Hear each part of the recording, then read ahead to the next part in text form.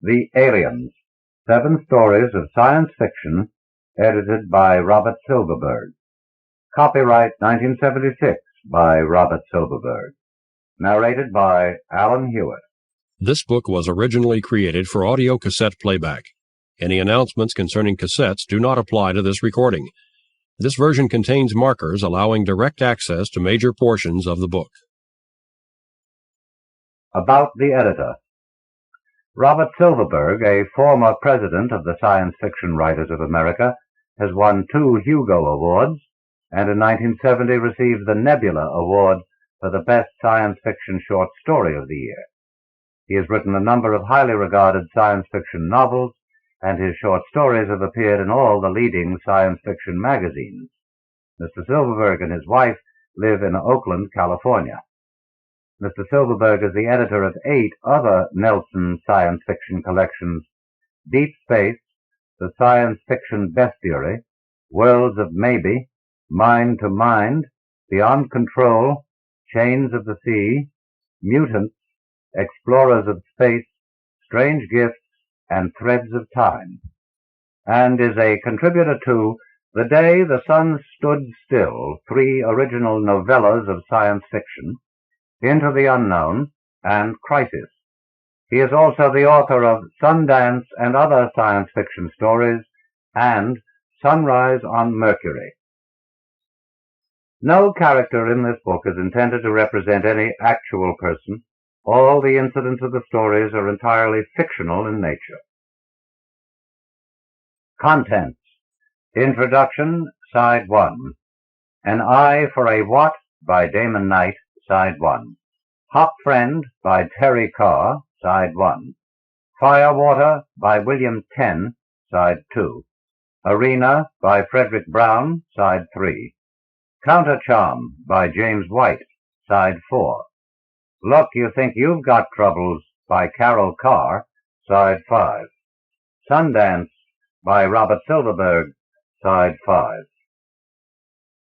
The Aliens. Introduction. Science fiction offers us a unique way of examining the problems and dilemmas of our society more closely by projecting them against strange and unfamiliar backdrops to attain a clearer perspective. The conflict between one culture and another has been the central tragedy of mankind for thousands of years. City against city, nation against nation, race against race, and even, possibly in prehistoric days, species against species. For all our long history of grief, we have not yet learned how to come to terms with the frictions caused by differences among human beings. The stories in this book carry that basic tragic fact a step farther into space. They show the impact of imaginary non-human entities upon our lives. They describe, sometimes comically, sometimes not, what may happen when that brawling, restless, troublesome organism known as man collides with beings of another creation. I don't know if any of the authors actually believes we are ever going to encounter intelligent beings on other worlds. This one at least seriously doubts it. But such matters of belief are beside the point. The stories may seem to be about Martians or Melphins or Gorgons, but in fact their true subject lies closer to home. This is a book about aliens, yes. But when science fiction writers talk of the difficulties Earthmen have with aliens, they really speak of the fundamental and tragic difficulty we humans experience whenever we come in contact with anyone who is at all different from ourselves. The real aliens aren't citizens of space. They live just across the nearest boundary, or perhaps live right across the street. Robert Silverberg. An Eye for a What? By Damon Knight. Other worlds, other species, other codes of justice. Damon Knight, whose all too infrequent science fiction stories are always distinguished by elegance, clarity, and grace, here examines a perplexing ethical problem.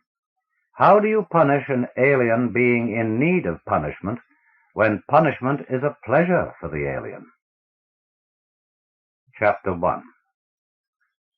On his way across the wheel one morning, Dr. Walter Alvarez detoured down to sea-level promenade. A few men were standing as usual at the view window, looking out at the enormous blue-green planet below. They were dressed alike in sheen gray coveralls, a garment with detachable gauntlets and hood designed to make it convertible into a spacesuit. It was uncomfortable, but regulation. According to the books, a survey and propaganda satellite might find itself under attack at any moment.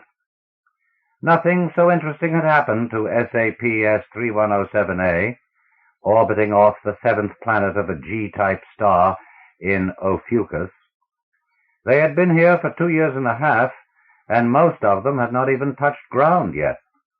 There it was, drifting by out there, blue-green, fat and juicy, an oxygen planet, 2/3 land, mild climate, soil fairly bursting with minerals and organics. Alvarez felt his mouth watering when he looked at it.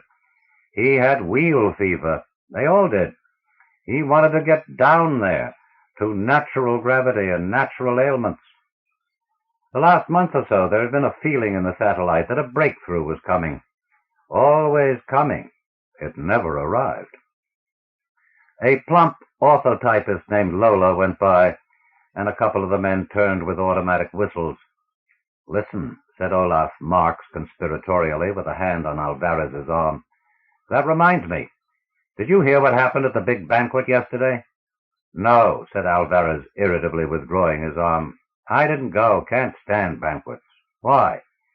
"Well, the way I got it, the commandant's wife was sitting right across from George." Alvarez's interest sharpened. "You mean the Gorgon? What did he do?" "I'm telling you. See, it looked like he was watching her all through dinner. Then up comes the dessert, lemon meringue.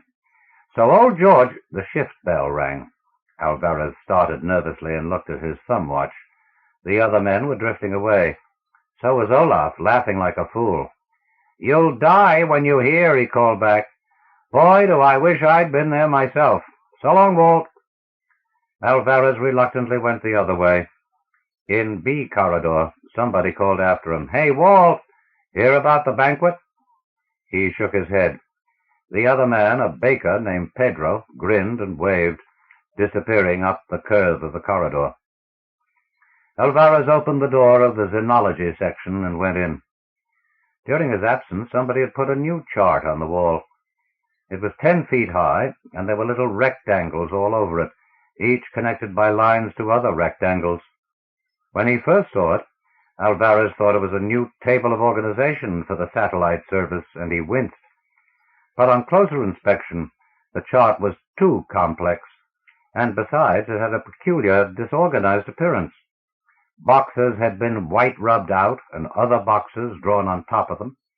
Some parts were crowded illegibly together, and others were spacious. The whole thing looked desperately confused.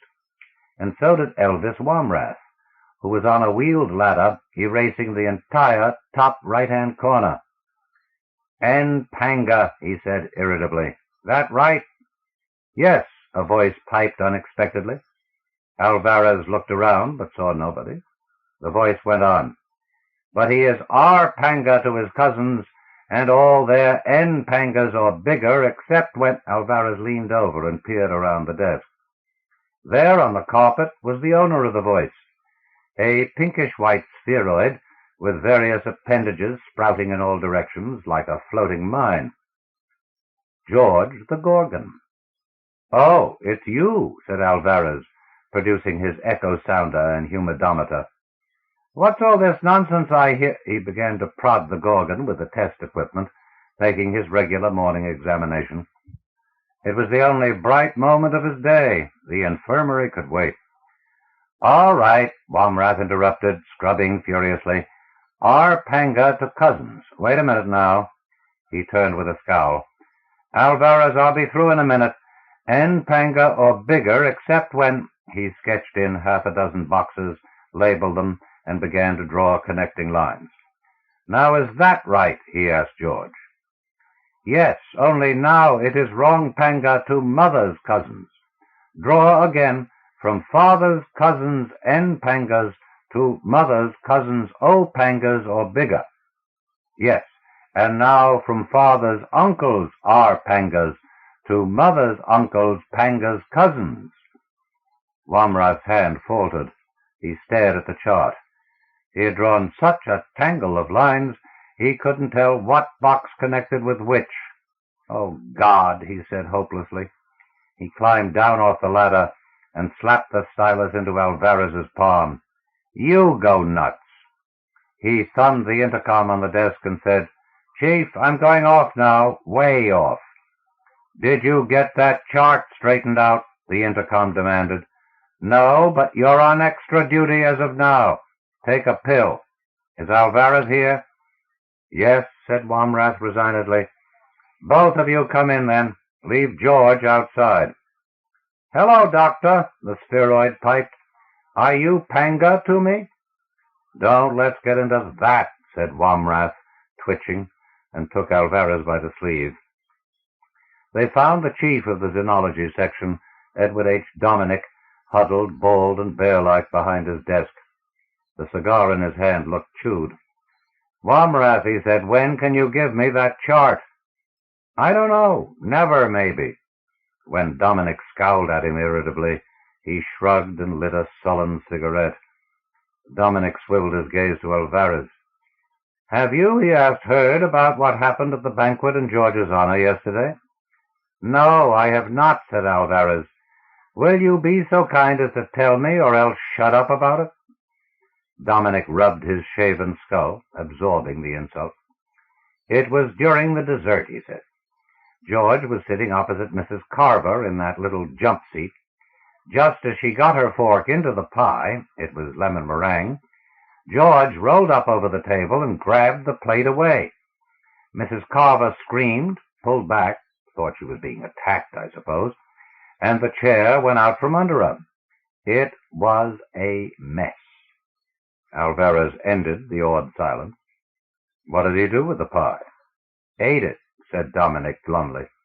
"He had a perfectly good piece of his own that he didn't touch." He popped a lozenge into his mouth. Alvarez shook his head. "Not typical. His pattern is strictly submissive. I don't like it." "That's what I told Carver, but he was livid, shaking. We all sat there until he escorted his wife to her room and came back. Then we had an interrogation. All we could get out of George was, 'I thought I was panga to her.'" Alvarez shifted impatiently in his chair, reaching automatically for a bunch of grapes from the bowl on the desk.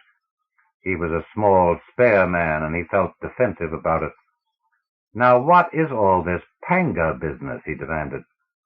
Wamrath snorted and began to peel a banana. "Panga," said Dominic, "would appear to be some kind of complicated authority-submission relationship that exists among the Gorgons." Alvarez sat up straighter. "They never mentioned it to us because we never asked. Now it turns out to be crucial." Dominic sighed. 14 months just getting a 3-man base down on the planet. 7 more to get the Elders' permission to bring a Gorgon here experimentally, all according to the book. We picked the biggest and brightest one we could find. That was George. He seemed to be coming along great, and now this. "Well, Chief," said Wamrath carefully, "nobody has any more admiration than I have for Mrs. Carver as a consumer. She really puts it away. But it seems to me the question is George damaged?" Dominic was shaking his head. "I haven't told you the rest of it. This panga thing stopped Carver cold, but not for long. He beamed down to the planet head and had Rubinson ask the Elders, 'Is George panga to the Commandant's wife?' Alvarez grinned mercilessly and clicked his tongue. "Sure," Dominic nodded. "Who knows what a question like that may have meant to them?" They answered back, in effect, certainly not, and wanted to know the details. Carver told them. "And?" said Alvarez. "They said George was a shocking criminal who should be appropriately punished. Not by them, you understand. By us, because we're the offended parties. Moreover, now this must make sense to their peculiar way of looking at things, If we don't punish George to their satisfaction, they'll punish Rubinson and his whole crew." "How?" Alvarez demanded. "By doing," Dominic said, "whatever it is we should have done to George, and that could be anything." Wamrath pursed his lips to whistle, but no sound came out. He swallowed a mouthful of banana and tried again. Still nothing. "You get it?" said Dominic with suppressed emotion. They all looked through the open doorway at George, squatting patiently in the other room. "There's no trouble about punishment. We all know what it means. We've read the books. But how do you punish an alien like that? An eye for a what?" "Now, let's see if we have this straight," said Dominic, sorting through the papers in his hand. Wamrath and Alvarez looked on from either side. George tried to peek too, but his photoceptors were too short. They were all standing in the outer office, which had been stripped to the bare walls and floor. 1. We know a gorgon changes color according to his emotional state. When they're contented, they're a kind of rose pink. When they're unhappy, they turn blue. "He's been pink ever since we've had him on the satellite," said Wamrath, glancing down at the gorgon. "Except at the banquet," Dominic answered thoughtfully. "I remember he turned bluish just before. If we could find out what it was that set him off, well, first things first." He held down another finger. 2. We don't have any information at all about local systems of reward and punishment. They may cut each other into bits for spitting on the slidewalk, or they may just slap each other's wrists. He looked unhappily down at George, all his oracles and photoceptors out on stalks. "For arson, rape, and mopery," Dominic finished. "We don't know. We'll have to play it by ear." "What does George say about it?" Alvarez asked. "Why don't you ask him?" "We thought of that," Wamrath said glumly. "Asked him what the elders would do to him in a case like this, and he said they'd quabble his infarcts or something." "A dead end," Dominic added. "It would take us years." He scrubbed his naked scalp with a palm. "Well, number 3, we've got all the furniture out of here. It's going to be damn crowded with the whole staff working in my office, but never mind. Number 4, there's his plate with the bread and water. And number 5, that door has been fixed so it latches on the outside. Let's give it a dry run." He led the way to the door. The others followed, including George. "No, you stay in here," Wamrath told him. George stopped, blushing an agreeable pink. Dominic solemnly closed the door and dropped the improvised latch into its socket. He punched the door button, found it satisfactorily closed. Through the transparent upper pane, they could see George inquisitively watching. Dominic opened the door again. "Now, George," he said, "pay attention. This is a prison. You're being punished. We're going to keep you in here with nothing to eat but what's there until we think you're punished enough. Understand?" "Yes," said George doubtfully. "All right," said Dominic, and closed the door. They all stood watching for a while, and George stood watching them back, but nothing else happened. "Let's go into my office and wait," said Dominic with a sigh. "Can't expect miracles all at once." They trooped down the corridor to the adjoining room and ate peanuts for a while. "He's a sociable creature," Wamrath said hopefully. "He'll get lonesome after a while." "And hungry," Alvarez said. "He never turns down a meal." Half an hour later, when they looked in, George was thoughtfully chewing up the carpet. "No, no, no, no, George," said Dominic, bursting in on him.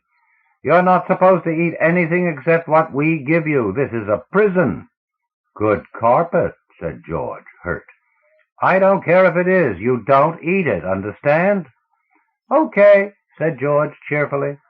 His color was an honest rose pink. 4 hours later, when Alvarez went off shift, George had settled down in a corner and pulled in all his appendages. He was asleep. If anything, he looked pinker than ever. When Alvarez came on shift again, there was no doubt about it. George was sitting in the middle of the room, photoceptors out and waving rhythmically. His color was a glowing pink, the pink of a rose pearl. Dominic kept him in there for another day, just to make sure. George seemed to lose a little weight on the austere diet, but glowed a steady pink. He liked it. Chapter 2.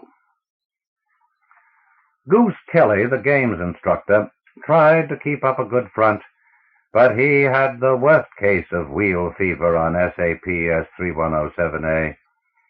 It had got so that looking out at that fat blue-green planet swimming there so close was more than he could bear. Kelly was a big man, an outdoorsman by instinct. He longed for natural air in his lungs and turf under his feet. To compensate, he strode faster, shouted louder, got redder of face and bulgier of eye, bristled more fiercely. To quiet an occasional trembling of his hands, he munched sedative pills. He had dreams of falling, with which he bored the ship's Mother Hubbard and the Church of Mark's Padre by turns. "Is that it?" he asked now, disapprovingly. He had never seen the Gorgon before. Semantics, medical, and xenology sections had been keeping him pretty much to themselves. Dominic prodded the pinkish sphere with his toe. "Wake up, George." After a moment, the Gorgon's skin became lumpy at half a dozen points. The lumps grew slowly into long, segmented stems. Some of these expanded at the tips into feet and hands. Others flowered into the intricate patterns of auricles and photoceptors, and one speech organ which looked like a small trumpet. "Hello," said George cheerfully. "He can pull them back in any time?" Kelly asked, rubbing his chin. "Yes. Show him, George." "All right." The feathery stalks became blank-tipped, then rapidly shrank segment by segment. In less than 2 seconds, George was a smooth sphere again.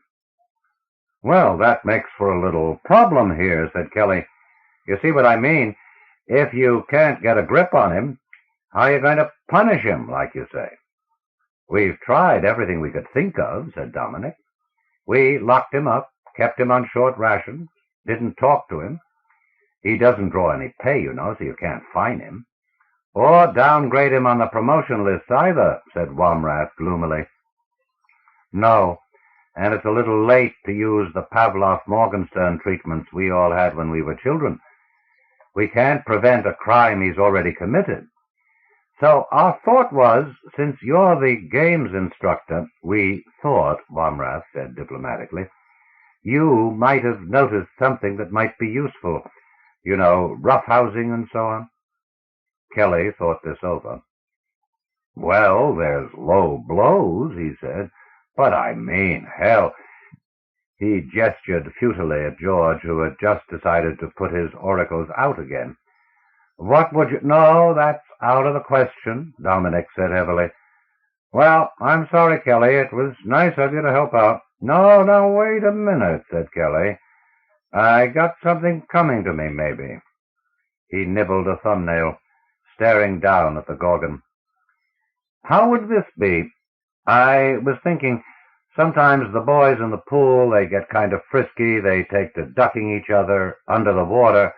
Now, what I was thinking, he breathes air, doesn't he? You know what I mean?" Dominic and Womrath looked at each other. "It sounds possible," said Dominic. "Out of the question. We don't know what his tolerance is.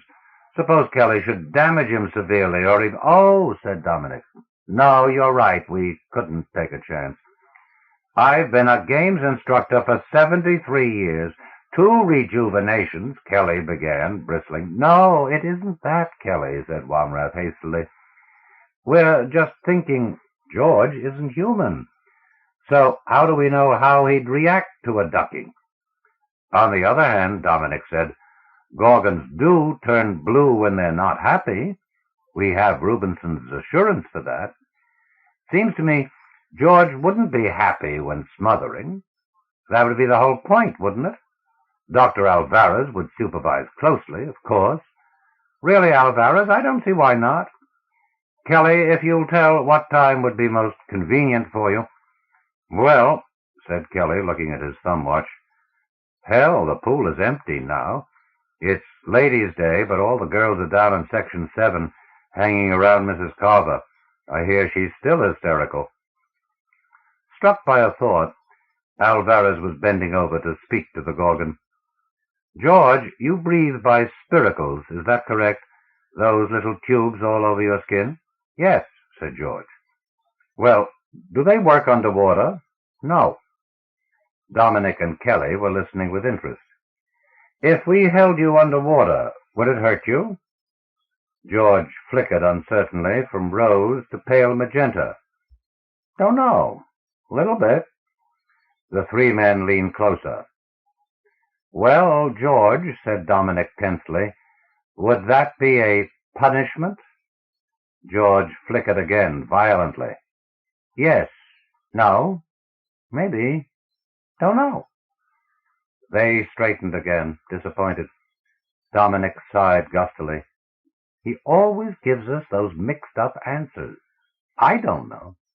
Let's try it. What else can we do? Kelly found himself paired off with George, following Dominic and Dr. Alvarez, and preceding Womrath and an orderly named Jostling, who was wheeling one of the dispensary pulmotors. The up-curving corridors were deserted. Kelly lagged a little, adjusting his pace to George's waddling steps. After a moment, he was surprised to feel something small and soft grip his fingers. He looked down. George the Gorgon had put one seven-fingered hand into his. The Gorgon's flower-like photoceptors were turned trustfully upward. Kelly was taken by surprise. No children were allowed on the satellite, but Kelly had been the father of 8 in a previous rejuvenation. The confiding touch stirred old memories. That'll be all right, said Kelly gruffly. You just come along with me. The pool, as he had predicted, was empty. Ripples reflected faint threads of light up the walls. The shallow end would be better, said Kelly. His voice was hollow and echoed back flatly. Pausing to peel off his coverall, he led George carefully down the steps into the pool. Half submerged, George floated. Kelly drew him gently out into deeper water. Dominic and the others arranged themselves along the brink in interested attitudes. Kelly cleared his throat. Well, he said, the way it generally happens, one of the boys will grab a hold of another one like this. He put his hands on the smooth, floating globe and hesitated. Go ahead now, Kelly, called Dominic. Remember, you have a direct order to do this. Sure, said Kelly. Well, he turned to the Gorgon. Hold your breath now. He pressed downward. The Gorgon seemed lighter than he had expected, like an inflated ball. It was hard to force it under. Kelly pushed harder. George went under briefly and slipped out of Kelly's hands, bobbing to the surface. The Gorgon's speaking trumpet cleared itself of water with a thunk and said, Nice! Do again, Kelly. Kelly glanced over at Dominic, who said, Yes, again. Dr. Alvarez stroked his thin beard and said nothing. Kelly took a deep, sympathetic breath and shoved the Gorgon under. A few bubbles came to the surface. George's speaking trumpet broke water, but made no sound. Down below, Kelly could see his own pale hands gripping the Gorgon's body. The water made them look bloodless, but not George. He was a clear, unblemished pink. There was a discouraged silence when Kelly brought him back up. Listen, said Dominic, I've got another idea. George, can you breathe through that speaking trumpet too? Yes, said George cheerfully. There was a chorus of disgusted, oh, well. Everybody brightened perceptibly. Jostling polished his pulmotor with a rag. Go ahead, Kelly, said Dominic, and this time you hold him under.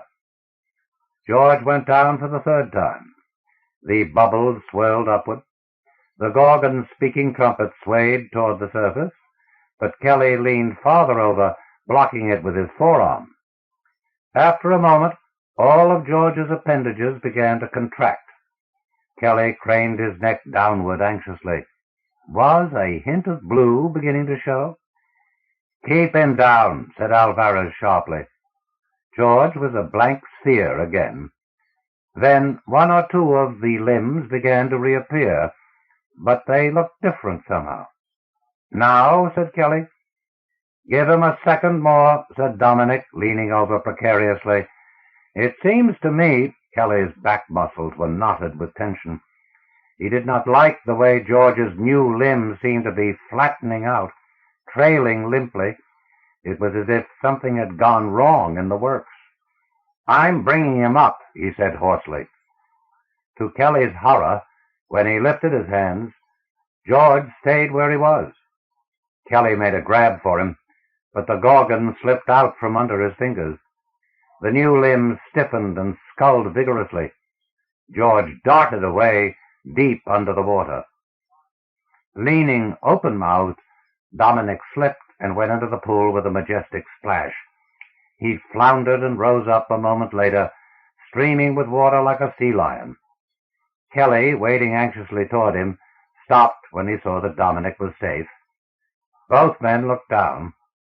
Between them and around them swam George, darting and drifting by turns, as much at home in the pool as a speckled trout.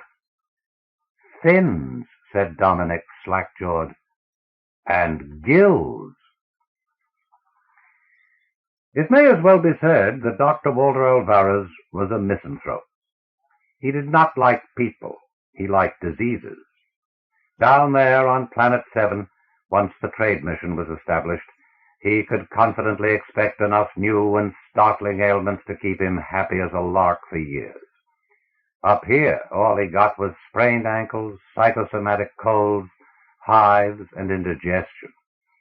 There was one cook's helper named Samuels who kept coming back every Wednesday with the same boil on the back of his neck. It got so that in spite of himself, Alvarez spent the whole week dreading Wednesday.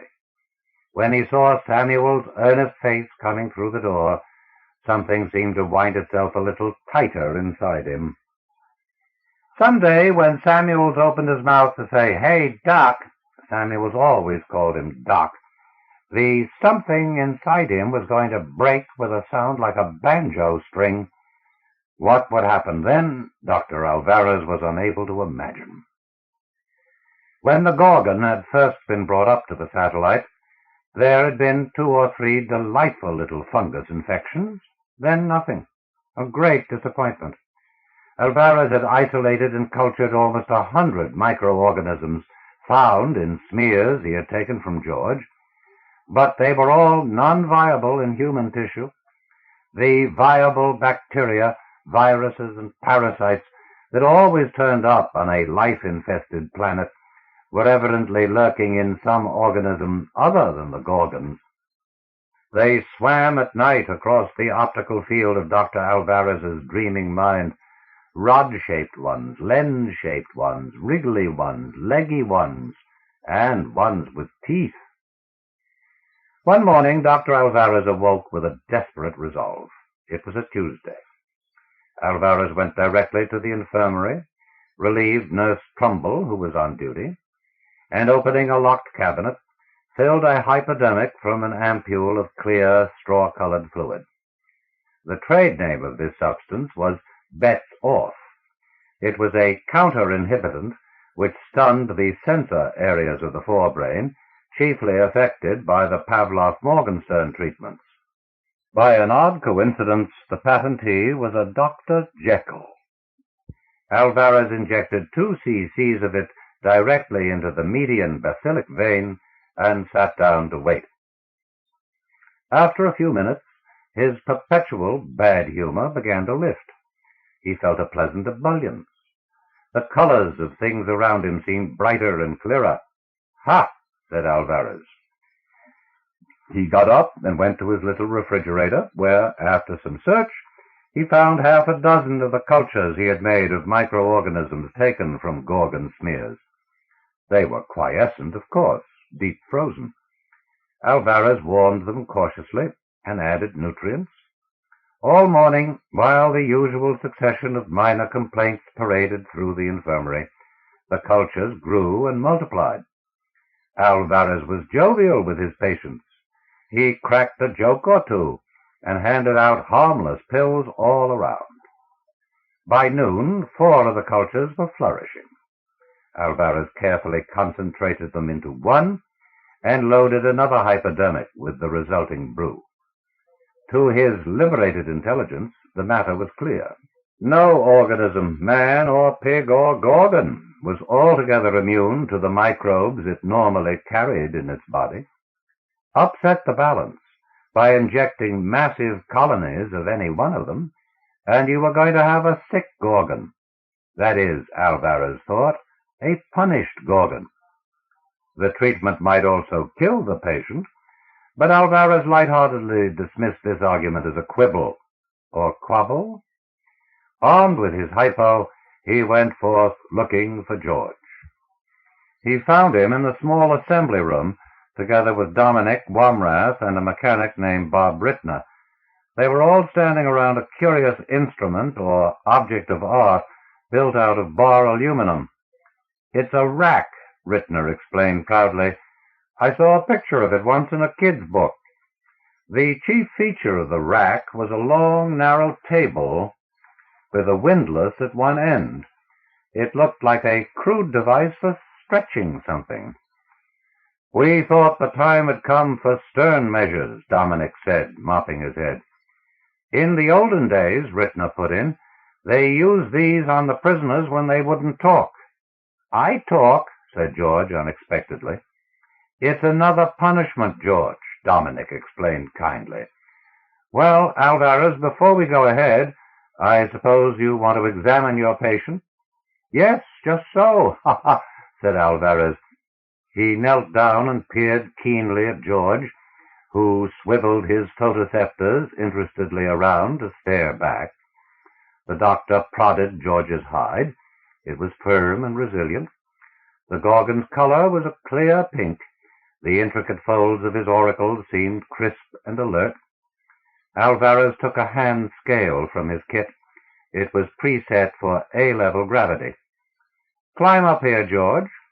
Obediently, the gorgon settled himself on the pan of the scale, while Alvarez held it up. Said Alvarez. "He's lost a good deal of weight." "He has?" asked Dominic hopefully.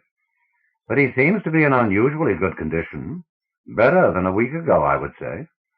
Perhaps just a little sugar solution to pep him up."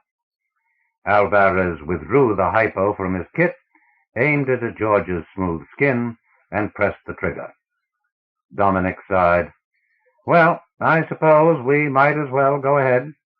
George, just hop up there and let Rittner tie those straps onto you."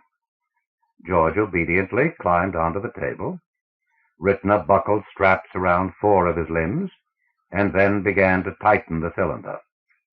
"Not too much," said George anxiously. "I'll be careful," Rittner assured him. He kept on winding the cylinder up. "How does that feel?" George's arms and legs were half again their usual length and still stretching. "Tickles," said George. Rittner went on turning the handle. Wamrath coughed nervously and was shushed. George's limbs kept on getting longer. Then his body started to lengthen visibly. "Are you all right, George?" Dominic asked. "All right." Rittner gave the handle a last despairing twist. George's elongated body stretched all the way in comfort from one end of the rack to the other. There was no place else for him to go. "Nice," said George. "Do again." He was glowing happy pink. Rittner, who seemed about to cry, petulantly kicked his machine. Alvarez snorted and went away. In the corridor, unseen, he jumped up and clicked his heels together. He was having a wonderful time. His only regret was that it was not tomorrow. Come to think of it, why wait till Wednesday? Commandant Charles Watson Carver, SS, had been trained to make quick and courageous decisions. Once you begin to entertain a doubt of your own rightness, you hesitate too much, begin to second-guess yourself, fall prey to superstition and anxiety, and end up without any power of decision at all. The trouble was, you could never be right all the time. Following the book to the letter, or improvising brilliantly, either way you were bound to make mistakes. The thing was to cross them off and go ahead just the same. Carver firmed his chin and straightened his back, looking down at the sick Gorgon. It was sick, all right. There was no question about that. The thing's limbs drooped and weaved slightly, dizzily. Its hide was dry and hot to the touch. "How long has he been like this?" Carver demanded, hesitating only slightly over the he. Aliens were it to him, and always had been, but it didn't do to let anybody know it. 20 minutes, more or less," said Dr. Naselrode. "I just got here myself." He stifled a yawn. "About 10 minutes ago." "What are you doing here, anyway?" Carver asked him. "It's Alvarez's shift." Naselrode looked embarrassed. "I know. Alvarez is in the hospital as a patient. I think he assaulted a cook's helper named Samuels, poured soup over his head. He was shouting something about boiling the boil on Samuel's neck. We had to put him under sedation. It took 3 of us." Carver set his jaw hard. "Naselrode, what in thunder is happening on this wheel, anyhow? First this thing attacks my wife, then Alvarez." He glared down at George. "Can you pull him out of this, whatever it is?" Naselrode looked surprised. "That would be a large order. We don't know any Gorgon medicine. I was assuming you'd want to beam down and ask them."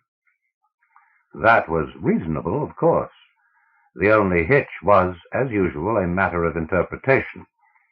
Was this something they had negligently allowed to happen to an important alien representative, or was it the necessary and proper punishment they had all been looking for? Carver glanced at his thumb-watch. It was just about 3 hours before the Elder's deadline. He asked Naselrode, "What color would you say he is now? Not pink, certainly." "No, but not blue either. I'd call it a kind of violet." Well, anyhow, he's got smaller than he was, isn't that right? Conspicuously smaller." Naselrode admitted it. Carver made his decision.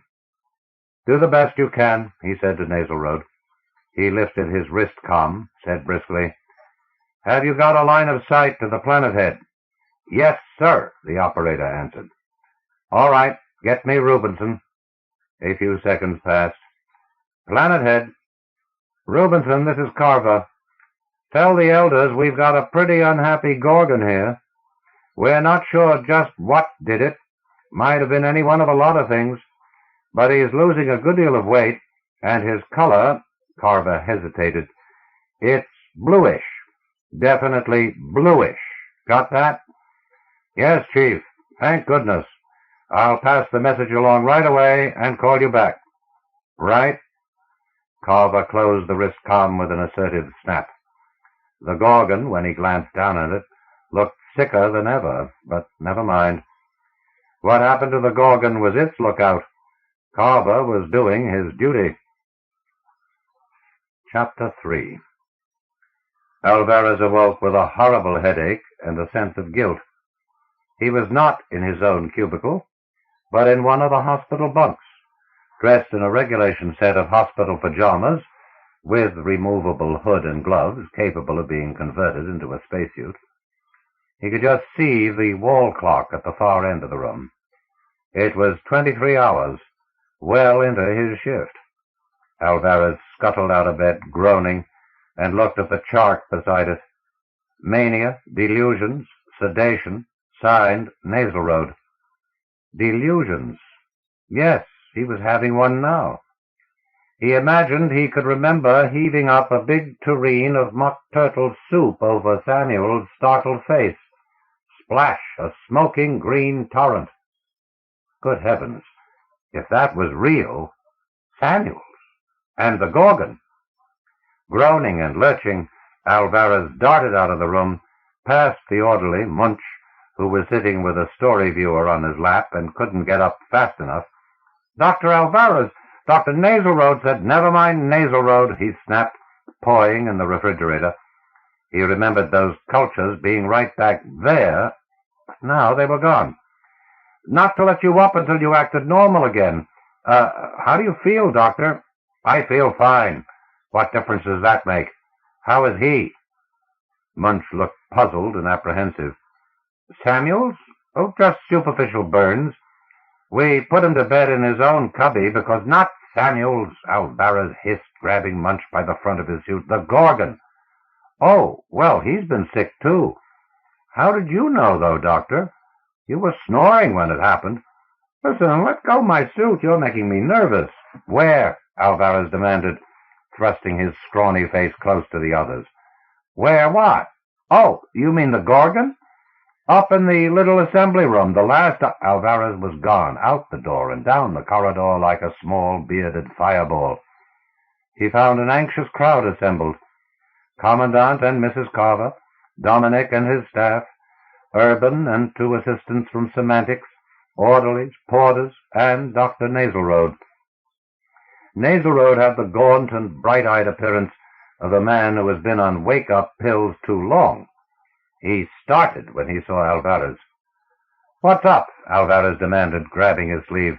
"Where's the Gorgon? What—" "Be quiet," said Nasalroad.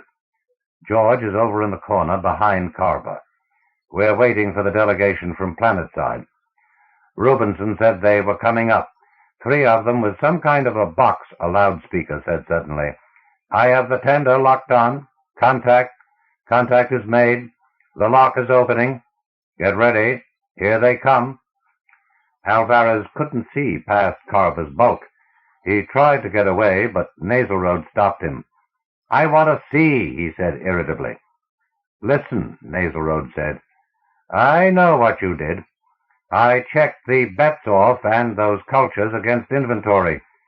The Gorgon seems to be recovering nicely, no thanks to you. Now, has the stuff worn off you or not? Because if not—" A rustle went over the group. Alvarez and Nasalroad turned in time to see the door opening. 2 large, vigorous-looking Gorgons waddled through. They were carrying an enameled metal box between them. "Phoop," said the first one, experimentally. "Where is Gorgon George?" "I'm all right," Alvarez muttered. "If I wasn't, I'd have done something uncivilized to you by now, wouldn't I?" "I guess so," said Nasalroad. They elbowed closer as the group shifted, making a space around the 3 Gorgons. Peering on tiptoe, Alvarez could see George standing shakily beside the other 2. "He looks terrible. Those are big ones, those other 2, aren't they?" "Not as big as George was when we got him," Nasalroad muttered. "Listen, Walt, if it turns out you've ruined the whole thing, I'll take a dose of bets off myself and—" "Listen," snarled Alvarez. One of the Gorgons was explaining. "This is Panga box. What you call— You know Panga?" "Well, yes and no," said Dominic uncomfortably. "But what about punishment? We understood punishment later. You, George, go in box." Obediently, George waddled over and squatted beside the mouth of the box. He bobbed uncertainly. He looked for all the world like a large woman trying to get into a small sports copter. There was a minor outbreak of nervous laughter, quickly suppressed. George leaned, retracting most of his upper appendages. His round body began to be compressed into a squarish shape, wedging himself into the box. The other Gorgons watched with an air of tension, photoceptors rigidly extended. A hush fell. Among the humans present, there was a general air of, "Why are we all whispering?" George wriggled and oozed farther into the box. Momentarily he stuck, He flickered blue, then pink. His feet, almost retracted, scrabbled feebly at the bottom of the box. Then he was in. One of the other Gorgons solemnly closed the lid on him and fastened it to make sure, then opened it again and helped him out. All three Gorgons began to make rhythmic swaying motions with their arms and other appendages. George, Alvarez thought, looked smug. He felt a sudden premonitory pang. What had he done? "What's it all about?" Nasleroad demanded. "Are they measuring him for a coffin, or—" Dominic, overhearing, turned and said, "I don't think so. Now this is interesting. You remember they said a panga box. What I'm afraid of is they may have a standard of size. You see what I mean? They're measuring George to see if he falls below the minimum standard of panga relations." "Oh, heavens," said another voice. It was Urban of Semantics, who had been neglected of late. They hadn't needed him since George learned English. He was peering over Dominic's shoulder, looking dumbfounded. He said, "But don't you know the word we've been translating elders really means smallest ones? Good heavens, I don't see," Dominic began, but the Commandant's voice drowned him out. "Quiet, quiet, please." Carver was trumpeting. He went on, "Our friends from 7 have an announcement to make. Now then." To everyone's surprise, it was George who spoke, in the lisping accents of the Gorgon language. No human present understood a word of it, except Urban, who turned pale under his tan and began stammering inaudibly to himself.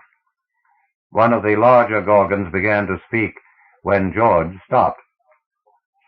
"Most elder person known to you by name George wishes me to thank you for all kindness done him when he was humble youth." "Youth," muttered Urban. "But it really means ungainly one, or fat boy. Oh, my heavens.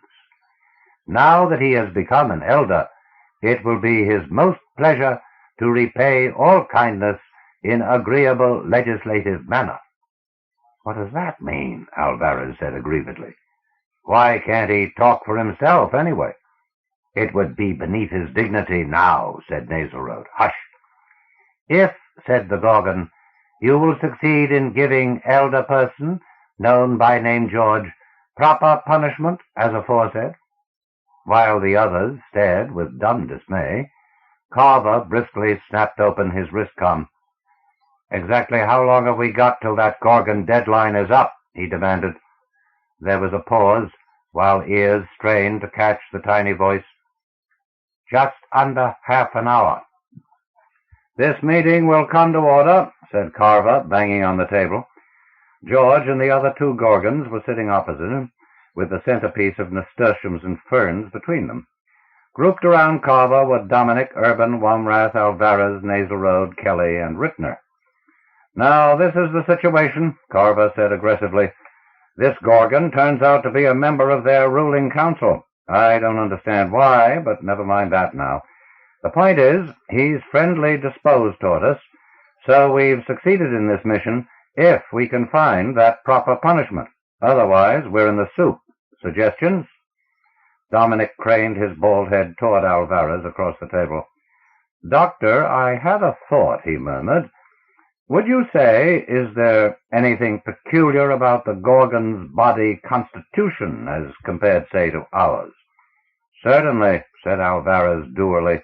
"Any number of things. You name it, they—" Giving them a dirty look, Carver nodded to Rittner. "Yes?" "Well, I was thinking, I know the rack was a washout, but there was another thing they used to use, called the Iron Virgin. It had a door-like with spikes on it." "What I had in mind," Dominic said, "is there anything that would tend to limit their body size? Any danger or disadvantage in growing large?" Alvarez frowned and looked at Nasleroad, who hitched his chair closer. "The pressure?" said Nasleroad tentatively. They rubbed their chins and looked at each other with professional glints in their eyes. "What about the pressure?" Dominic prompted eagerly. "How long would it take you to build a thing like that?" Carver was asking Rittner. "Well, 10, 11 hours. Too long. That's out. Next." "They're actually a single cell, all colloidal fluid at a considerable osmotic pressure. The bigger they get, the more pressure it takes to keep that shape. If they got too big, I rather imagine," Alvarez snapped his fingers, awed, "they'd burst." Carver turned with an indignant glare. "Gentlemen, if I could get a little cooperation out of you instead of this continual distraction." "All right, Wamrath." "Sir, I was just wondering, suppose if we let him turn into a fish, the way he did before in the pool, but then we'd net him and take him out of the water fast. That way, maybe—" "It wouldn't work," said Kelly. "He changed back in about a second the other time." Nobody was paying any attention to him. One of the big Gorgons, who had been staring fixedly at the flowers in the middle of the table, had suddenly grabbed a handful and was stuffing them into his mouth. George said something shrill in Gorgon talk and snatched the flowers away again. The other Gorgon looked abashed, but flushed pink. George, on the other hand, was distinctly blue.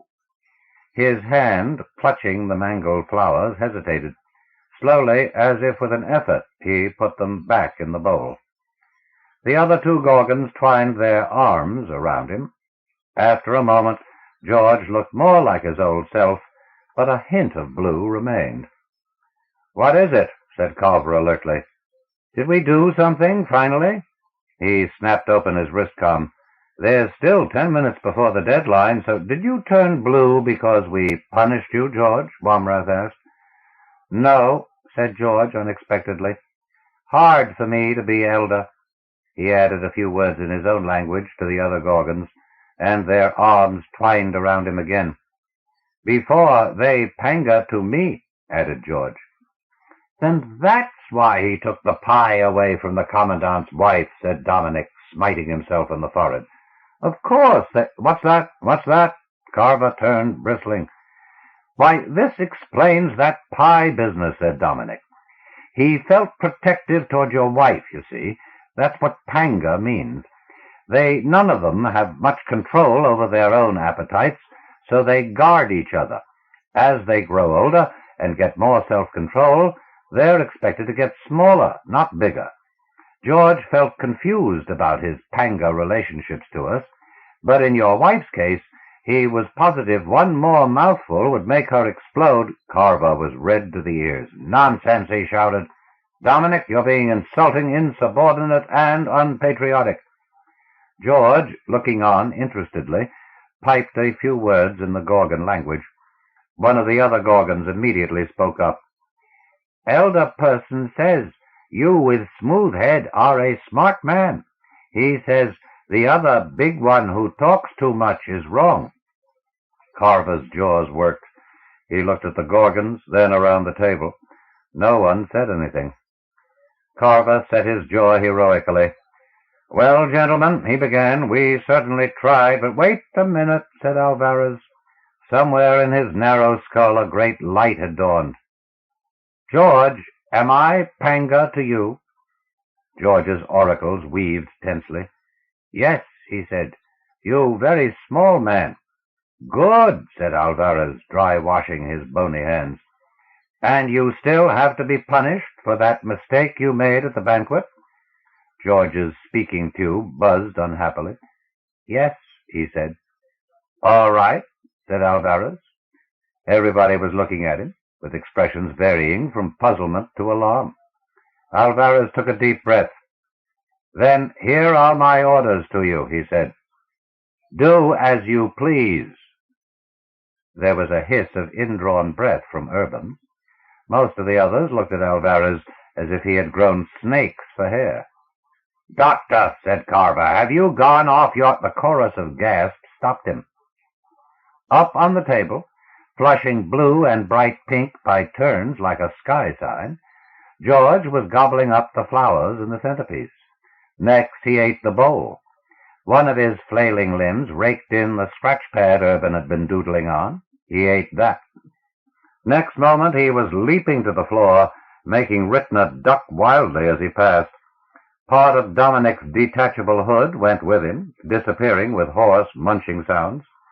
With a gulp, George swallowed it and began on the carpet. He was eating greedily, frantically. The other two Gorgons hovered around him with shrill Gorgon cries, but he ate on, oblivious. Now he was bright blue and bulging, but still he ate. "Stop it!" shouted Alvarez. "George, stop that!" George rocked to a halt. Gradually his blueness faded. The other Gorgons were prodding and patting him anxiously. George looked all right, but it was obvious as he stood there that he would never fit into the panga box again. He was as big as the other two, maybe a little bigger. "Alvarez," said Carver wildly, "why did you—" "He was going to burst," said Alvarez, twitching with excitement. "Couldn't you tell? Another mouthful or two." Carver recovered himself. He straightened his coverall and thrust out his chin. "At any rate," he said, "he was certainly blue that time. You all saw it, isn't that right?" He looked around triumphantly. "And by heaven it happened inside the time limit. So unless I'm very much mistaken," one of the two attendant Gorgons raised his photoceptors. It was hard to tell which was George now, except that his color was still a little lavender. The other Gorgon spoke two brief sentences in his own language, and then all three of them waddled off together toward the exit. "What was that? What did he say?" demanded Carver. Urban cleared his throat. He had turned pale again. "He said you should get the tender ready to take them back home." "The tender is there," said Carver indignantly. "They can go back any time they want." "But what did he say about the punishment?" Urban cleared his throat again, looking bemused. "They say the punishment is good, more severe than any they ever thought of in 20,000 years. They say they won't have to punish Rubinson and the others now, because you have done all the punishment necessary." "Well," said Carver, "why are you looking that way? What's the hitch? Are they going to refuse to enter the Union after all this?" "No," said Urban. "They say we are all panga to them now. They'll do as we say. Let us land and build the distribution centers, start them consuming in massive quantity." "But that'll destroy them," someone interjected in a horrified tone. "Oh, yes," said Urban. Carver sighed. He had been in the SAPS service most of his life and was proud of his record. He played it as a game. The new Virgin planets were the prizes, and he kept score with a row of tiny iridium buttons on his breast pocket. He said into his wristcom, "Let me know when Rubinson and his crew are on the way up." There was a long wait. The silence grew oppressive. At length the wall screen lighted up with a view of Planet 7, glided along one cusp, blue-green and mysterious in the shadow. A silver spark was floating up out of the night side. "Here they come now," said the voice. Carver sighed again. "When they make contact," he said, "secure the tender, and then signal for acceleration stations. We're leaving 7. Tell Mr. Fruman to set a first approximation for our next star of call." Alvarez, twitching and frowning, clutched at the front of his coverall. "You're letting them go?" he demanded. "Not landing on 7 after all this work?" Carver was staring into the viewplate. "Some things," he said, slowly and unwillingly, "are not meant to be consumed." Hop Friend by Terry Carr. For a good many years, Terry Carr was an outstanding editor who did a little writing on the side. These days, having moved from New York City to California, he's become a writer who does a little editing on the side. This warm and sympathetic portrayal of an alien society under pressure from intruders was written early in Carr's career and gives us good reason to look forward to the stories he'll be producing in the years ahead. Quietly told, but subtle and complex, it explores a fundamental challenge of the days after tomorrow. When men meet truly alien beings on other worlds, they are likely to have trouble coming together as friends. And when an alien chooses to help Earthmen who threaten the peace of his planet, his reasons for cooperating may be less obvious than they seem at first. On the 10th day of the construction job out on the edge of Syrtis Major, they found a Marshy watching them. He might have been there ever since they'd trucked in their equipment and thrown up a bubble and temporary toilets, but they never did find out. The Marshies flicked in and out of sight so rapidly that you had to be looking right where they appeared to see them at all most of the time. They hopped around like fireflies, stopping for 2 seconds or 2 minutes, standing almost still with their angular bird-like head cocked to one side, and then they'd be gone, turning up almost instantly 15 feet away, still with their heads cocked looking at you. They were unnerving to most of the Earthmen, and a couple of years back, one nervous kid in Iguana near the bald spot had taken a shot at one of them, missed him, and burned hell out of one wall of a building. The Marshies hadn't been around the Earth towns much since then. Not that they had ever been especially chummy. The Marshies were partially telepathic, and they could manage the Earth languages well enough, but they seldom bothered. For the most part, they just didn't seem interested. Every now and then you'd see one of them pause for a minute in the settlements, and maybe he'd say, "Hi, Harry," or "Nice weather this year," but they never stopped to talk about anything.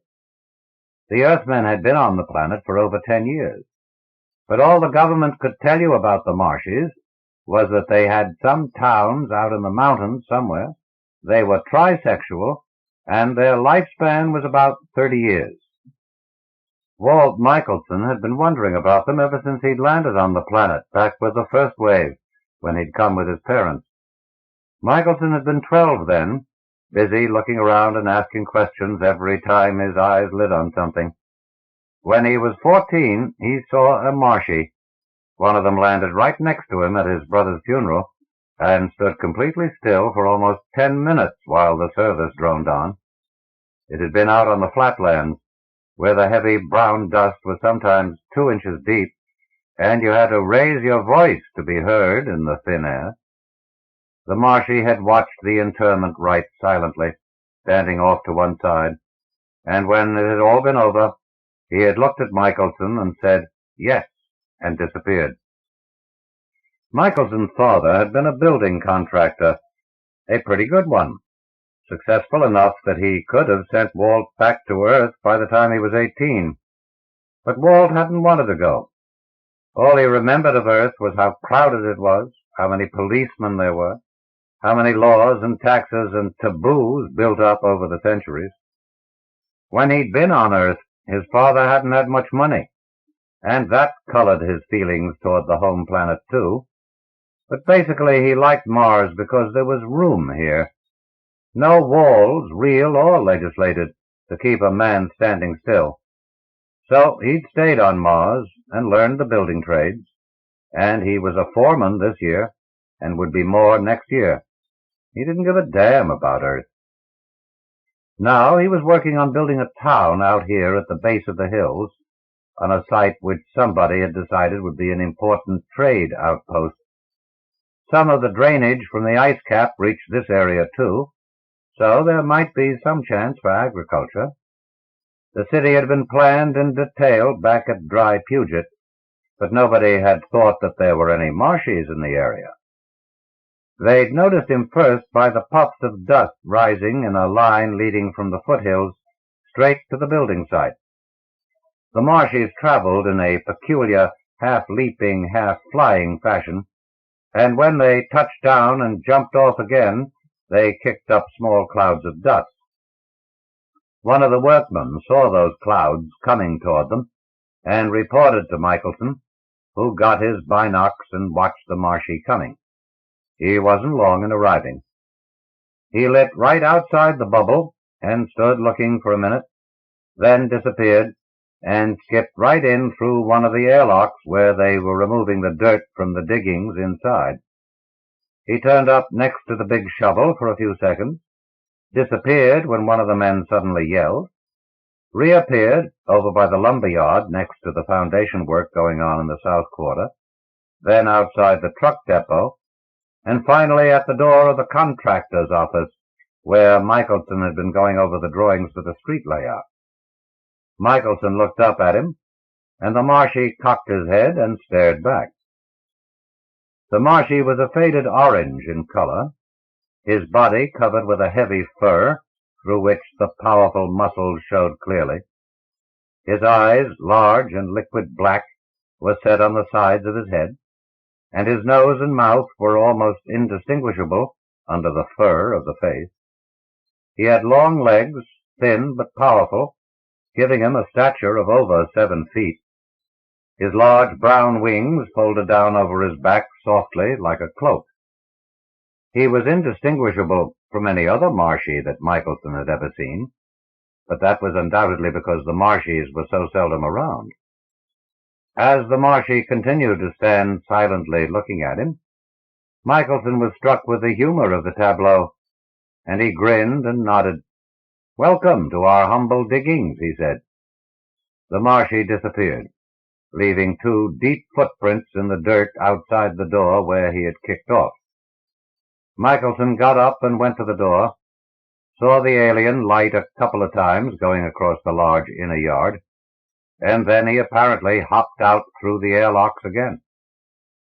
Michelson raised his binocs from the strap around his neck, but he was unable to track the Marshy's dust clouds in their erratic jumps out on the flat. They seemed to head toward the hills again, but he couldn't be sure. Michelson shrugged and turned back to the plans on the desk.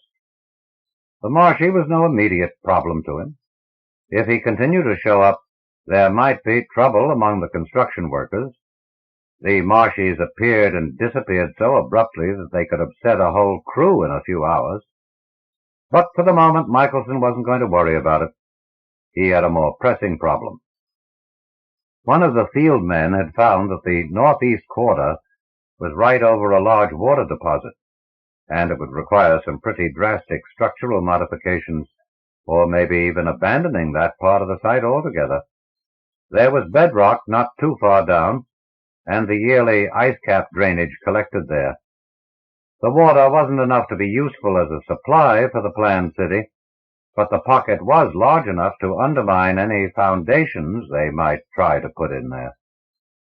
He'd already checked the specifications and found that any pumping system they could install to periodically drain the pocket would be in a cost bracket, making it necessary to get an okay from the builder clear back in dry Puget, and that could hold up the work long enough to make them miss their deadline. No, there had to be some way to block the seepage before the water got to the pocket, so that it could be drained once and for all. Damn it, it was just his luck to run into trouble with water on Mars, where that was the last thing you expected. Well, tomorrow he'd get together with a couple of the surveyors and see what could be done. The Marshy was back the next day, shortly after the sun rose darkly over the low hills. There was so little light at that early hour that no one saw him coming, and the first thing they knew of his presence was when he landed for a moment in an airlock, and a driver slammed on his brakes to avoid hitting him, which wasn't really necessary, since the Marshy had jumped off again immediately, but a human driver's muscular reactions weren't geared for Marshy pedestrians. The Marshy skipped on in through the interconnecting locks. He came down beside Michelson as he was going across the yard toward the diggings, and Michelson stopped. He turned and cocked his head at the alien, mocking his stance, and after a moment said, "I'll give you a gate pass if you want."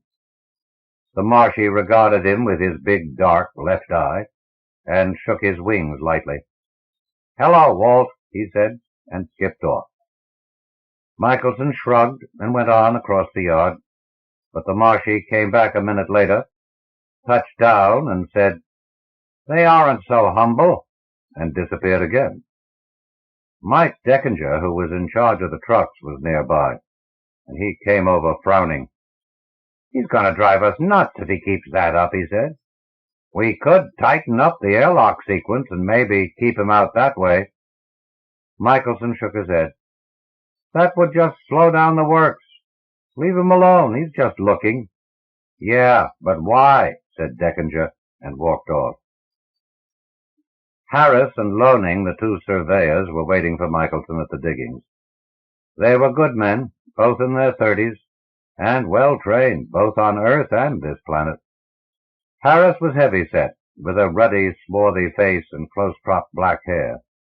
Loning was taller, broad-shouldered, with bony, angular features and dark eyes that seemed to peer out from shadowed caves.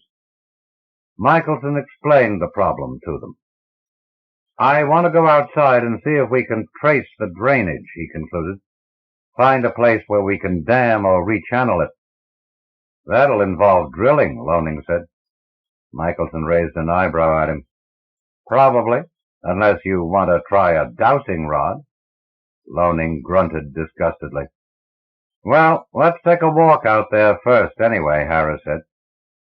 They started back across the yard toward the north airlocks.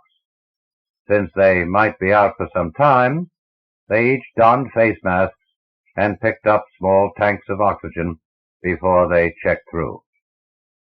The Marshy hopped through ahead of them. He passed them in the second lock and was waiting for them when they emerged onto the flat outside. He stood off about 20 feet, ruffling his wings in a way which seemed impatient to Michelson, and skipped back and forth past them as they set off toward the low hills, following the line of the water as closely as it had been traced in the preliminary survey. Loning walked stolidly, his head down and frowning, but Harris didn't seem to pay any attention to the alien. Michelson watched for him as he walked and thought. This Hutt guy seemed a lot more interested in the construction works than the Marshys had ever been before. What was that he had said back in the compound? They aren't so humble. What did that mean? He'd come in from the hills, and the Marshys were supposed to live somewhere in a mountainous area. This one, maybe? Perhaps the Marshys were taking a definite interest in this site because the Earthmen had finally started getting near their own area. And if so, just what kind of an interest were they taking? The water had been traced back to the foot of the hills, but no farther. On foot in the low Martian gravity, the Earthmen made it that far in about half an hour. There was a thin, cold wind out here, which cut through their heavy jackets and ruffled Michelson's light hair, but it didn't stir the dust very much. The air on Mars lacked body. Once you got used to it, you could breathe it well enough if you didn't exert yourself, but if you wanted to smoke a pipe, you had to do it when you were inside a bubble, or it would go out every time. They stopped and rested at the base of the first hill, where dry rocks had tumbled down the slope during the ages and collected at the bottom. Loning loosened his pack and swung it off his shoulder to the ground. He nodded up at the rising hills and said, The first thing to do is scout around there and chart the rock stratifications. Do you think the drainage comes through the mountains? Michelson asked him. Might. Can't tell offhand. We've been walking on solid rock for a mile or more. That means the water is under rock for a ways out there, and the channel could turn off anywhere. Maybe it skirts the hills. That's one thing I want to check. If the stratifications here show that these hills rose during an upheaval, the chances are that the water channel does go around them. Michelson nodded. Well, we can get the preliminary scouting done faster if we split up. I'll try going through the pass up there. Loning and Harris rose with him, and they set off separately.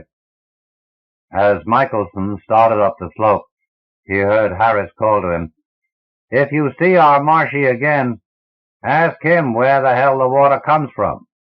Michelson grinned back down at him. I think I will, he said. He climbed slowly up the rough slope, now and then cutting in his oxygen supply for a few breaths. The rocks here were bulky and weathered. the kind of weathering that happened on Mars only with the passage of ages. They stood out like silent gray beasts against the morning shadows. Michelson was soon out of sight of their starting point, but he followed the natural path and made a rough map as he went, noting the rock formations and what he could see of the stratifications. It was all a jumble as far as he could tell. Some of the sheer rock sides seemed to show evidence of having been pushed up, as Loning had suggested, and others didn't. And the direction of the stratifications varied apparently without pattern. Well, figuring out the pattern would be the surveyor's job. At a small level spot, he stopped to rest, and as he sat looking over his rough-sketched map, he heard a sound, and the Marshy said beside him, "Most of these hills have been here for 2 million years." Michelson looked up, carefully registering no outward surprise. "Whose years?" he said. "Yours or mine?" The Marshy shook his wings and hopped a little way to one side, still regarding him with one dark eye. "We do not count years." Michelson nodded at him. "Do you have names?" "No," said the Marshy, and disappeared. Michelson waited for him to show up again, but after a few minutes he shrugged and stood up to go. It looked like there was still a lot of area to be covered up there. The Marshy landed again. "I am faster than you," he said. "That's true," Michelson said. He started walking on upward through the rocks. "Do you live near here?" "Perhaps," said the Marshy. "I am faster than you." Near could mean 50 miles to a Marshy, Michelson reflected. Well, it had been a fair answer then. "Where does the water come from?" he said. The Marshy disappeared. He didn't show up again for the rest of the day. Michelson followed the pass up into the hills for a mile or two, and then he retraced his steps back down to the point of departure. Loning was waiting for him, and Harris returned shortly. They set off again back across the dusty flat to the bubble. "It's a mess," Loning said. "The rocks vary in age from maybe a couple thousand years to God knows how old, and there are 50 different types. Doesn't tell us much." He ran his fingers through his dry brown hair, frowning. "Our hop friend told me they were mostly a couple of million years old," Michelson said. "At least in the area where I was." "Yeah?" said Harris. "Did he say anything else?" Michelson shook his head. "I asked him about the water, but he wouldn't answer me. He just shoved off and disappeared. You can't hold a conversation with someone who's liable to be gone at any moment. You get to stuttering." "I never talked with a Marshy," Harris said. "They're telepathic, aren't they? Maybe they take one look into me and don't like me." "Don't try to understand them," Loning said over his shoulder as he walked on ahead through the dust. "The only good thing about the damn Marshies is that they stay away from us most of the time." "I don't know about that," said Michelson, and the three men fell silent, conserving their breath for walking. But Michelson was thinking about the Marshy. Harris was right. They didn't usually talk with Earthmen. They would hop around and watch interestedly, and sometimes they would say a word or two, usually only enough to acknowledge your existence. But there was no communication between the two species. Yet this one was, comparatively, talking a blue streak. Why? Michelson was becoming more and more sure that the Marshies had a settlement somewhere nearby. Back in the hills, probably. And Michelson was almost willing to bet that the water drainage ran right through those hills. It figured that the Marshies would settle somewhere where water was handy. On Mars, that would be a prime requisite for the Marshies as well as the Earthmen. And if the Marshies were up in those hills, what did they think of the new Earth City being built right on the edge of the flat? Maybe they hadn't decided yet. The Marshies, come to think of it, knew a lot more about the Earthmen than they knew about the natives. The Marshies had stayed away from the Earth settlements, watching, and now the Earthmen were accidentally forcing a meeting between them. That must be shaking up the hoppers. And so apparently they were taking a final look at the Earthmen, and maybe soon they'd make a decision. He wished he knew what their alternatives were. They took a land car out the next day, loaded with a burn drill. The small red sun was still low over the horizon when they checked through the locks, and they threw a long gray shadow over the dust as they rode toward the hills.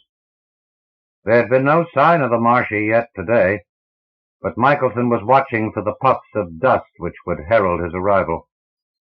They set up the drill half a mile from the hills.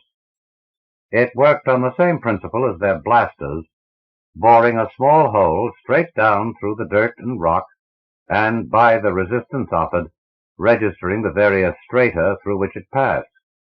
They found the water 50 feet down, under the layer of rock which formed the floor of the desert here.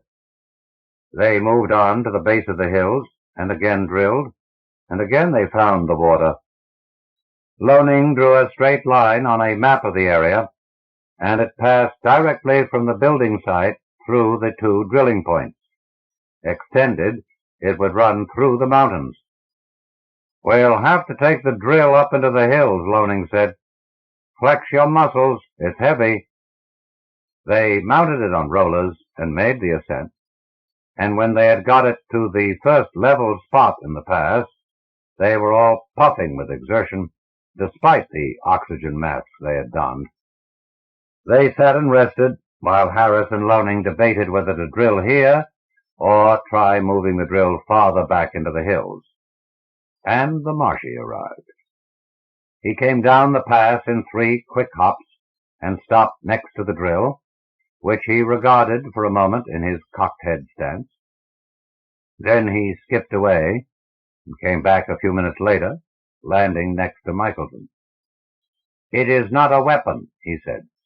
"No, it's a drill," Michelson said. "We're looking for water."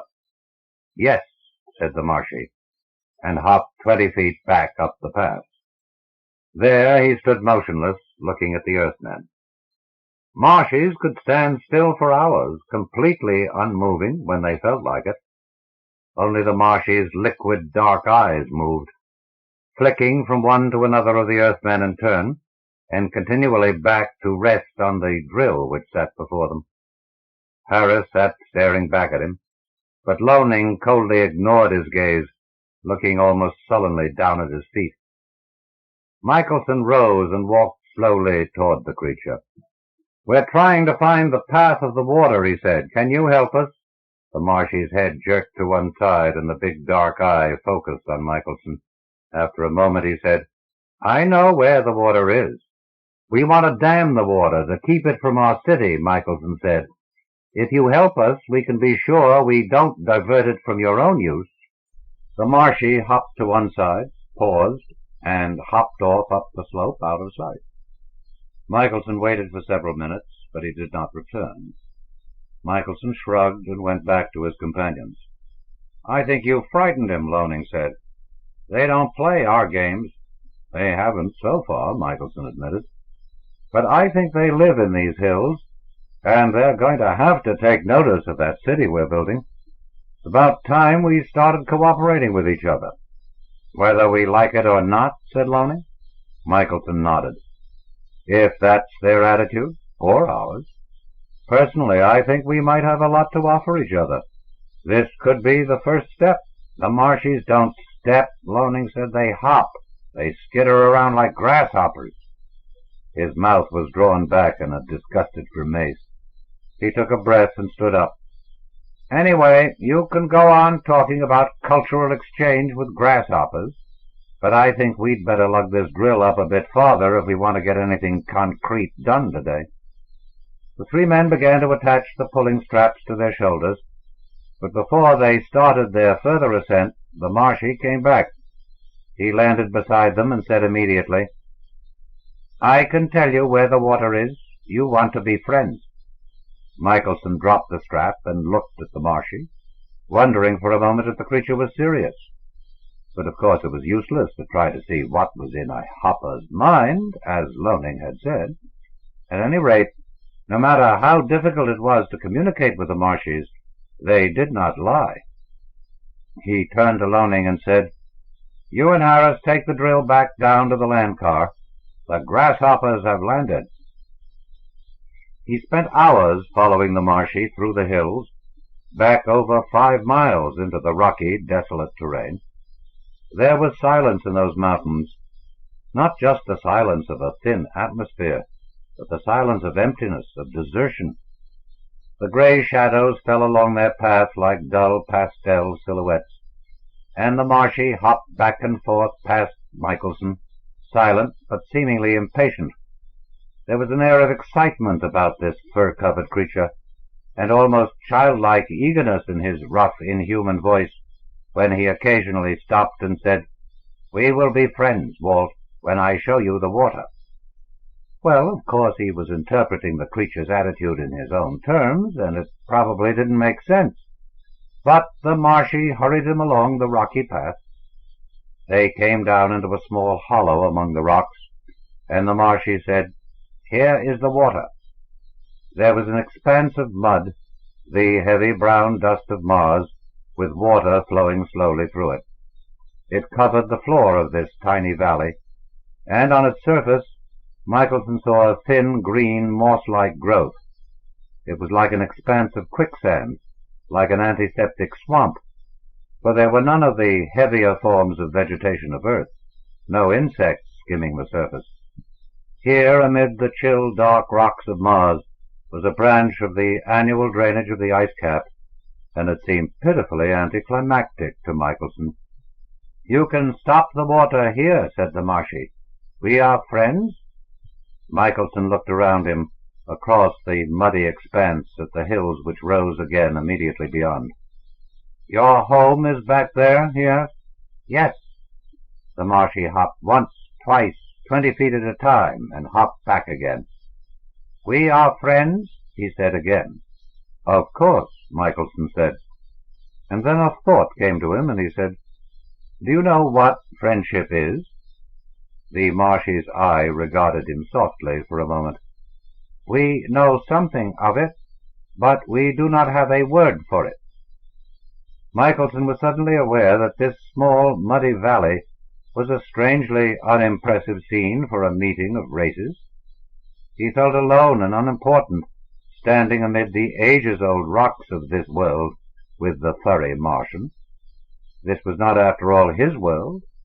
He had lived most of his life here, and had come to think of it as his home far more than he thought of Earth. But here, in the quiet gray rock shadows, he felt fully for the first time that this desolate world belonged to the hoppers, to the Martians. And without quite realizing what he was doing, he cut in his oxygen supply, though he wasn't really short of breath. The marshy hopped away with a word, leaving him alone there. Harris and Loning surveyed the area thoroughly in the days that followed, and Michelson sent some men out to begin construction of a dam there, meanwhile making preparations for draining the water pocket beneath the city. It kept him busy for several days, and it wasn't until 2 weeks later, when the dam construction was started, that he began to wonder seriously why the marshy had not been around again. No one had seen him out at the dam site either. Michelson took an air car out to the site soon after and checked the progress of the work there. They had moved machinery in and set up temporary quarters there for the work crew. The area was bustling with activity. Michelson looked at the footprints of the workmen in the Martian dust, heard the noise of the machines and the voices around him, and thought of that silent day when he had stood here alone with the marshy. 2 weeks ago, it seemed like months. He left and took the air car up to scout the area. The marshy's city was supposed to be somewhere farther up the pass. He hoped he could spot it from the air. He flew low, droning through the massive rocky crags, watching the ground through binocs. He had penetrated 15 miles farther into the mountains and was almost ready to give up when he found it. The dwellings were cut into the rock in vertical lines up and down the cliffside. There were perhaps 20 or 25 of them, certainly no more. He landed the aircraft at the base of those cliffs and approached slowly. He needn't have bothered. They were empty. Some things had been left behind, a few small objects delicately carved from stone, some pelts of the Marshy's own fur, which had perhaps been used for added warmth during the winter, one or two pieces of what might have been furniture, but the area was definitely deserted. He couldn't tell offhand how long the Marshys had been gone, but he was sure it was not more than 2 weeks. He left the dwellings untouched, not even picking up any of the small stone carvings to bring back with him. Perhaps later they could send out a government expedition to catalogue and study what had been left. He walked slowly back to his air car, looking at the depressions in the floor of the canyon left by the Marshys' footprints. A fluttering behind him caused him to turn in surprise, and he saw a Marshy regarding him calmly. This could have been the same one, but he seemed a bit more heavily built, his fur somewhat darker. "Hello," Michelson said. "We are friends?" The Marshy continued to look silently at him for a moment, his heavy dark wings folded like shadows around him. Then he said, "Some of us, too, are insane." And he disappeared, with a quick jump and flutter of brown wings. After a while, Michelson turned and continued walking to the air car, leaving the footprints of his boots behind him in the dust. Firewater by William Tenn. William Tenn is the pseudonym used by a sardonic, erudite gentleman who, for the past few years, has been employed as professor of subversive literature at a major Eastern university. What sort of stuff he tells his students is anybody's guess, but it probably fills their heads with thoughts they've never had before. When not serving in his professorial role, Mr. Tenn turns his hand to science fiction, usually of a comic sort. Rarely has he been in better form than in this uproarious short novel of the invasion of Earth by alien beings. The hairiest, dirtiest, and oldest of the 3 visitors from Arizona scratched his back against the plastic of the web-foam chair.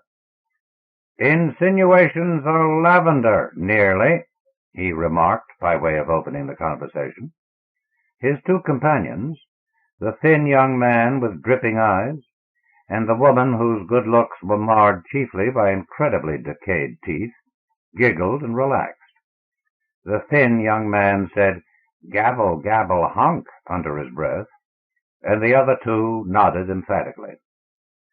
Greta Seidenheim looked up from the tiny stenographic machine resting on a pair of the most exciting knees her employer had been able to find in Greater New York. She swiveled her blonde beauty at him. "That too, Mr. Hepster?" The president of Hepster Securities Incorporated waited until the memory of her voice ceased to tickle his ears. He had much clear thinking to do. Then he nodded and said resonantly, "That too, Miss Seidenheim. Close phonetic approximations of the gabble hunk, and remember to indicate when it sounds like a question and when like an exclamation." He rubbed his recently manicured fingernails across the desk drawer containing his fully loaded parabellum. Checked the communication buttons with which he could summon any quantity of Hepster Securities personnel up to the 900 working at present in the Hepster building lay some 8 inches from the other hand. Checked.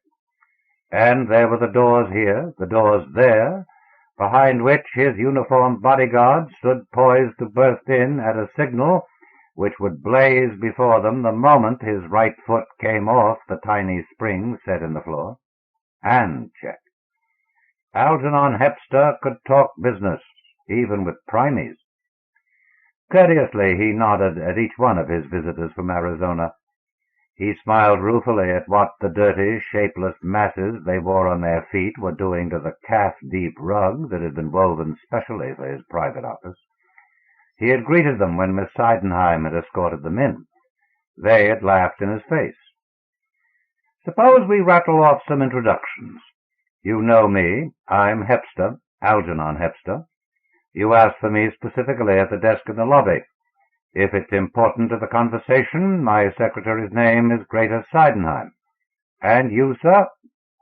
He had addressed the old fellow, but the thin young man leaned forward in his seat and held out a taut, almost transparent hand. Names? He inquired. Names are round, if not revealed. Consider names. How many names? Consider names. Reconsider names. The woman leaned forward too, and the smell from her diseased mouth reached Hepster even across the enormous space of his office. Rabble and reaching and all the upward clash, she intoned, spreading her hands as if in agreement with an obvious point. Emptiness derogating itself into infinity. Into duration, the older man corrected. Into infinity, the woman insisted. Gabble, gabble, hunk? The young man queried bitterly. Listen, Hepster roared, when I asked for...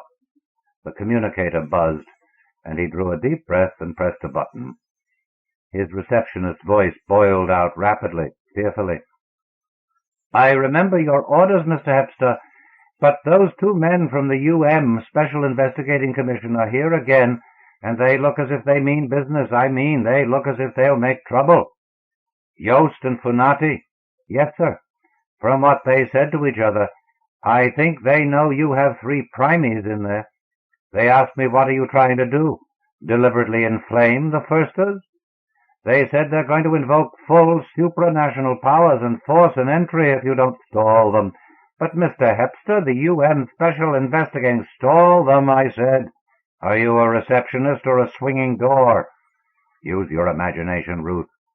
You have a 900-man organization and a $10 million corporation at your disposal.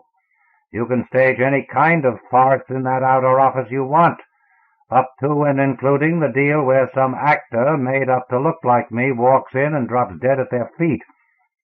Stall them and I'll nod a bonus at you. Stall them. He clicked off, looked up. His visitors at least were having a fine time. They had turned to face each other in a reeking triangle of gibberish. Their voices rose and fell argumentatively, pleadingly, decisively, but all Algernon Hepster's ears could register of what they said were very many sounds similar to gabble and an occasional indisputable honk. His lips curled contempt inward. Humanity prime. These messes? Then he lit a cigarette and shrugged. Oh, well, humanity prime. And business is business. Just remember, they're not supermen, he told himself. They may be dangerous, but they're not supermen, not by a long shot. Remember that epidemic of influenza that almost wiped them out, and how you diddled those 2 other primies last month? They're not supermen, but they're not humanity either. They're just different. He glanced at his secretary and approved. Greater Seidenheim clacked away on her machine as if she were recording the curtest, the tritest of business letters. He wondered what system she was using to catch the intonations. Trust Greater, though, she'd do it. Gabble, honk. Gabble, gabble, gabble, honk, honk. Gabble, honk, gabble, gabble, honk, honk. What had precipitated all this conversation? He'd only asked for their names. Didn't they use names in Arizona? Surely they knew that it was customary here. They claimed to know at least as much as he about such matters. Maybe it was something else that had brought them to New York this time. Maybe something about the aliens.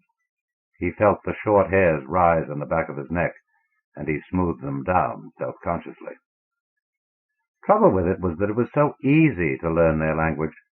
It was such a very simple matter to be able to understand them in these talkative moments, almost as easy as falling off a log or jumping off a cliff. Well, his time was limited. He didn't know how long Ruth could hold the investigators in his outer office. Somehow he had to get a grip on the meeting again without offending them in any of the innumerable, highly dangerous ways in which primies could be offended. He rapped the desktop gently. The gabble honk stopped short at the hyphen. The woman rose slowly. On this question of names, Hepster began doggedly, keeping his eyes on the woman. Since you people claim— The woman writhed agonizingly for a moment and sat down on the floor. She smiled at Hepster. With her rotted teeth, the smile had all the brilliance of a dead star. Hepster cleared his throat and prepared to try again. "If you want names," the older man said suddenly, "you can call me Larry." The president of Hepster Securities shook himself and managed to say thanks in a somewhat weak but not too surprised voice. He looked at the thin young man. "You can call me Theseus." The young man looked sad as he said it. "Theseus? Fine. One thing about primies, when you started clicking with them, you really moved along. But Theseus? Wasn't that just like a primie?" Now the woman, and they could begin. They were all looking at the woman, even greater, with a curiosity which had sneaked up past her beauty parlor glaze. "Name," the woman whispered to herself. "Name a name." "Oh, no," Hepster groaned. "Let's not stall here." Larry evidently had decided that enough time had been wasted. He made a suggestion to the woman. "Why not call yourself Mo?" The young man, Theseus it was now, also seemed to get interested in the problem. "Rover's a good name," he announced helpfully. "How about Gloria?" Hepster asked desperately. The woman considered. "Mo, Rover, Gloria," she mused. "Larry, Theseus, Seidenheim, Hepster, me." She seemed to be running a total. Anything might come out, Hepster knew. But at least they were not acting snobbish anymore. They were talking down on his level now. Not only no gabble honk, but none of this sneering double talk, which was almost worse. At least they were making sense, of a sort. "For the purpose of this discussion," the woman said at last, my name is S.S. Lusitania." "Fine," Hepster roared, letting the word he'd kept bubbling on his lips burst out. "That's a fine name. Larry, Theseus, and S.S. Lusitania. Fine bunch of people. Sound. Let's get down to business. You came here on business, I take it." "Right," Larry said. "We heard about you from two others who left home a month ago to come to New York. They talked about you when they got back to Arizona." "They did, huh? I hoped they would." Theseus slid off his chair and squatted next to the woman, who was making plucking motions at the air. "They talked about you," he repeated. "They said you treated them very well, that you showed them as much respect as a thing like you could generate. They also said you cheated them."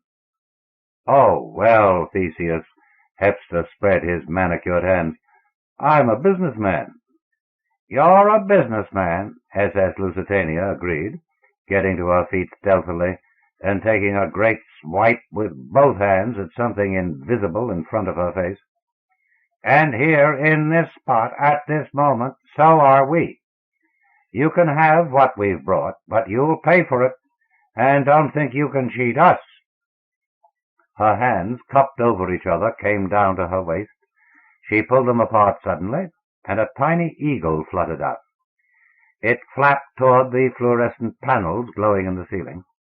Its flight was hampered by the heavy striped shield upon its breast, by the bunch of arrows it held in one claw, by the olive branch it grasped with the other.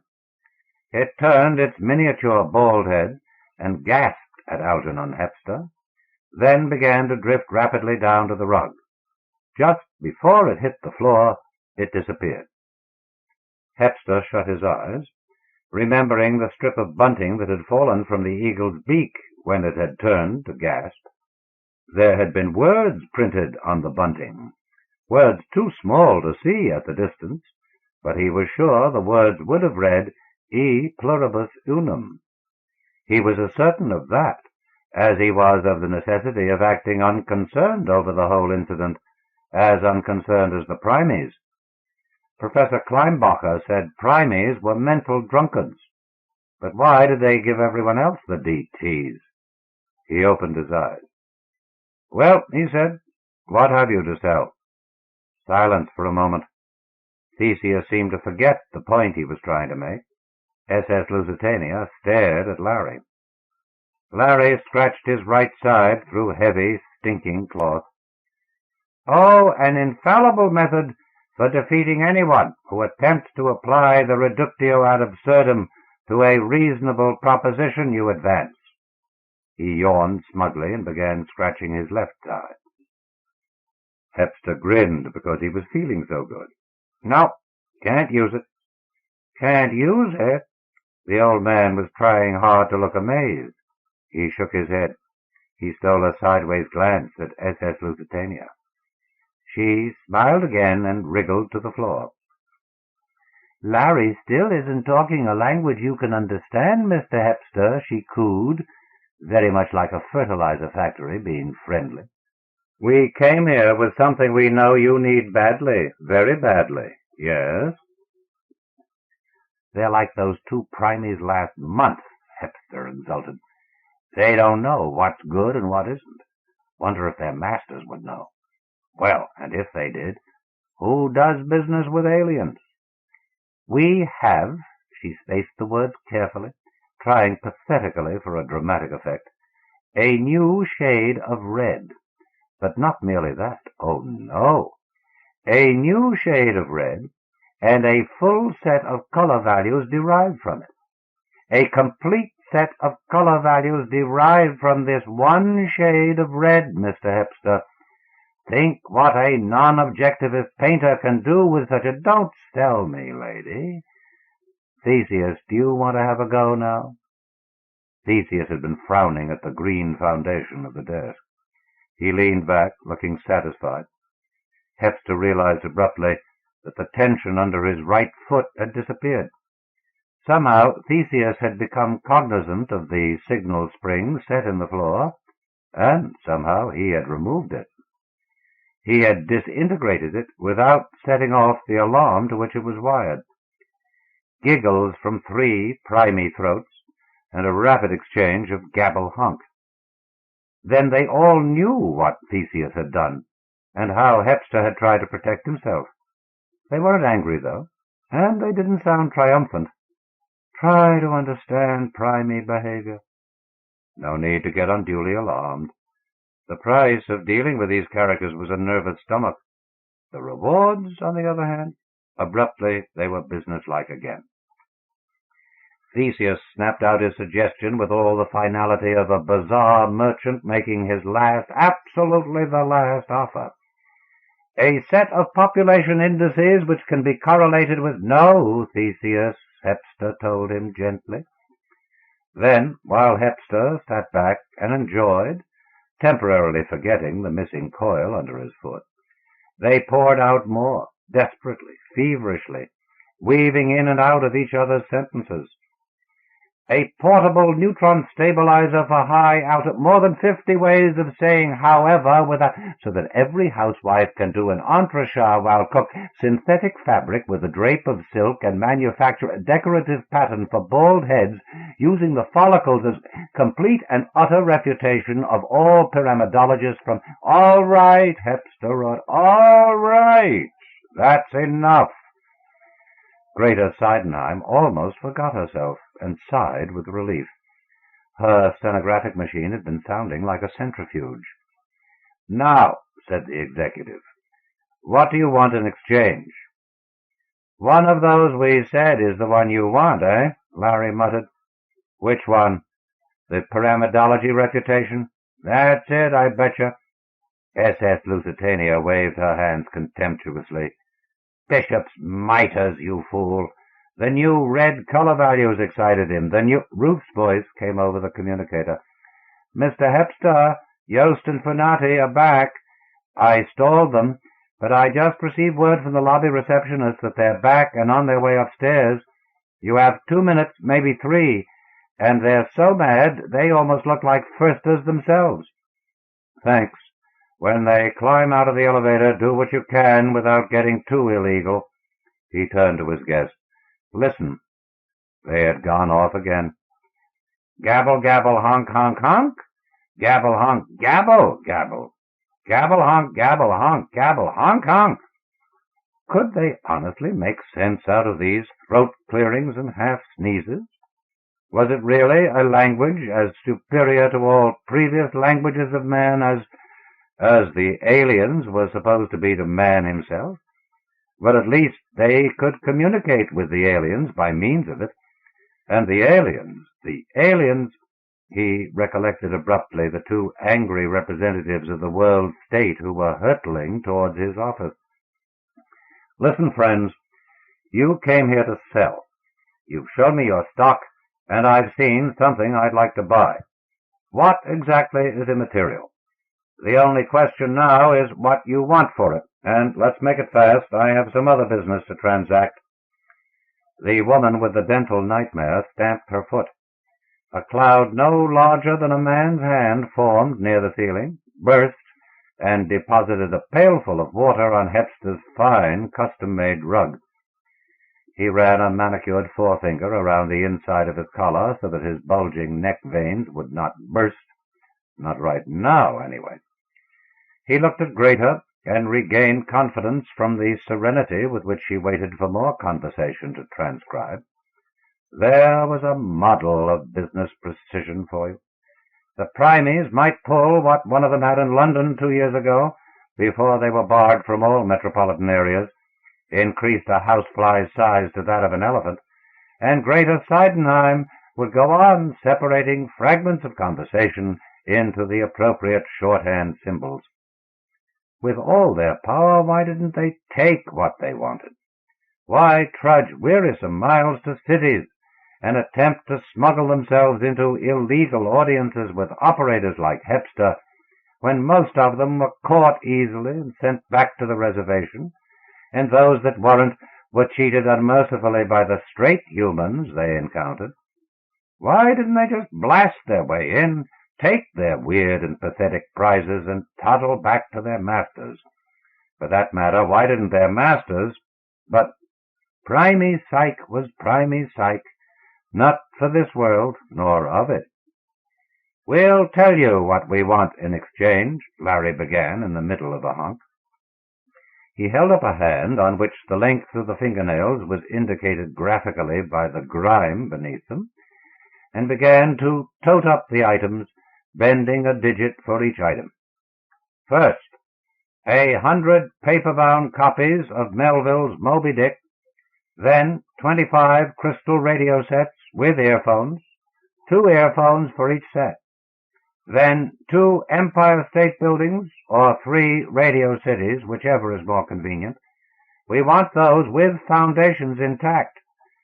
A reasonably good copy of the Hermes statue by Praxiteles, and an electric toaster circa 1941. That's about all, isn't it, Theseus?" Theseus bent over until his nose rested against his knees. Hepster groaned. The list wasn't as bad as he'd expected. Remarkable the way their masters always yearned for the electric gadgets and artistic achievements of Earth. But he had so little time to bargain with them.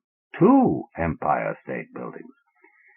"Mr. Hepster," his receptionist chattered over the communicator, "those SIC men, I managed to get a crowd out in the corridor to push toward their elevator when it came to this floor, and I've locked it. I'm trying to, but I don't think, can you? Good girl, you're doing fine." "Is that all we want, Theseus?" Larry asked again. "Gabble?" Hepster heard a crash in the outer office and footsteps running across the floor. "See here, Mr. Hepster," Theseus said at last. "If you don't want to buy Larry's reductio ad absurdum exploder, and you don't like my method of decorating bald heads for all its innate artistry, how about a system of musical notation?" Somebody tried Hepster's door, found it locked. There was a knock on the door, repeated most immediately with more urgency. "He's already found something he wants," SS Lusitania snapped. "Yes, Larry, that was the complete list." Hepster plucked a handful of hair from his already receding forehead. "Good. Now look, I can give you everything but the 2 Empire State Buildings and the 3 radio cities. Or the 3 radio cities, Larry corrected. Don't try to cheat us. 2 Empire State Buildings or 3 radio cities, whichever is more convenient. Why, isn't it worth that to you? Open this door, a bull-mad voice yelled. Open this door in the name of united mankind. Miss Sydenham, open the door, Hepster said loudly, and winked at his secretary, who rose, stretched, and began a thoughtful, slow-motion study in the direction of the locked panel. There was a crash as of a pair of shoulders being thrown against it. Hepster knew that his office door could withstand a medium-sized tank. But there was a limit even to delay when it came to fooling around with the Special Investigating Commission. Those boys knew their primies and their primie dealers. They were empowered to shoot first and ask questions afterwards, as the questions occurred to them. It's not a matter of whether it's worth my while, Hepster told them rapidly as he shepherded them to the exit behind his desk. For reasons I'm sure you aren't interested in, I just can't give away 2 Empire State Buildings or 3 radio cities with foundations intact, not at the moment. I'll give you the rest of it. Open this door or we start blasting it down. Please, gentlemen, please, Greater Sydenham told them sweetly. You'll kill a poor working girl who's trying awfully hard to let you in. The lock's stuck. She fiddled with the doorknob, watching Hepster with a trace of anxiety in her fine eyes. And to replace those items, Hepster was going on, what I mean, Theseus broke in, is this. You know the greatest single difficulty composers face in the 12-tone technique? I can offer you, the executive continued doggedly, sweat bursting out of his skin like spring freshets, complete architectural blueprints of the Empire State Building and Radio City, plus 5, no, I'll make it 10, scale models of each, and you get the rest of the stuff you asked for. That's it. Take it or leave it. Fast. They glanced at each other as Hepster threw the exit door open and gestured to the 5 liveried bodyguards waiting near his private elevator. Done, they said in unison. Good, Hepster almost squeaked. He pushed them through the doorway and said to the tallest of the 5 men, 19th floor. He slammed the exit shut just as Miss Sydenham opened the outer office door. Yost and Funati, in the bottle-green police uniform of the charged through. Without pausing, they ran to where Hepster stood and plucked the exit open. They could all hear the elevator descending. Funati, a little olive-skinned man, sniffed. Primies, he muttered. He had primies here, all right. Smell that unwash, Yost? Yeah, said the bigger man. Come on, the emergency stairway. We can track that elevator. They holstered their service weapons and clattered down the metal-tipped stairs. Below, the elevator stopped.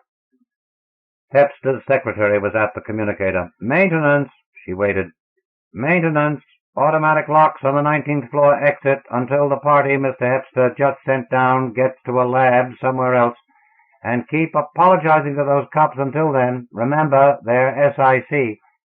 Thanks, Greater, Hepster said, switching to the personal now that they were alone. He plumped into his desk chair and blew out gustily. There must be easier ways of making $1 million. She raised 2 perfect blonde eyebrows. Or of being an absolute monarch right inside the Parliament of Man. If they wait long enough, he told her lazily, I'll be the modern global government and all. Another year or 2 might do it. Aren't you forgetting one Vandermeer Dempsey? His Huskies also want to replace the not to mention their colorful plans for you. And there are an awful lot of them. They don't worry me, Greater.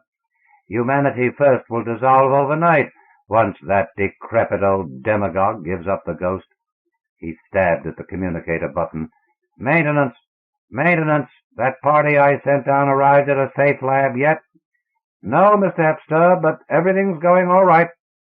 We sent them up to the 24th floor, and got the SIC men rerouted downstairs to the personnel levels. Mr. Hepster, about the SIC, we take your orders and all that, but none of us wants to get in trouble with the Special Investigating Commission.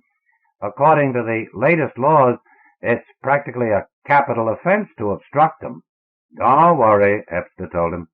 I've never let one of my employees down yet. The boss fixes everything is the motto here.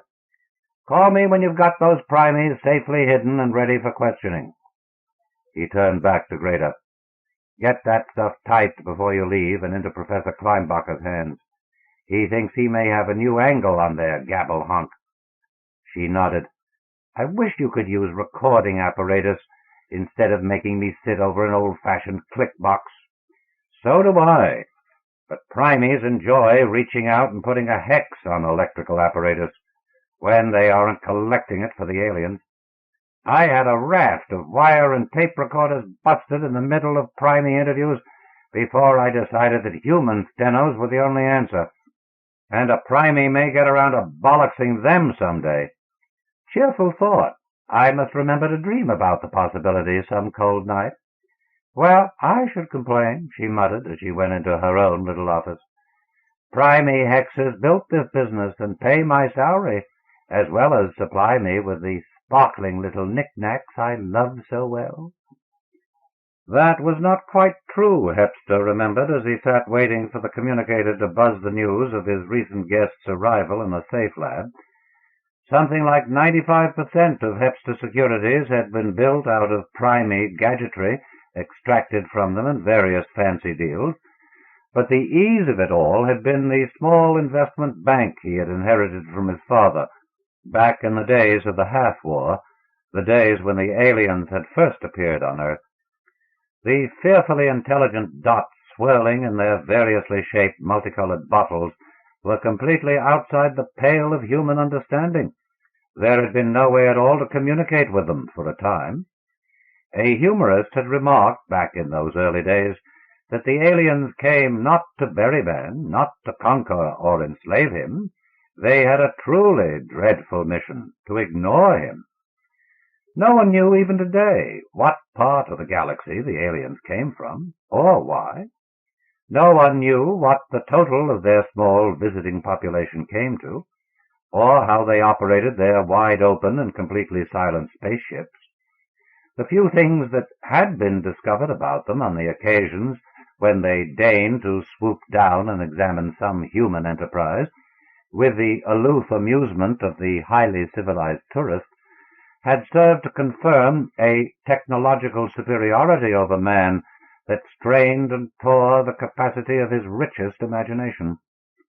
A sociological treatise Hepster had read recently suggested that they operated from concepts as far in advance of modern science as a meteorologist sowing a drought-struck area with dry ice was beyond the primitive agriculturist blowing a ram's horn at the heavens in a frantic attempt to wake the slumbering god of rain.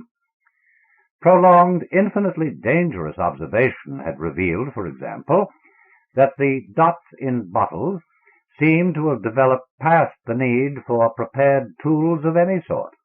They worked directly on the material itself, shaping it to need, evidently creating and destroying matter at will. Some humans had communicated with them. They didn't stay human. Men with superb brains had looked into the whirring, flickering settlements established by the outsiders. A few had returned with tales of wonders they had realized dimly and not quite seen. Their descriptions always sounded as if their eyes had been turned off at the most crucial moments, or a mental fuse had blown just this side of understanding. Others, such celebrities as a president of Earth, a 3-time winner of the Nobel Prize, famous poets, had evidently broken through the fence somehow. These, however, were the ones who didn't return. They stayed in the alien settlements in the Gobi, the Sahara, the American Southwest, barely able to fend for themselves despite newly acquired and almost unbelievable powers. They shambled worshipfully around the outsiders, speaking with weird writhings of larynx and nasal passage what was evidently a human approximation of their master's language, a kind of pigeon alien. Talking with a primate, someone had said, was like a blind man trying to read a page of Braille originally written for an octopus. And that these bearded, bug-ridden, stinking derelicts, these chattering wrecks, drunk and sodden on the logic of an entirely different life form, were the heavy yellow cream of the human race, didn't help people's egos any. Humans and primates despised each other almost from the first. Humans for primate subservience and helplessness in human terms, primates for human ignorance and ineptness in alien terms. And except when operating under alien orders and through barely legal operators like Hepster, primates didn't communicate with humans any more than their masters did. When institutionalized, they either gabble-honked themselves into an early grave, or, losing patience suddenly, they might dissolve a path to freedom right through the walls of the asylum and any attendants who chanced to be in the way. Therefore, the enthusiasm of sheriff and deputy, nurse and orderly had waned considerably, and the forcible incarceration of primates had almost ceased. Since the two groups were so far apart psychologically as to make mating between them impossible, the ragged miracle workers had been honored with the status of a separate classification, humanity prime. Not better than humanity, not necessarily worse, but different and dangerous. What made them that way? Hepster rolled his chair back and examined the hole in the floor from which the alarm spring had spiraled. Theseus had disintegrated it. How? With a thought? Telekinesis, say, applied to all the molecules of the metal simultaneously, making them move rapidly and at random? Or possibly he had merely moved the spring somewhere else. Where? In space? In hyperspace? In time? Hepster shook his head and pulled himself back to the efficiently smooth and sanely useful desk surface. "Mr. Hepster," the communicator inquired abruptly, and he jumped a bit. "This is Marguerite of General Lab 23B. Your primates just arrived. Regular check?" Regular check meant drawing them out on every conceivable technical subject by the 9 specialists in the general laboratory. This involved firing questions at them with the rapidity of a police interrogation, getting them off balance and keeping them there, in the hope that a useful and unexpected bit of scientific knowledge would drop. "Yes," Hepster told him, "regular check, but first let a textile man have a whack at them. In fact, let him take charge of the check." A pause. "The only textile man in this section is Charlie Virus." "Well?" Hepster asked in mild irritation. "Why put it like that? He's competent, I hope. What does personnel say about him?" "Personnel says he's competent." "Then there you are. Look, Marguerite, I have the SIC running around my building with blood in its enormous eye. I don't have time to muse over your departmental feuds. Put Virus on." "Yes, Mr. Hepster." "Hey, Bert, get Charlie Virus. Him." Hepster shook his head and chuckled.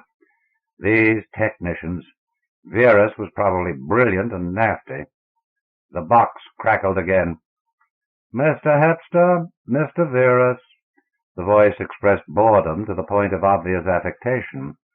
But the man was probably good despite his neuroses. Hepster Securities Incorporated had a first-rate personnel department. "Virus, those primates, I want you to take charge of the check. One of them knows how to make a synthetic fabric with the drape of silk. Get that first, and then go after anything else they have." "Primates, Mr. Hepster?" "I said primates, Mr. Virus. You are a textile technician, please to remember, and not the straight or ping-pong half of a comedy routine. Get humping. I want a report on that synthetic fabric by tomorrow. Work all night if you have to." "Before we do, Mr. Hepster, you might be interested in a small piece of information. There is already in existence a synthetic which falls better than silk. I know, his employer told him shortly. Cellulose acetate. Unfortunately, it has a few disadvantages. Low melting point, tends to crack. Separate and somewhat inferior dye stuffs have to be used for it. Poor chemical resistance. Am I right? There was no immediate answer, but Hepster could feel the dazed nod. He went on. Now we also have protein fibers. They dye well and fall well, have the thermoconductivity control necessary for wearing apparel, but don't have the tensile strength of synthetic fabrics. An artificial protein fiber might be the answer. It would drape as well as silk. Might be we could use the acid dyestuffs we use on silk, which result in shades that dazzle female customers and cause them to fling wide their pocketbooks. There are a lot of ifs in that, I know, but one of those primates said something about a synthetic with a drape of silk, and I don't think he'd be sane enough to be referring to cellulose acetate, nor nylon, orlon, vinyl chloride, or anything else we already have and use. You've looked into textile problems, Mr. Hepster. I have. I've looked into everything to which there are big gobs of money attached. And now suppose you go look into those primates. Several million women are waiting breathlessly for the secrets concealed in their beards. Do you think, Virus, that with the personal and scientific background I've just given you, it's possible you might now get around to doing the job you are paid to do? Yes. Hepster walked to the office closet and got his hat and coat. He liked working under pressure. He liked to see people jump up straight whenever he barked. And now he liked the prospect of relaxing. He grimaced at the web-foam chair that Larry had used. No point in having it re-squirted. Have a new one made. I'll be at the university, he told Ruth on his way out. You can reach me through Professor Kleinbacher. But don't unless it's very important. He gets unpleasantly annoyed when he's interrupted. She nodded. Then, very hesitantly, those two men, Yost and Funati, from the Special Investigating Commission, they said no one would be allowed to leave the building. Did they now? He chuckled. I think they were angry. They've been that way before. But unless and until they can hang something on me, and Ruth, tell my bodyguard to go home, except for the man with the primates. He's to check with me wherever I am every 2 hours. He ambled out, being careful to smile benevolently at every third executive and fifth typist in the large office. A private elevator and entrance was all very well for an occasional crisis, but Hepster liked to taste his successes in as much public as possible. It would be good to see Kleinbacher again. He had a good deal of faith in the linguistic approach. Grants from his corporation had tripled the size of the university's philology department. After all, the basic problem between man and primate, as well as man and alien, was one of communication. Any attempt to learn their science, to adjust their mental processes and logic into safer human channels, would have to be preceded by understanding. It was up to Kleinbacher to find that understanding, not him. I'm Hepster, he thought. I employ the people who solve problems, and then I make money off them. Somebody got in front of him. Somebody else took his arm. I'm Hepster, he repeated automatically, but out loud. Algernon Hepster. Exactly the Hepster we want, Funati said, holding tightly onto his arm. You don't mind coming along with us? Is this an arrest? Hepster asked the larger Yost, who now moved aside to let him pass. Yost was touching his holstered weapon with dancing fingertips. The SIC man shrugged. Why ask such questions, he countered. Just come along and be sociable, kind of. People want to talk to you. He allowed himself to be dragged through the lobby ornate with murals by radical painters, and nodded appreciation at the doorman, who, staring right through his captors, said enthusiastically, Good afternoon, Mr. Hepster. He made himself fairly comfortable on the back seat of the dark green SIC car, a late-model Hepster monowheel. Surprised to see you minus your bodyguard, Yost, who was driving, remarked over his shoulder. Oh, I gave them the day off. As soon as you were through with the primies? No, Finati admitted. We never did find out where you cached them. That's one big building you own, mister, and the UM Special Investigating Commission is notoriously understaffed. Not forgetting it's also notoriously underpaid, Yost broke in. I couldn't forget that if I tried, Finati assured him. You know, Mr. Hepster, I wouldn't have sent my bodyguard off if I'd been in your shoes. Right now, there's something about 5 times as dangerous as primies after you. I mean humanity firsters. Vandermeer Dempsey's crackpots. Thanks, but I think I'll survive. That's all right. Just don't give any long odds on the proposition. Those people have been expanding fast and furious. The Evening Humanitarian alone has a tremendous circulation. And when you figure their weekly newspapers, their penny booklets and throwaway handbills, it adds up to an impressive amount of propaganda. Day after day, they bang away editorially at the people who are making money off the aliens and primies. Of course, they're really hitting at the UM, like always. But if an ordinary firster met you on the street, he'd be as likely to cut your heart out as not. Not interested? Sorry. Well, maybe you'll like this. The Evening Humanitarian has a cute name for you. Yost guffawed. Tell him, Finati. The corporation president looked at the little man inquiringly. They call you, Finati said with great savoring deliberation, they call you an interplanetary pimp. Emerging at last from the crosstown underpass, they sped up the very latest addition to the strangling city's facilities, the East Side air-floating super-duper highway, known familiarly as Dive Bomber Drive. At the 42nd Street Offway, the busiest road exit in Manhattan, Yost failed to make a traffic signal. He cursed absent-mindedly, and Hepster found himself nodding the involuntary passenger's agreement. They watched the elevator section dwindling downward as the cars that would mount the highway spiraled up from the right. Between the two there rose and fell the steady platforms of harbor traffic, while, stacked like so many decks of cards, the pedestrian stages awaited their turn below. Look, up there, straight ahead. See it? Hepster and Finati followed Yost's long, waggling forefinger with their eyes. 200 feet north of the Offway, and almost a quarter of a mile straight up, a brown object hung in obvious fascination. Every once in a while a brilliant blue dot would enliven the heavy murk imprisoned in its bell-jar shape, only to twirl around the side and be replaced by another. Eyes. You think they're eyes? Finati asked, rubbing his small dark fists against each other futilely. I know what the scientists say, that every dot is equivalent to one person, and the whole bottle is like a family or a city, maybe. But how do they know? It's a theory, I guess. I say they're eyes. Yost hunched his great body half out of the open window and shaded his vision with his uniform cap against the sun. Look at it, they heard him say over his shoulder.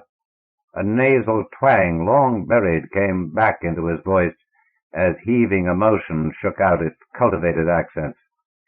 A setting up there, a staring and a staring, so all fired interested in how we get on and off a busy highway. Won't pay us no never mind when we try to talk to it, when we try to find out what it wants, where it comes from, who it is. Oh, no. It's too superior to talk to the likes of us. But it can watch us, hours on end, days without end, light and dark, winter and summer. It can watch us going about our business, and every time we dumb two-legged animals try to do something we find complicated, along comes a blasted dot-in bottle to watch and sneer and, hey there, man. Finati leaned forward and tugged at his partner's green jerkin. Easy, we're SIC on business. All the same, Yost grunted wistfully as he plopped back into his seat and pressed the power button. I wish I had Daddy's little old M1 Garand right now. They bowled forward, smoothed into the next long elevator section, and started to descend. It would be worth the risk of getting pinged. And this was a UM man, Hepster reflected with acute discomfort. Not only UM at that, but member of a special group, carefully screened for their lack of anti-primary prejudice, sworn to enforce the reservation laws without discrimination, and dedicated to the proposition that man could somehow achieve equality with aliens. Well, how much dirt-eating could people do? People without a business sense, that is. His father had hauled himself out of the pick-and-shovel brigade hand over hand, and raised his only son to maneuver always for greater control, to search always for that extra percentage of profit. But others seemed to have no such abiding interest, Algernon Hepster knew regretfully. They found it impossible to live with achievements so abruptly made inconsequential by the aliens, to know with certainty that the most brilliant strokes of which they were capable, the most intricate designs and clever workmanship could be duplicated and surpassed in an instant's creation by the outsiders, and was of interest to them only as a collector's item. The feeling of inferiority is horrible enough when imagined, but when it isn't feeling but knowledge, when it is inescapable and thoroughly demonstrable, covering every aspect of constructive activity, it becomes unbearable and maddening. No wonder men went berserk under hours of unwinking alien scrutiny, watching them as they marched in a colorfully uniformed lodge parade, or fished through a hole in the ice as they painfully maneuvered a giant transcontinental jet to a noiseless landing, or sat in sweating, serried rows, chanting to a single sweating man to knock it out of the park and sew the whole thing up. No wonder they seized rusty shotgun or gleaming rifle and sped shot after vindictive shot into a sky poisoned by the contemptuous curiosity of a brown, yellow, or vermilion bottle. Not that it made very much difference. It did give a certain release to nerves backed into horrible psychic corners. But the aliens didn't notice, and that was most important. The aliens went right on watching, as if all this shooting and uproar, all these imprecations and weapon wavings, were all part of the selfsame absorbing show they had paid to witness and were determined to see through, if for nothing else than the occasional amusing fluff some member of the inexperienced cast might commit. The aliens weren't injured, and the aliens didn't feel attacked. Bullets, shells, buckshot, arrows, pebbles from a slingshot, all man's miscellany of anger passed through them like the patient and eternal rain coming in the opposite direction. Yet the aliens had solidity somewhere in their strange bodies. One could judge that by the way they intercepted light and heat, and also by the occasional ping. Every once in a while, someone would evidently have hurt an alien slightly, or more probably just annoyed it by some unknown concomitant of rifle firing or javelin throwing. There would be the barest suspicion of a sound, as if a guitarist had lunged at a string with his fingertip and decided against it one motor impulse too late.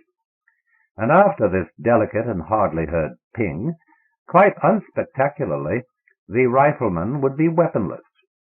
He would be standing there, sighting stupidly up along his empty, curled fingers, elbow cocked out and shoulder hunched in, like a large, oafish child who had forgotten when to end the game.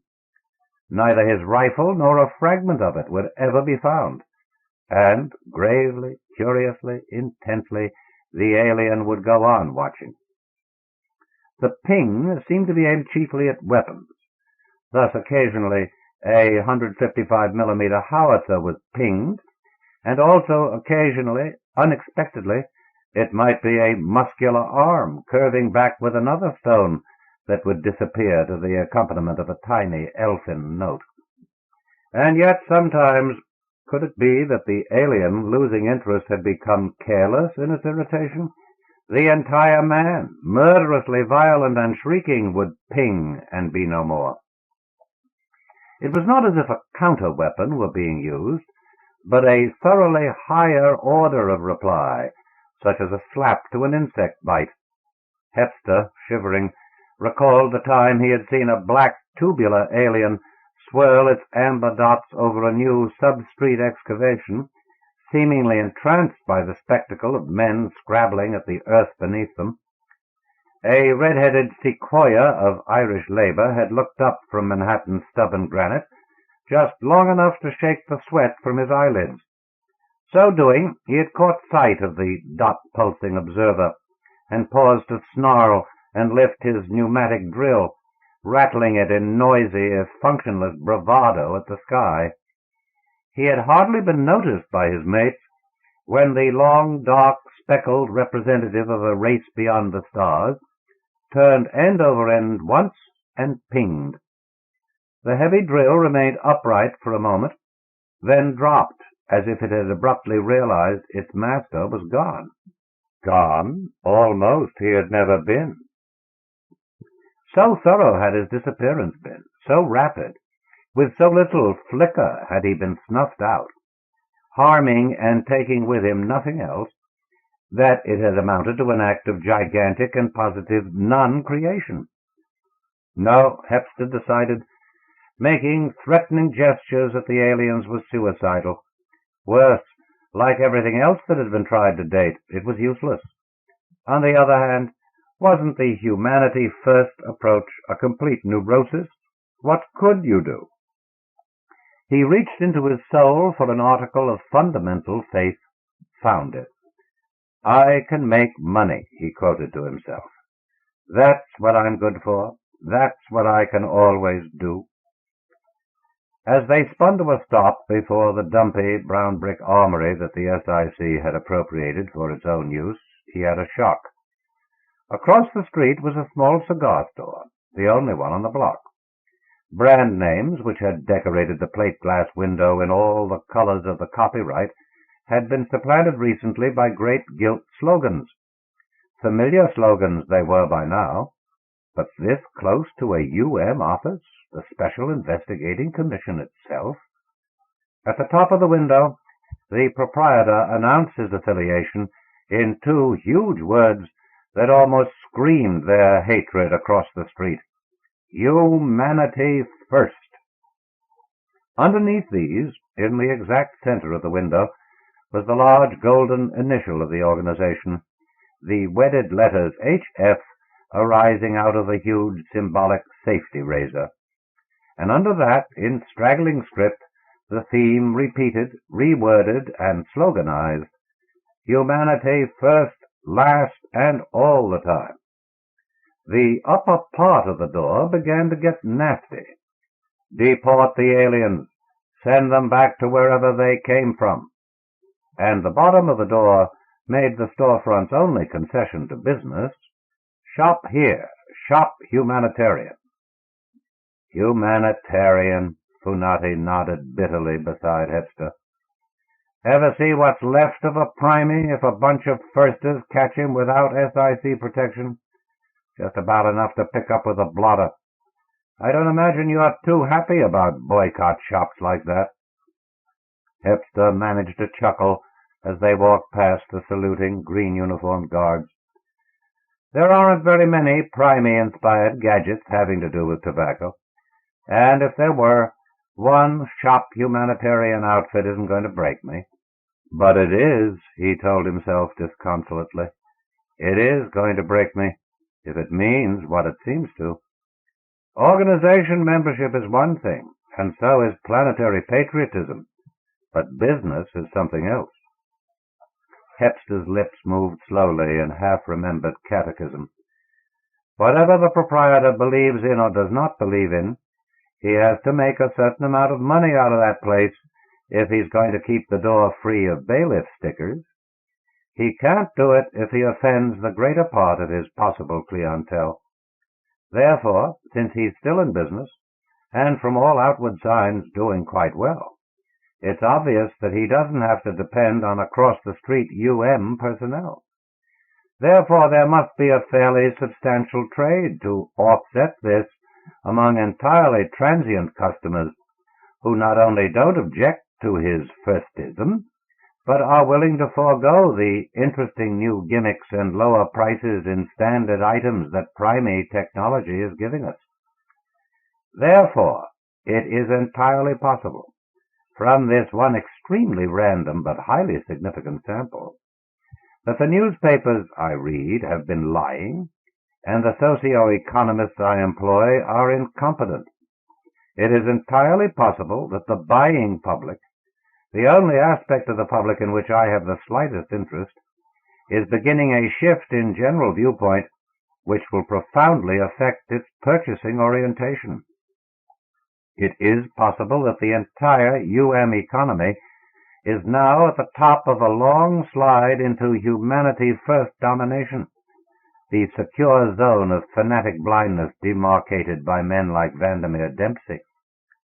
The highly usurious, commercially speculative economy of Imperial Rome made a similar transition in the much slower historical pace of 2 millennia ago, and became in 3 brief centuries a static, unbusinesslike world in which banking was a sin and wealth which had not been inherited was gross and dishonorable.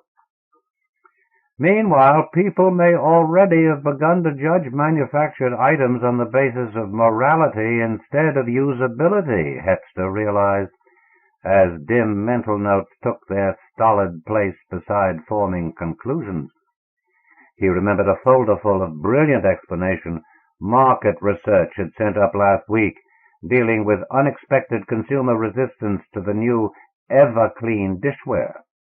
He had dismissed the pages of carefully developed thesis to the effect that women were unconsciously associating the product's name with a certain Catherine Evakios, who had recently made the front page of every tabloid in the world by dint of some fast work with a bread knife on the throats of her 5 children and 2 lovers, with a yawning smile after examining its first brightly colored chart.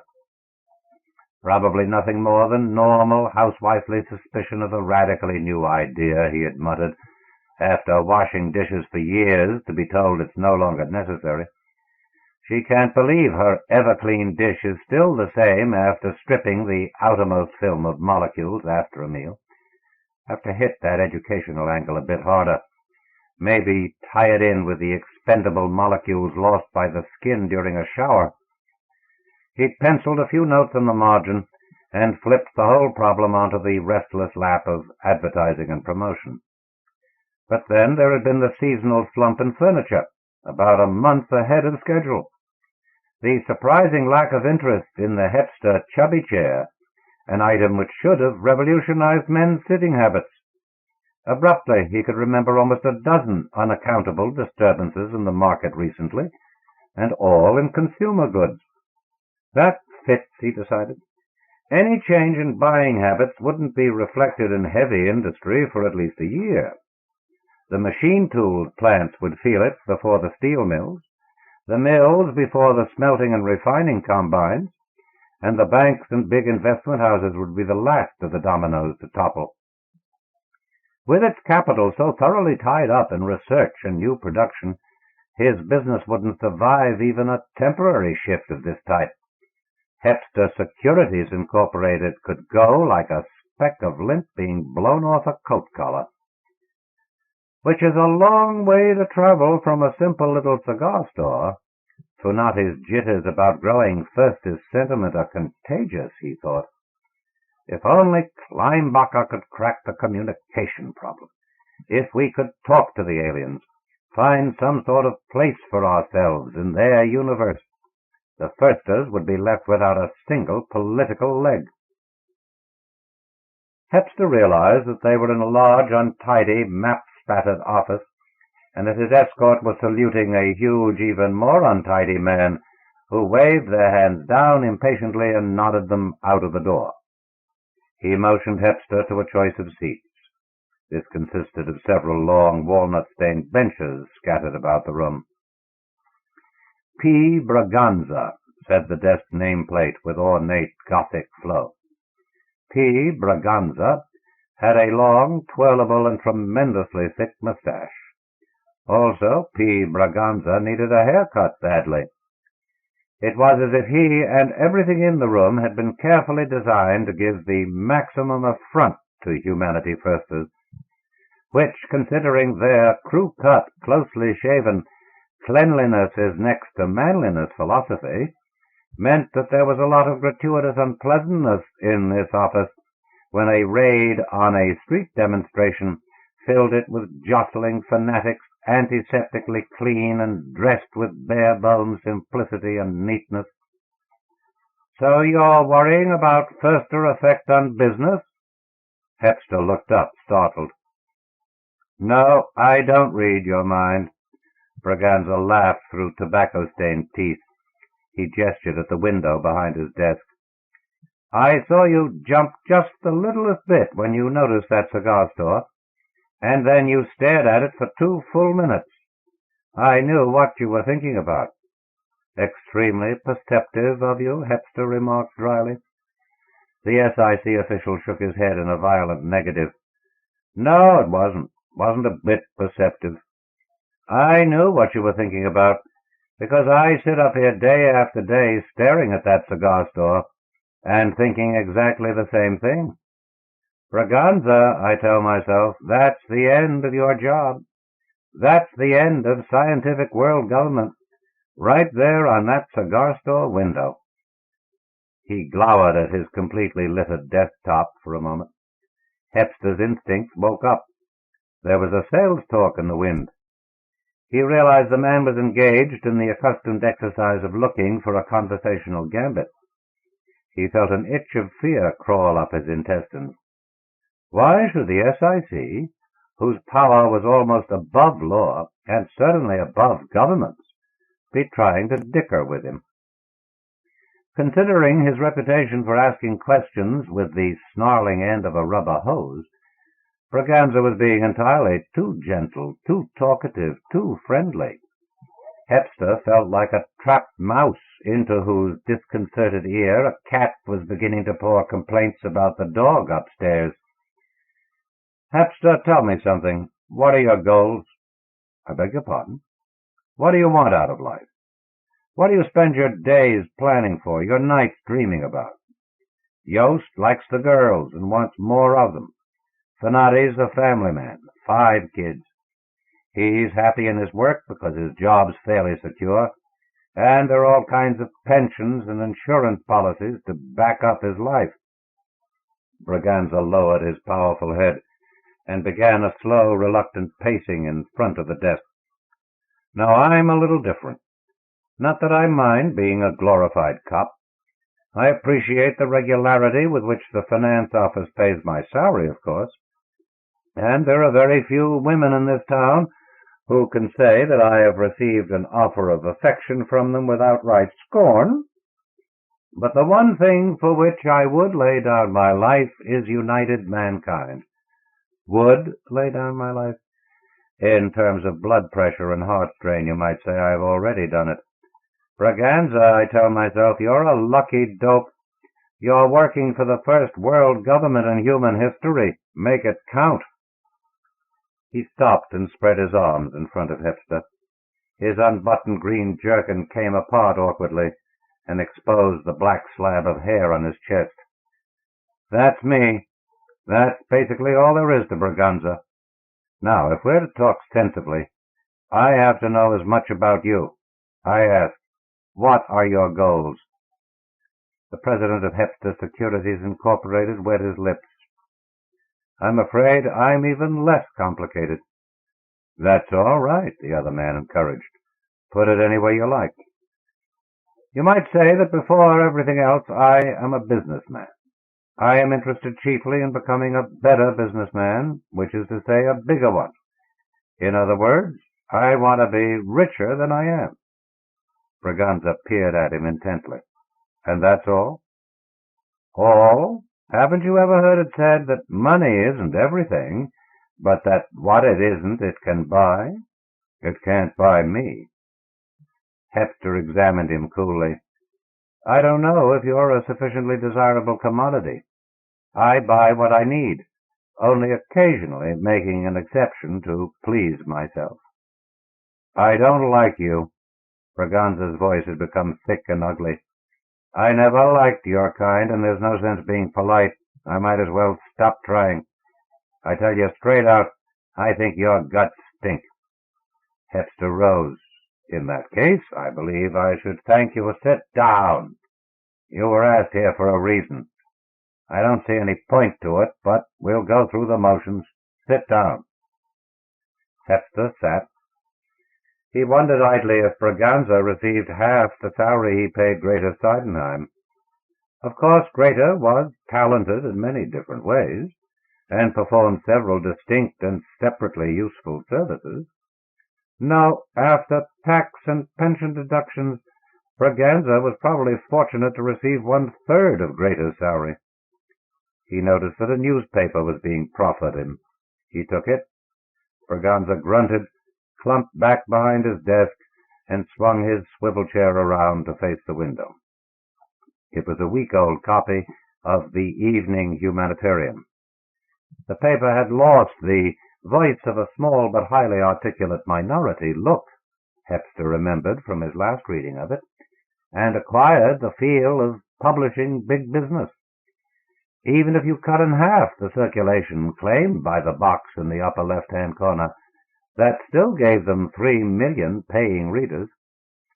In the upper right-hand corner, a red-bordered box exhorted the faithful to read Humanitarian. A green streamer across the top of the first page announced, "Making sense is human. To gibber, crime." But the important item was in the middle of the page, a cartoon. Half a dozen primies wearing long, curved beards and insane, tongue-lolling grins sat in a rickety wagon.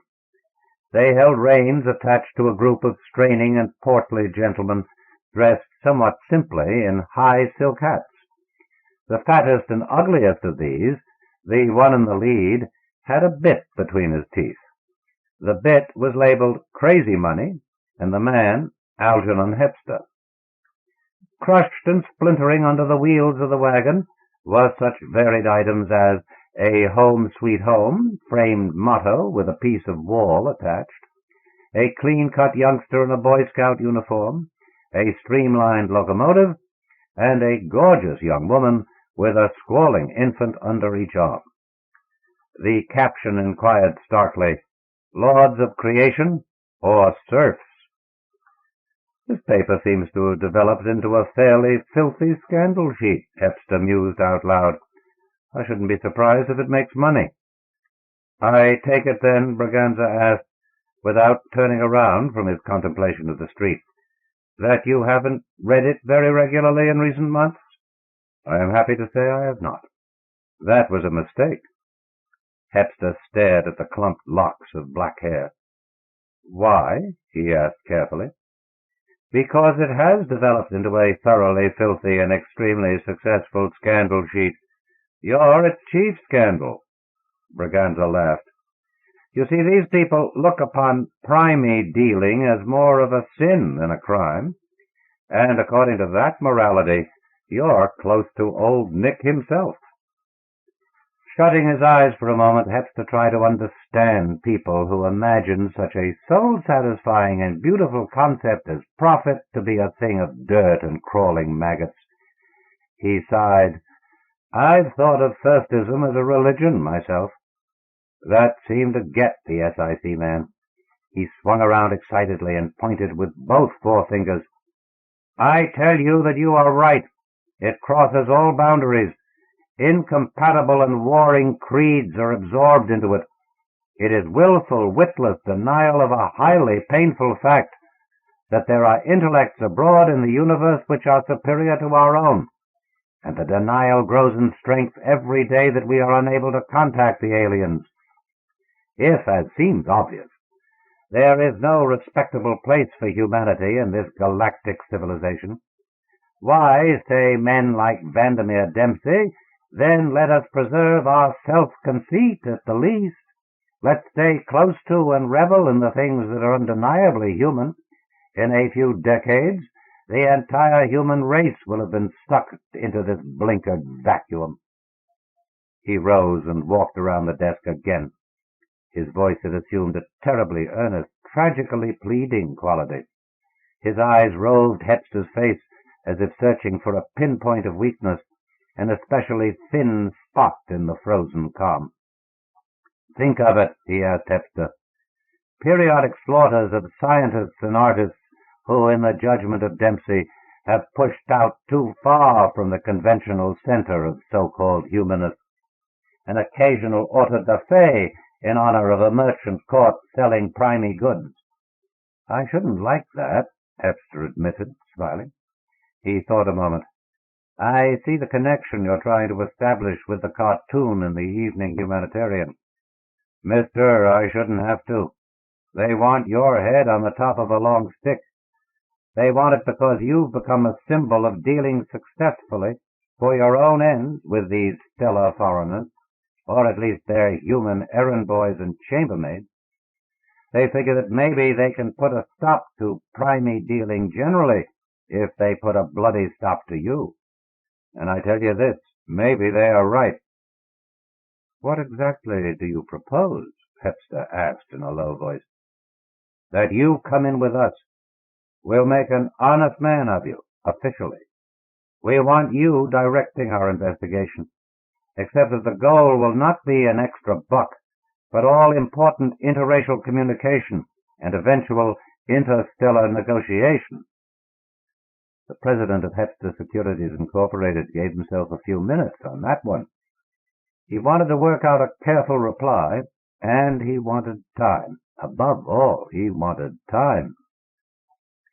He was so close to a well-integrated and worldwide commercial empire.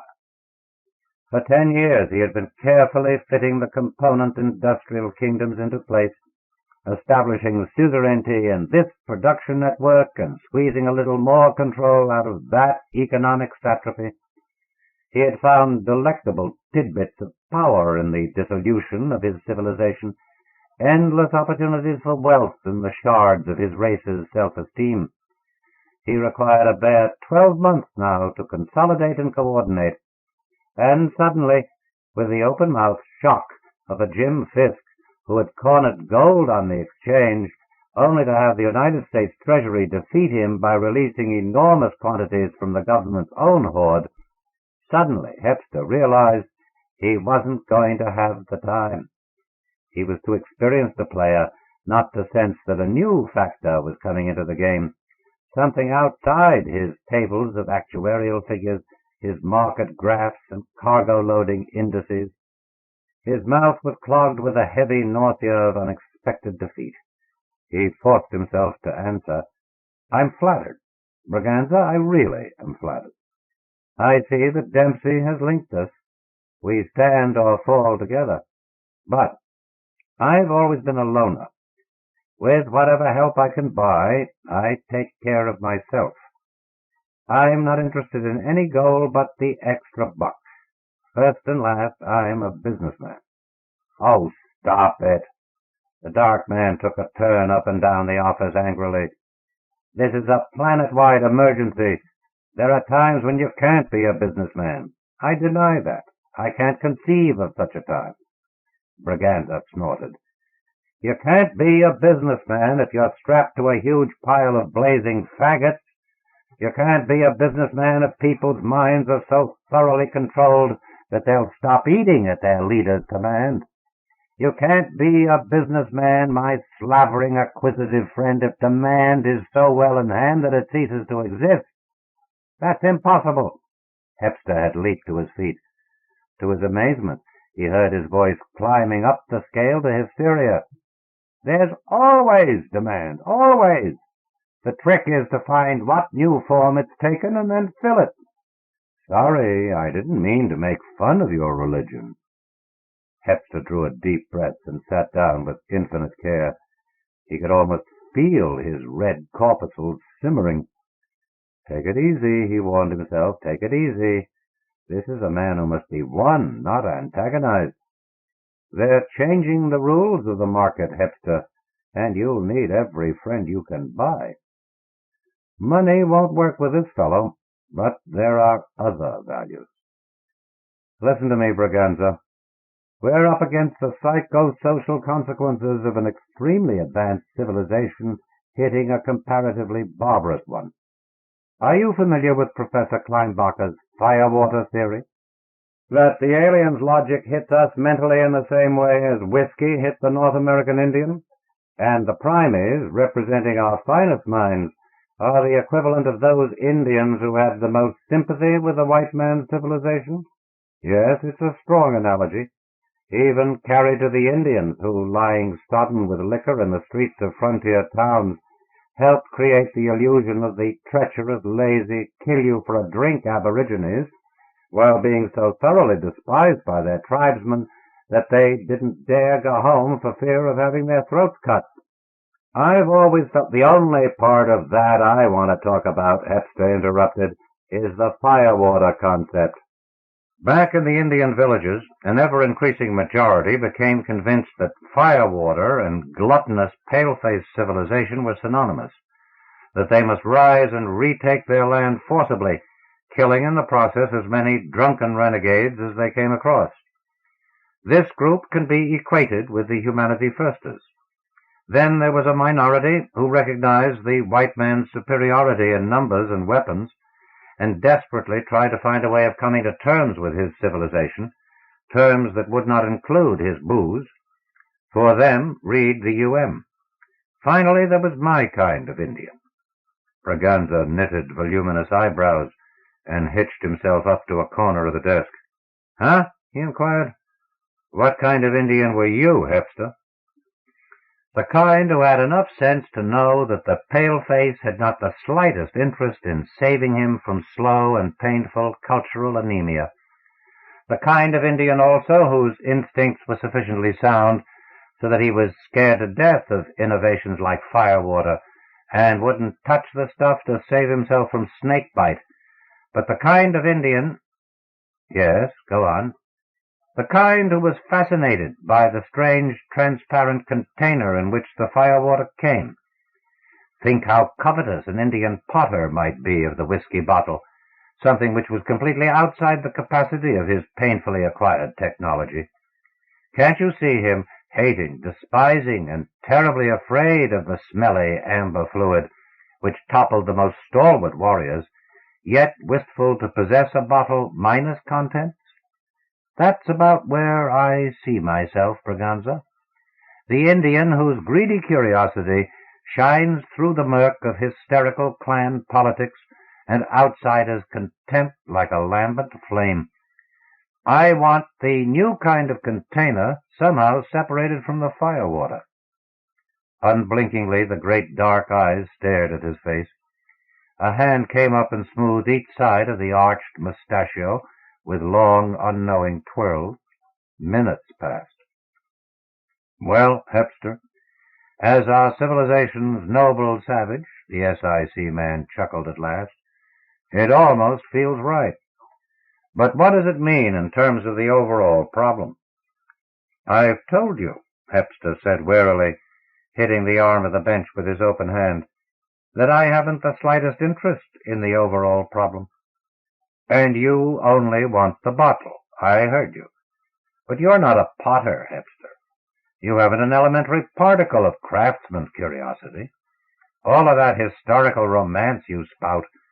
You don't care if your world drowns in its own agonized juice. You just want a profit. I never claimed an altruistic reason. I leave the general solution to men whose minds are good enough to juggle its complexities, like Kleinbacher. Think somebody like Kleinbacher could do it? I'm almost certain he will. That was our mistake from the beginning, trying to break through with historians and psychologists. Either they've become limited by the study of human societies, or, well, this is personal, but I've always felt that the science of the mind attracts chiefly those who've already experienced grave psychological difficulty. While they might achieve such an understanding of themselves in the course of their work as to become better adjusted eventually than individuals who had fewer problems to begin with, I'd still consider them too essentially unstable for such an intrinsically shocking experience as establishing rapport with an alien. Their internal dynamics inevitably make primies of them. Braganza sucked at a tooth and considered the wall behind Hepster. And all this, you feel, wouldn't apply to Kleinbacher? No, not a philology professor. He has no interest, no intellectual roots in personal and group instability. Kleinbacher's a comparative linguist, a technician really, a specialist in basic communication. I've been out to the university and watched him work. His approach to the problem is entirely in terms of his subject, communicating with the aliens instead of trying to understand them. There's been entirely too much intricate speculation about alien consciousness, sexual attitudes, and social organization, about stuff from which we will derive no tangible and immediate good. Kleinbacher's completely pragmatic. All right, I follow you. Only he went prime this morning. Hepster paused, a sentence dangling from his dropped jaw. Professor Kleinbacher? Rudolf Kleinbacher? He asked idiotically. But he was so close. He almost had it. An elementary signal dictionary. He did. About 9:45. He'd been up all night with a primie one of the psych professors had managed to hypnotize, and gone home unusually optimistic. In the middle of his first class this morning, he interrupted himself in a lecture on medieval Cyrillic to gabble hunk. He sneezed and wheezed at the students for about 10 minutes in the usual primey pattern of initial irritation.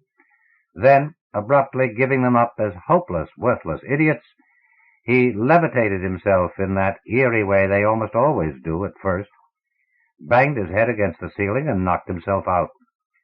I don't know what it was, fright, excitement, respect for the old boy perhaps, but the students neglected to tie him up before going for help. By the time they'd come back with a campus SIC man, Kleinbacher had revived and dissolved one wall of the graduate school to get out. Here's a snapshot of him, about 500 feet in the air, lying on his back with his arms crossed behind his head, skimming west at 20 miles an hour. The executive studied the little paper rectangle with blinking eyes. You radioed the Air Force to chase him, of course. What's the use? We've been through that enough times. He'd either increase his speed and generate a tornado, drop like a stone and get himself smeared all over the countryside, or materialize stuff like wet coffee grounds and gold ingots inside the jets of the pursuing plane. Nobody's caught a primey yet in the first flush of whatever they do feel at first, and we might stand to lose anything from a fairly expensive hunk of aircraft, including pilot, to a couple of 100 acres of New Jersey topsoil. Hepster groaned. But the 18 years of research that he represented. Yeah, that's where we stand. Blind alley, 1,800,000 or thereabouts. Whatever the figure is, it's awfully close to the end. If you can't crack the alien on a straight linguistic basis, you can't crack the alien at all, period, end of paragraph. Our most powerful weapons affect them like bubble pipes, and our finest minds are good for nothing better than to serve them in low, fawning idiocy. But the primies are all that's left. We might be able to talk sense to the man, if not the master. Except that primies, by definition, don't talk sense. Braganza nodded. But since they were human, ordinary human, to start with, they represent a hope. We always knew we might someday have to fall back on our only real contact. That's why the primary protective laws are so rigid, why the primary reservation compounds surrounding alien settlements are guarded by our military detachments. The lynch spirit has been evolving into the pogrom spirit as human resentment and discomfort have been growing. Humanity First is beginning to feel strong enough to challenge united mankind. And honestly, Hepster, at this point, Neither of us knows which would survive a real fight. But you're one of the few who have talked to primies, worked with them, just on business. Frankly, that much of a start is 1,000 times further along than the best that we've been able to manage. It's so blasted ironical that the only people who've had any conversation at all with the primies aren't even slightly interested in the imminent collapse of civilization. Oh well. The point is that in the present political picture, you sink with us. Recognizing this, my people are prepared to forget a great deal and document you back into respectability. How about it? Funny, Hepster said thoughtfully. It can't be knowledge that makes miracle workers out of fairly sober scientists. They all start shooting lightnings at their families and water out of rocks far too early in primacy to have had time to learn new techniques. It's as if by merely coming close enough to the aliens to grovel, they immediately move into position to tap a series of cosmic laws more basic than cause and effect. The SIC man's face slowly deepened into purple. Well, are you coming in or aren't you? Remember, Hepster, in these times, a man who insists on business as usual is a traitor to history. I think Kleinbacher is the end, Hepster nodded to himself. Not much point in chasing alien mentality if you're going to lose your best men on the way. I say let's forget all this nonsense of trying to live as equals in the same universe with aliens. Let's concentrate on human problems and be grateful that they don't come into our major population centers and tell us to shove over. The telephone rang. Braganza had dropped back into his swivel chair. He let the instrument squeeze out several piercing sonic bubbles while he clicked his strong square teeth and maintained a carefully focused glare at his visitor. Finally, he picked it up and gave it the verbal minima. Speaking. He is here. I'll tell him. Bye. He brought his lips together, kept them pursed for a moment, and then abruptly swung around to face the window. Your office, Hepster. Seems your wife and son are in town and have to see you on business. She the one you divorced 10 years ago? Hepster nodded at his back and rose once more. Probably wants her semi-annual alimony dividend bonus. I'll have to go. Sonia never does office morale any good. This meant trouble, he knew. Wife and son was executive code for something seriously wrong with Hepster Securities Incorporated. He had not seen his wife since she had been satisfactorily maneuvered into giving him control of his son's education. As far as he was concerned, she had earned a substantial income for life by providing him with a well-mothered heir. Listen, Braganza said sharply as Hepster reached the door. He still kept his eyes studiously on the street. I tell you this. You don't want to come in with us. All right. You're a businessman first and a world citizen second. All right. But keep your nose clean, Hepster. If we catch you the slightest bit off base from now on, you'll get hit with everything. We'll not only pull the most spectacular trial this corrupt old planet has ever seen, but somewhere along the line, we'll throw you and your entire organization to the wolves. We'll see to it that humanity first pulls the Hepster Tower down around your ears. Hepster shook his head, licked his lips. Why? What would that accomplish? Ha! It would give a lot of us here the craziest kind of pleasure, but it would also relieve us temporarily of some of the mass pressure we've been feeling. There's always the chance that Dempsey would lose control of his hotter heads, that they'd go on a real gory rampage, make with the sound and the fury sufficiently to justify full deployment of troops. We could knock off Dempsey and all of the big-shot firsters then, because John Q. United Mankind would have seen to his own vivid satisfaction and injury what a dangerous mob they are. This, Hepster commented bitterly, is the idealistic, legalistic world government. Braganza's chair spun around to face Hepster. and his fist came down on the desktop with all the crushing finality of a magisterial gavel. "No, it is not.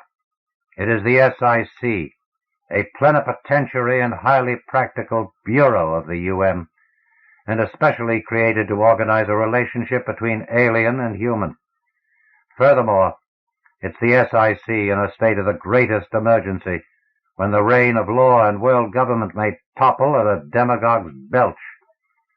Do you think—" His head snaked forward belligerently, his eyes slitted to thin lines of purest contempt. "That the career and fortune, even the life, let us say, of as openly selfish a slug as you, Hepster, would be placed above that of the representative body of 2 billion socially operating human beings?" The SIC official thumped his sloppily buttoned chest. "Braganza, I tell myself now, you're lucky he's too hungry for his blasted profit to take you up on that offer. Think how much fun it's going to be to sink a hook into him when he makes a mistake at last.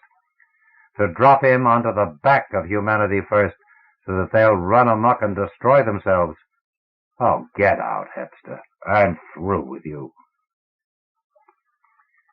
He had made a mistake, Hepster reflected, as he walked out of the armory and snapped his fingers at a gyrocab. The SIC was the most powerful single government agency in a primey-infested world. Offending them for a man in his position was equivalent to a cab driver delving into the more uncertain aspects of a traffic cop's ancestry in the policeman's pop-eyed presence. But what could he do? Working with the SIC would mean working under Braganza, and since maturity, Algernon Hepster had been quietly careful to take orders from no man. It would mean giving up a business which, with a little more work and a little more time, might somehow still become the dominant combine on the planet. And, worst of all, it would mean acquiring a social orientation to replace the calculating businessman's viewpoint, which was the closest thing to a soul he had ever known. The doorman of his building preceded him at a rapid pace down the side corridor that led to his private elevator and flourished aside for him to enter. The car stopped on the 23rd floor. With a heart that had sunk so deep as to have practically foundered, Hepster picked his way along the wide-eyed clerical stairs that lined the corridor. At the entrance to General Laboratory 23B, 2 tall men in the gray livery of his personal bodyguard moved apart to let him enter. If they had been recalled after having been told to take the day off, it meant that a full-dress emergency was being observed. He hoped that it had been declared in time to prevent any publicity leakage. It had, Greta Seidenheim assured him. "I was down here applying the clamps 5 minutes after the fuss began. Floors 21 through 25 are closed off, and all outside lines are being monitored.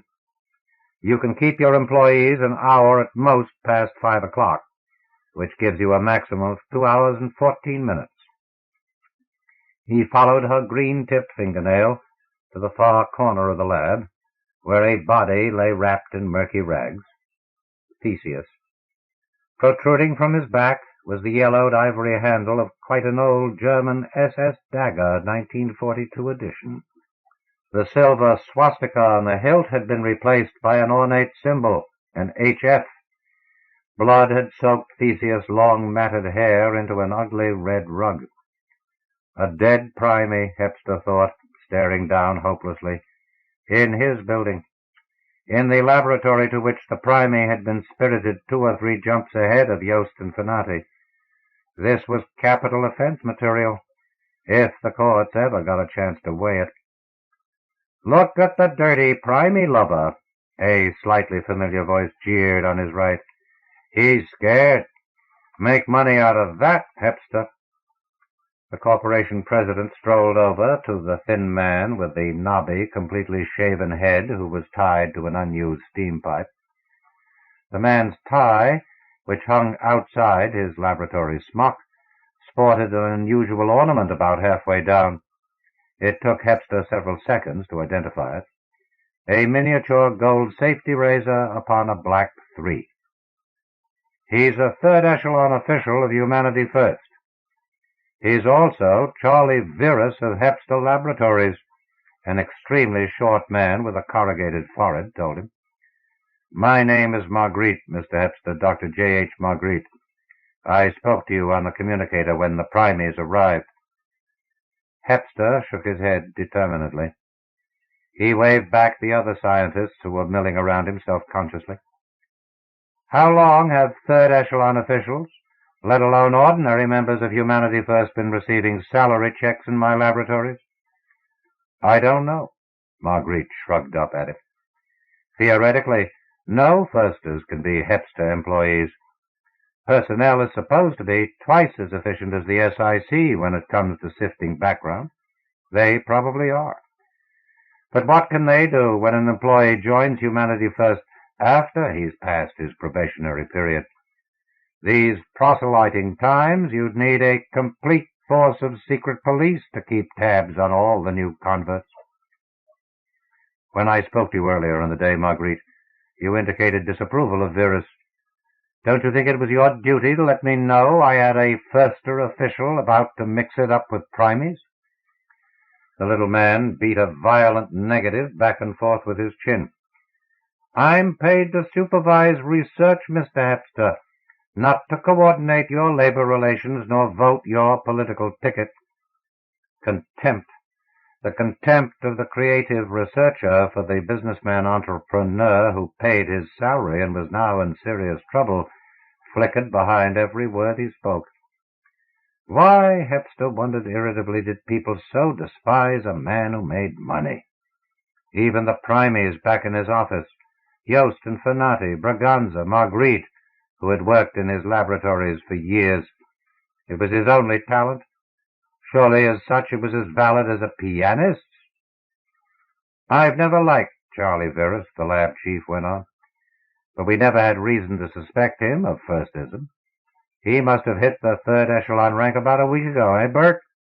Yeah, Bert agreed from across the room. The day he came in an hour late, broke every Florence flask in the place, and told us all dreamily that one day we might be very proud to tell our grandchildren that we'd worked in the same lab with Charles Bolop Virus. Personally, Marguerite commented, I thought he might have just finished writing a book which proved that the Great Pyramid was nothing more than a prophecy in stone of our modern textile designs. Virus was that kind, but it probably was his little safety razor that tossed him up so high. I'd say he got the promotion as a sort of payment in advance for the job he finally did today. Hepster ground his teeth at the carefully hairless captive, who tried unsuccessfully to spit in his face. He hurried back to the door, where his private secretary was talking to the bodyguard who had been on duty in the lab. Beyond them, against the wall, stood Larry and SS Lusitania, conversing in a low-voiced and anxious gabble honk. They were evidently profoundly disturbed. SS Lusitania kept plucking tiny little elephants out of her rags, which, kicking and trumpeting tinnily, burst like malformed bubbles as she dropped them on the floor. Larry scratched his tangled beard nervously as he talked, periodically waving a hand at the ceiling, which was already studded with 50 or 60 replicas of the dagger buried in Theseus. Hepster couldn't help thinking anxiously of what could have happened to his building if the primates had been able to act human enough to defend themselves.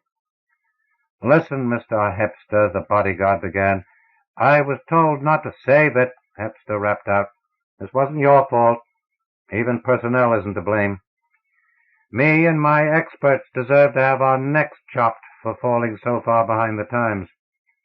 We can analyze any trend but the one which will make us superfluous. Grader, I want my roof helicopter ready to fly and my personal stratojet at LaGuardia alerted. Move, girl. And you, Williams, is it? He queried, leaning forward to read the bodyguard's name on his badge. Williams, pack these two primies into my helicopter upstairs and stand by for a fast takeoff. He turned. Everyone else, he called. You will be allowed to go home at 6. You will be paid 1 hour's overtime. Thank you. Charlie Vera started to sing as Hepster left the lab. By the time he reached the elevator, several of the clerks in the hallway had defiantly picked up the hymn. Hepster paused outside the elevator as he realized that fully 1/4 of the clerical personnel, male and female, were following Verus's cracked and mournful but terribly earnest tenor. Mine eyes have seen the coming of the glory of the shorn. We will overturn the cesspool where the primy slime is born. We'll be wearing cleanly garments as we face a human morn. The first are on the march. Glory, glory, hallelujah. Glory, glory, hallelujah. If it was like this in Hepster Securities, he thought wryly as he came into his private office, how fast was humanity first growing among the broad masses of people. Of course, many of those singing could be put down as sympathizers rather than converts, people who were suckers for choral groups and vigilante posses. How much more momentum did an organization have to generate to acquire the name of political juggernaut? The only encouraging aspect was the SIC's evident awareness of the danger and the unprecedented steps they were prepared to take as countermeasure. Unfortunately, the unprecedented steps would take place upon Hepster. He now had a little less than 2 hours, he reflected, to squirm out of the most serious single crime on the books of present world law. He lifted one of his telephones. "Ruth," he said, "I want to speak to Vandermeer Dempsey. Get me through to him personally." She did. A few moments later, he heard the famous voice, as rich and slow and thick as molten gold. "Hello, Hepster. Vandermeer Dempsey speaking." He paused as if to draw breath, then went on sonorously. "Humanity, may it always be ahead, but ahead or behind humanity." He chuckled. "Our newest, what we call our telephone toast. Like it?" "Very much," Hepster told him respectfully, remembering that this former video quizmaster might shortly be church and state combined. "Mr. Dempsey, I notice you have a new book out, and I was wondering—" "Which one? Anthropolitics?" "That's it. A fine study. You have some very quotable lines in the chapter headed, 'Neither More Nor Less Human.'" A raucous laugh that still managed to bubble heavily. "Young man, I have quotable lines in every chapter of every book. I maintain a writer's assembly line here at headquarters that is capable of producing up to 55 memorable epigrams on any subject upon 10 minutes' notice, not to mention their capacity for political metaphors and 2-line jokes with sexy implications. But you wouldn't be calling me to discuss literature, however good a job of emotional engineering I have done in my text. What is it about, Hepster? Go into your pitch." "Well," the executive began, vaguely comforted by the first chieftain's cynical approach, and slightly annoyed at the openness of his contempt, "I had a chat today with your friend and my friend, P. Braganza." "I know." "You do? How?" Vandermeer Dempsey laughed again, the slow, good-natured chortle of a fat man squeezing the curves out of a rocking-chair. "Spies, Hepster, spies. I have them everywhere, practically.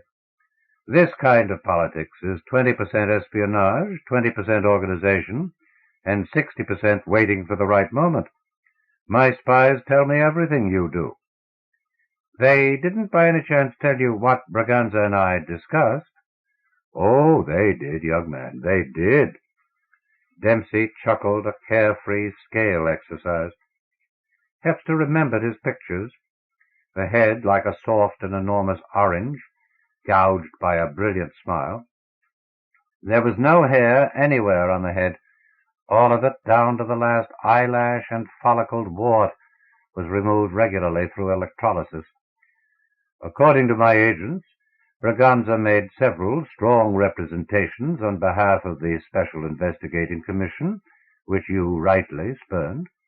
Then, somewhat out of sorts, he announced that if you were henceforth detected in the nefarious enterprises which everyone knows have made you one of the wealthiest men on the face of the earth, he would use you as bait for our anger.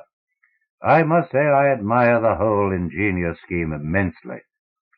And you're not going to bite, Hepster suggested. Greater Seidenheim entered the office and made a circular gesture at the ceiling. He nodded. On the contrary, Hepster, we are going to bite. We're going to bite with just a shade more vehemence than we're expected to. We're going to swallow this provocation that the SIC is devising for us and go on to make a worldwide revolution out of it. We will, my boy. Hepster rubbed his left hand back and forth across his lips. Over my dead body. He tried to chuckle to himself and managed only to clear his throat. You're right about the conversation with Braganza, and you may be right about how you'll do when it gets down to paving stones and baseball bats. But if you'd like to have the whole thing a lot easier, there is a little deal I have in mind. Sorry, Hepster, my boy, no deals. Not on this. Don't you see, we really don't want to have it easier. For the same reason, we pay our spies nothing, despite the risks they run and the great growing wealth of Humanity First. We found that the spies we acquired through conviction worked harder and took many more chances than those forced into our arms by economic pressure. No, we desperately need l'affaire Hepster to inflame the populace. We need enough excitement running loose so that it transmits to the gendarmerie and the soldiery, so that conservative citizens who normally shake their heads at a parade will drop their bundles and join the rape and robbery. Enough such citizens, and terror goes Humanity First. Heads you win, tails I lose. The liquid gold of Dempsey's laughter poured. I see what you mean, Hepster. Either way, UM or HF, you wind up a smear mark on the sands of time. You had your chance when we asked for contributions from public-spirited businessmen 4 years ago. Quite a few of your competitors were able to see the valid relationship between economics and politics. Woodron of the Underwood Investment Trust is a first-echelon official today. Not a single one of your top executives wears a razor. But even so, whatever happens to you will be mild compared to the primies. The aliens may object to their body servants being mauled. There are no aliens, Dempsey replied in a completely altered voice. He sounded as if he had stiffened too much to be able to move his lips. No aliens? Is that your latest line? You don't mean that. There are only primies, creatures who have resigned from human responsibility and are therefore able to do many seemingly miraculous things, which real humanity refuses to do because of the lack of dignity involved. But there are no aliens. Aliens are a primary myth. Hepster grunted. That is the ideal way of facing an unpleasant fact. Stare right through it. If you insist on talking about such illusions as aliens, the rustling and angry voice cut in, I'm afraid we can't continue the conversation. You're evidently going prime, Hepster. The line went dead. Hepster scraped a finger inside the mouthpiece rim. He believes his own stuff, he said in an awed voice. For all of the decadent urbanity, he has to have the same reassurance he gives his followers. The horrible, superior thing just isn't there. Greater Seidenheim was waiting at the door with his briefcase and both their coats. As he came away from the desk, he said, I won't tell you not to come along, Greater, but good, she said, swinging along behind him. Think we'll make it to wherever we're going? Arizona, the first and largest alien settlement. The place our friends with the funny names come from. What can you do there that you can't do here? Frankly, Greater, I don't know. But it's a good idea to lose myself for a while. Then again, I want to get in the area where all this agony originates and take a close look. I'm an off-the-cuff businessman. I've done all of my important figuring on the spot." There was bad news waiting for them outside the helicopter. "Mr. Hepster," the pilot told him tonelessly while cracking a dry stick of gum, "the Stratojet's been seized by the SIC. Are we still going? If we do it in this thing, it won't be very far or very fast." "We're still going," Hepster said after a moment's hesitation. They climbed in. The two primies sat on the floor in the rear, sneezing conversationally at each other. Williams waved respectfully at his boss. "Gentle as lambs," he said. "In fact, they made one. I had to throw it out." The large, pot-bellied craft climbed up its rope of air and started forward from the Hepster building. "There must have been a leak," Greta muttered angrily. "They heard about the dead primie. Somewhere in the organization there's a leak that I haven't been able to find. The SIC heard about the dead primie, and now they're hunting us down. Real efficient I am." Hepster smiled at her grimly. She was very efficient. So was personnel, and a dozen other subdivisions of the organization. So was Hepster himself. But these were functioning members of a normal business designed for stable times. Political spies. If Dempsey could have spies and saboteurs all over Hepster Securities, why couldn't Braganza?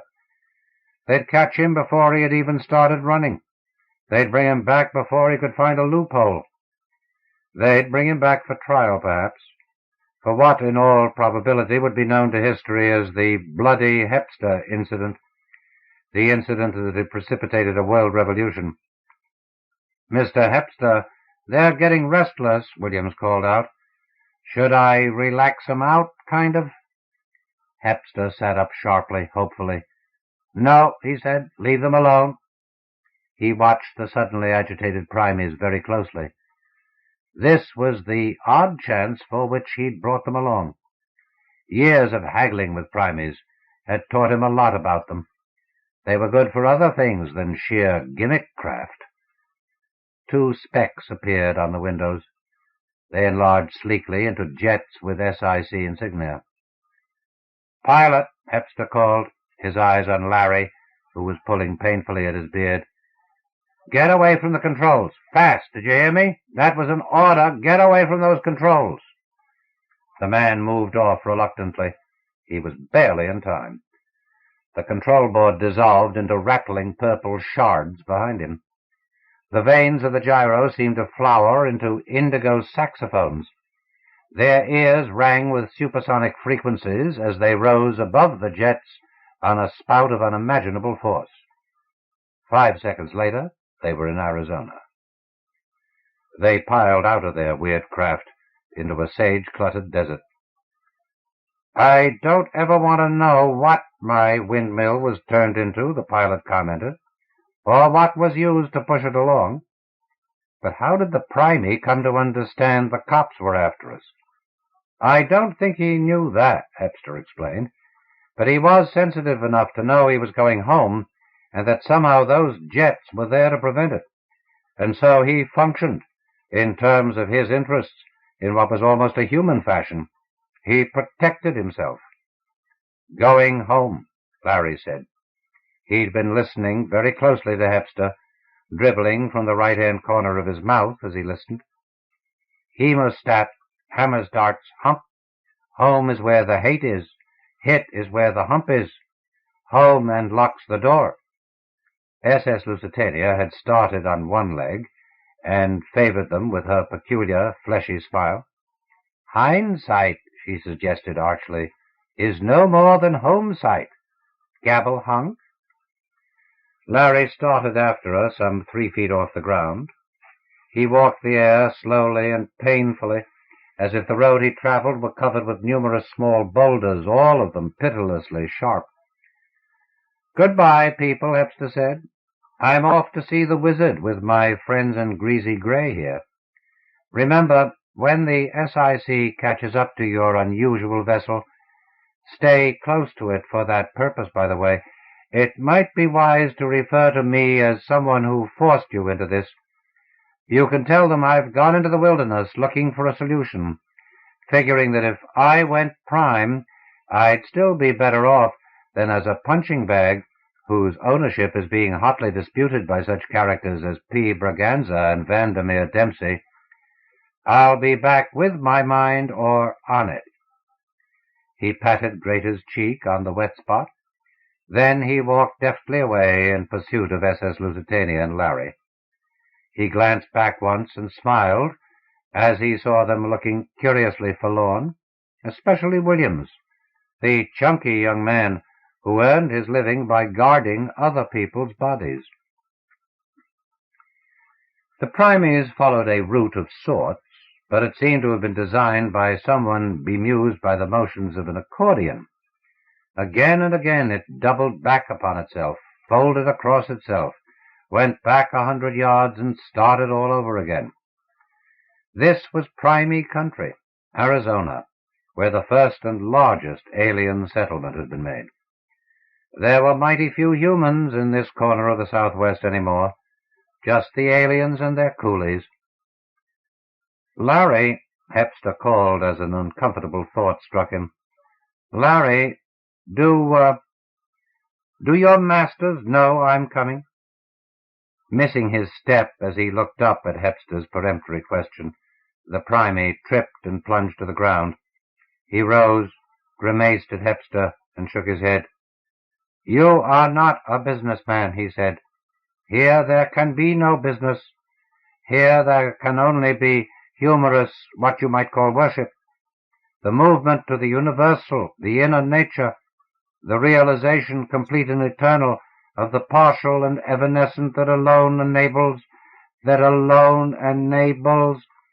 His clawed fingers writhed into each other as if he were desperately trying to pull a communicable meaning out of the palms. He shook his head with a slow, rolling motion from side to side. Hepster saw with a shock that the old man was crying. Then going prime had yet another similarity to madness.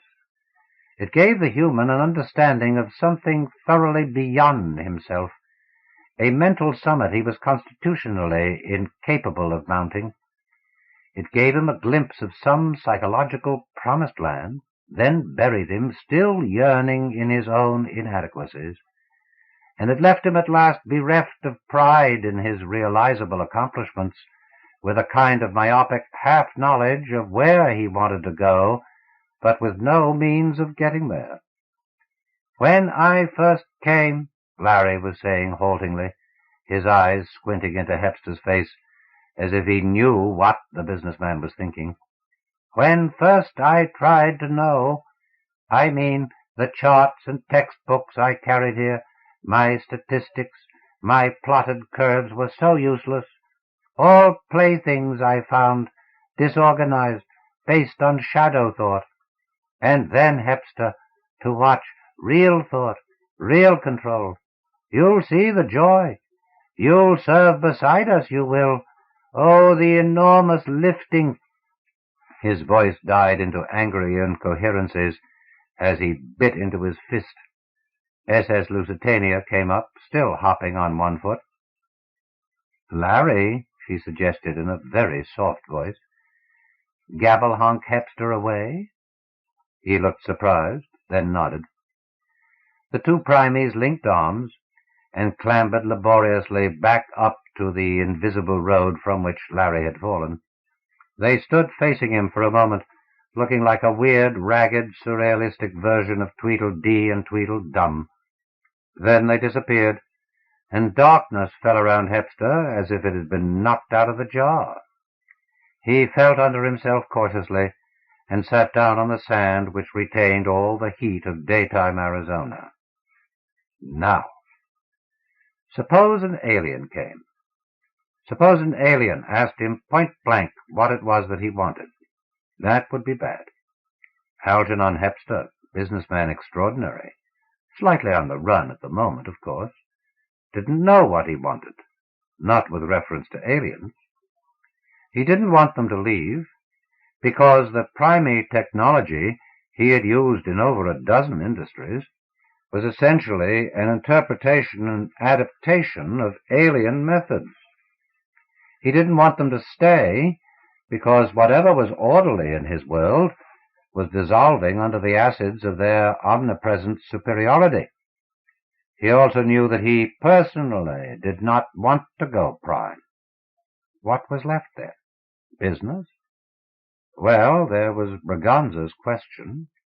What does a businessman do when demand is so well controlled that it can be said to have ceased to exist?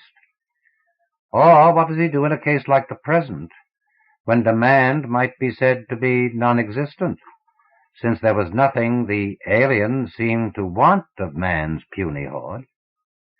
He finds something they want, Hepster said out loud. How? How? Well, the Indian still sold his decorative blankets to the paleface as a way of life, as a source of income, and he insisted on being paid in cash, not firewater. If only, Hepster thought, he could somehow contrive to meet an alien, he'd find out soon enough what its needs were, what was basically desired. And then, as the retort-shaped, the tube-shaped, the bell-shaped bottles materialized all around him, he understood. They had been forming the insistent questions in his mind, and they weren't satisfied with the answers he had found thus far. They liked answers. They liked answers very much indeed. If he was interested, there was always a way. A great Dotson bottle brushed his cortex, and he screamed, "No, I don't want to," he explained desperately. Ping went the Dotson bottle, and Hepster grabbed at his body. His continuing flesh reassured him. He felt very much like the girl in Greek mythology who had begged Zeus for the privilege of seeing him in the full regalia of his godhood. A few moments after her request had been granted, there had been nothing left of the inquisitive female but a fine, feathery ash.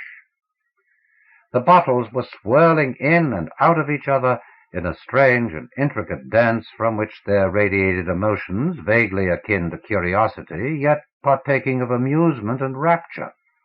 Why rapture? Hepster was positive he had caught that note, even allowing for the lack of similarity between mental patterns. He ran a hurried dragnet through his memory, caught a few corresponding items, and dropped them after a brief, intensive examination. What was he trying to remember? What were his supremely efficient businessman's instincts trying to remind him of? The dance became more complex, more rapid.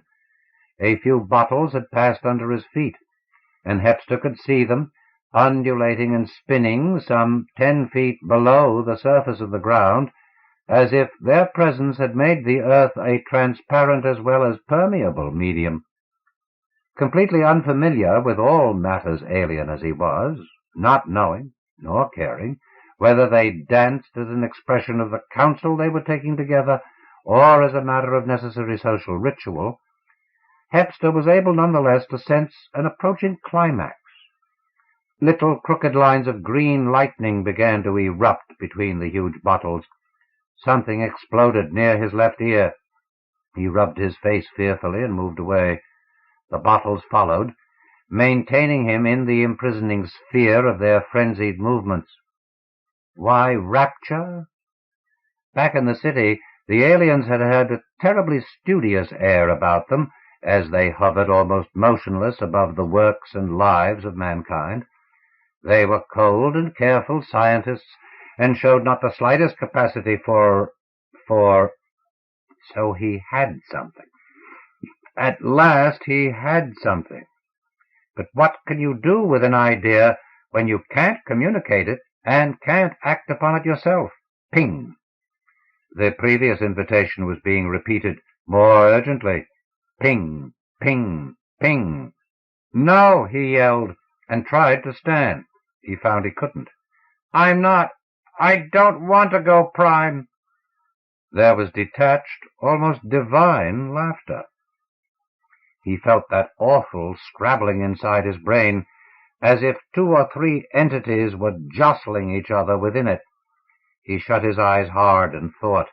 He was close. He was very close. He had an idea, but he needed time to formulate it.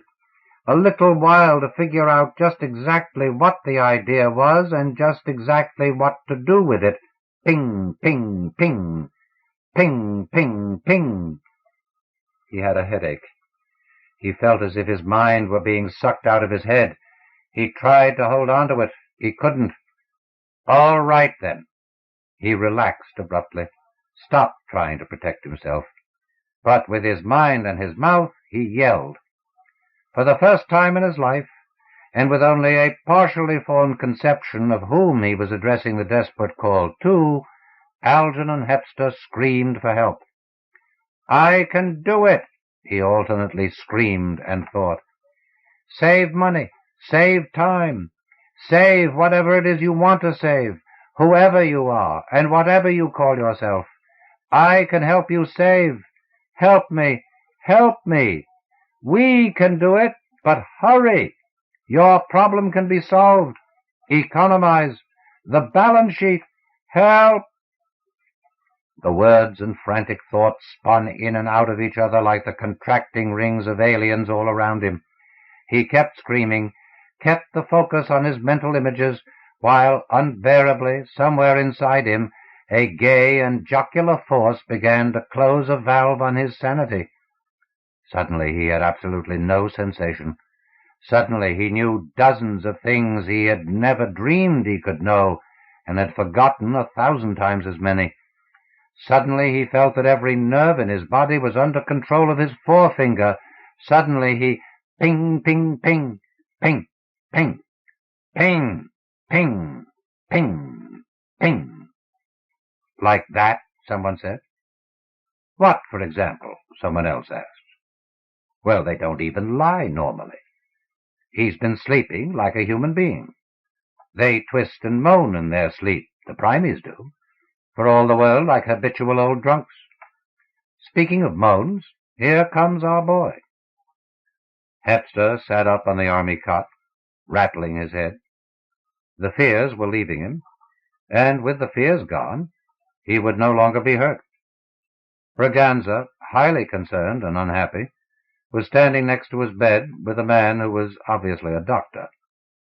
Hepster smiled at both of them, manfully resisting the temptation to drool out a string of nonsense syllables. "Hi, fellas," he said. "Here I come, ungathering nuts in May." "You don't mean to tell me you communicated?" Braganza yelled. "You communicated and didn't go prime?" Hepster raised himself on an elbow and glanced out past the tent flap to where Greater Sydenheim stood on the other side of a port-armed guard. He waved his fist at her, and she nodded a wide-open smile back. "Found me lying in the desert like a waif, did you?" "Found you?" Braganza spat. "You were brought in by primies, man. First time in history they ever did that. We've been waiting for you to come to in the serene faith that once you did, everything would be all right." The corporation president rubbed his forehead. "It will be, Braganza, it will be. Just primies, huh? No aliens helping them?" "Aliens?" Braganza swallowed. "What led you to believe? What gave you reason to hope that aliens would help the primies bring you in?" "Well, perhaps I shouldn't have used the word help, but I did think there would be a few aliens in the group that escorted my unconscious body back to you. Sort of an honor guard, Braganza. It would have been a real nice gesture, don't you think?" The SIC man looked at the doctor, who had been following the conversation with interest. "Mind stepping out for a minute?" he suggested. He walked behind the man and dropped the tent flap into place. Then he came around to the foot of the army cot and pulled on his mustache vigorously. "Now see here, Hepster, if you keep up this clowning, so help me, I will slit your belly open and snap your intestines back in your face. What happened?" "What happened?" Hepster laughed and stretched slowly, carefully. as if he were afraid of breaking the bones of his arm. I don't think I'll ever be able to answer that question completely, and there's a section of my mind that's very glad that I won't. This much I remember clearly. I had an idea. I communicated it to the proper and interested party. We concluded, this party and I, a tentative agreement as agents, the exact terms of the agreement to be decided by our principals, and its complete ratification to be contingent upon their acceptance. Furthermore, all right, Braganza, all right, I'll tell it straight. Put down that folding chair. Remember, I've just been through a pretty unsettling experience. Not any worse than the world is about to go through, the official growled.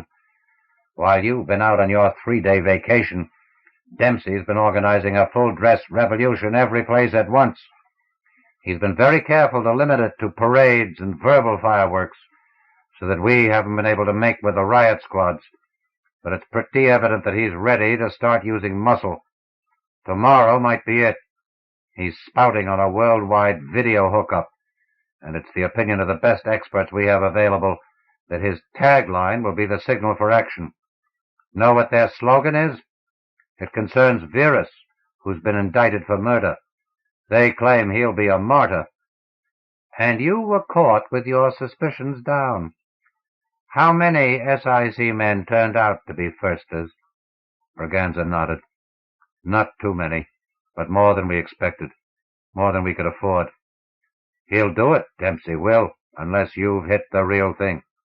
Look, Hepster, his voice took on a pleading quality, don't play with me any more. Don't hold my threats against me. There was no personal animosity in them, just a terrible, fearful worry over the world and its people and the government I was supposed to protect. If you still have a gripe against me, I, Braganza, give you leave to take it out of my hide as soon as we clear this mess up. But let me know where we stand first. A lot of lives and a lot of history depend on what you did out there in that patch of desert. Hepster told him.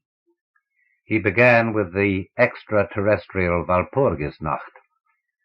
Watching the aliens slipping in and out of each other in that cockeyed and complicated rhythm, it struck me how different they were from the thoughtful dots and bottles hovering over our busy places, how different all creatures are in their home environments, and how hard it is to get to know them on the basis of their company manners. And then I realized that this place wasn't their home. Of course. Did you find out which part of the galaxy they come from? That's not what I mean.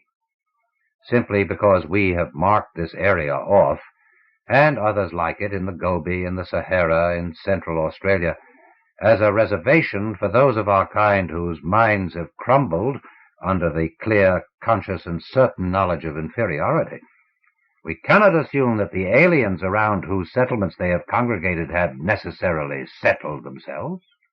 Huh? Braganza shook his head rapidly and batted his eyes. In other words, we had made an assumption on the basis of the aliens' very evident superiority to ourselves. But that assumption, and therefore that superiority, was in our own terms of what is superior and inferior, and not the aliens. And it especially might not apply to those aliens on the reservation.